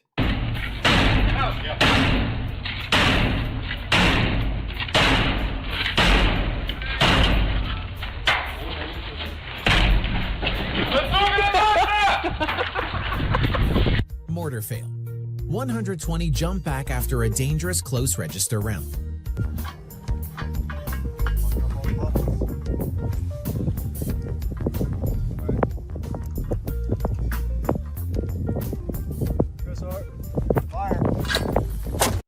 I never thought that the shirt I wore to school one spring morning would lead to a federal lawsuit, but the reaction from the adults running my school didn't lead. Got a little overzealous with the mortar shell and blew off the camo net. Fun.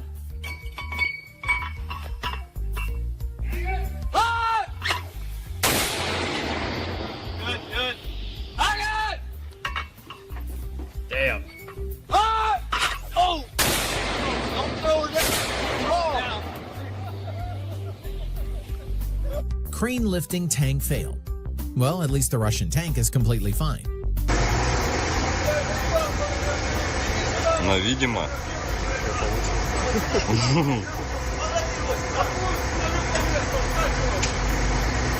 Аслан, давай! Не, прикольные процессы вот эти, блин. Он сколько весит, Игорек? Я все вот добиваюсь. Тон больше 10? Oh, shit.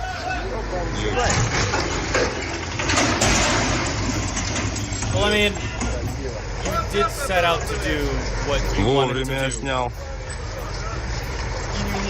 Now you gotta figure out... Fail. What the fuck is that? What is that? I've never seen this kind of tank before. A very interesting choice in colors. Maybe this is just like a prototype or something, but what the fuck is that?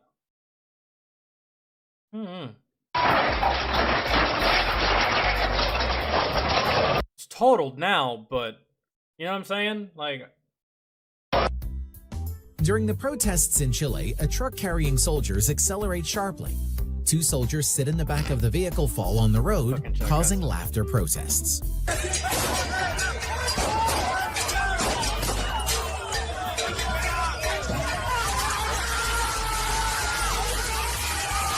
Oh.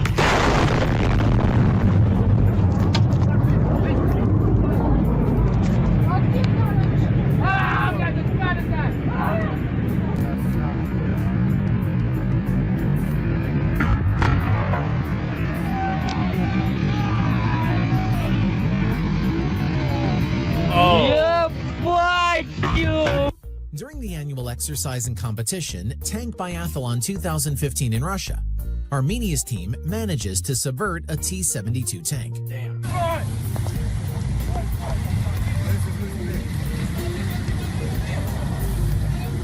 Вот нахуй! Вот это YouTube нахуй отдыхает, блядь! He said, "Welcome to YouTube." I don't know for sure, but I'm assuming that's what he said. Вот это YouTube отдыхает, блядь! On a ship, Russian navies are ready to test firing of a missile. The rocket that weighs several hundred pounds will fall from the Yeah, that. So I hope. That's not the way you're going to be launching it, right? Because right now it's aimed at you. Launching system and will land a few centimeters in front of a soldier. Fortunately, did not explode.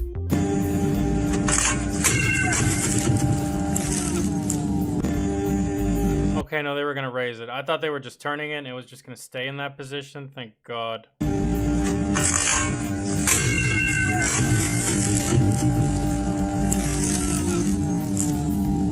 A failed launch rocket S-300 at the firing range Ashulok in the city of Astrakhan of Russia.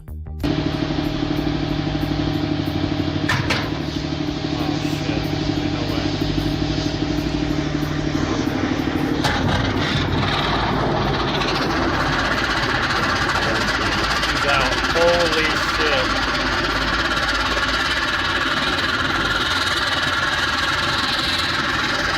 Failed rocket launch in Syria. Whoa.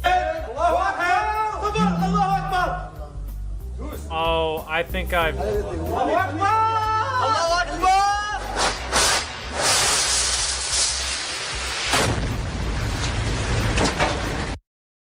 Guys, I've seen this before. These fuckers actually tried to do this to my buddy McCoy. Do you see what just happened here? They had some kind of fucking RPG that was propped up on top of like a stick or like a pipe or like a metal rod that like balanced and they could aim it. And this is exactly how they tried to get my buddy McCoy when I was deployed.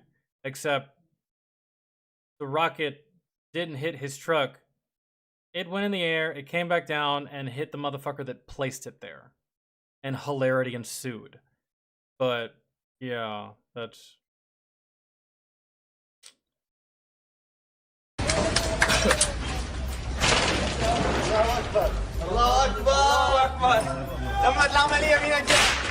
Why are y'all still saying that when y'all clearly did nothing? Like, congrats, you got it to fly 17 feet. Allahu Akbar!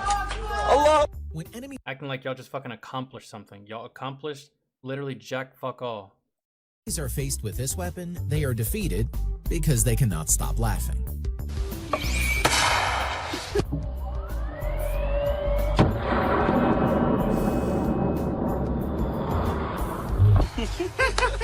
No, we made it about 4 feet to that. That's bad. Press like if you love this video. If you like this, that was actually a video by FPS Rush that I don't think I had ever seen before. That one, artillery. I don't think I'd ever seen that clip before. Fantastic. All right. Well, dudes, this is literally the latest that I've been live in a long ass time. Granted, we did go live a little bit late, so that's my bad. We will be live tomorrow. We'll be doing some music. I'm going to be making a new schedule that we can go by from now on. Just going to change things up a little bit. Y'all need anything? Need to send me anything? I need to remind myself of shit that I need to put in the Discord, like shit that I told you I was going to clip or just get the link for. I've already forgotten all of those fucking things. But yeah, I'm gonna write out. And I'll see y'all tomorrow for the music stream, and then Friday will be again on YouTube, because I think, yeah, today's Wednesday, right? Yeah. And then, yeah, we'll see how it goes. See what all my niece has to do this week. Or what all I have to do with it.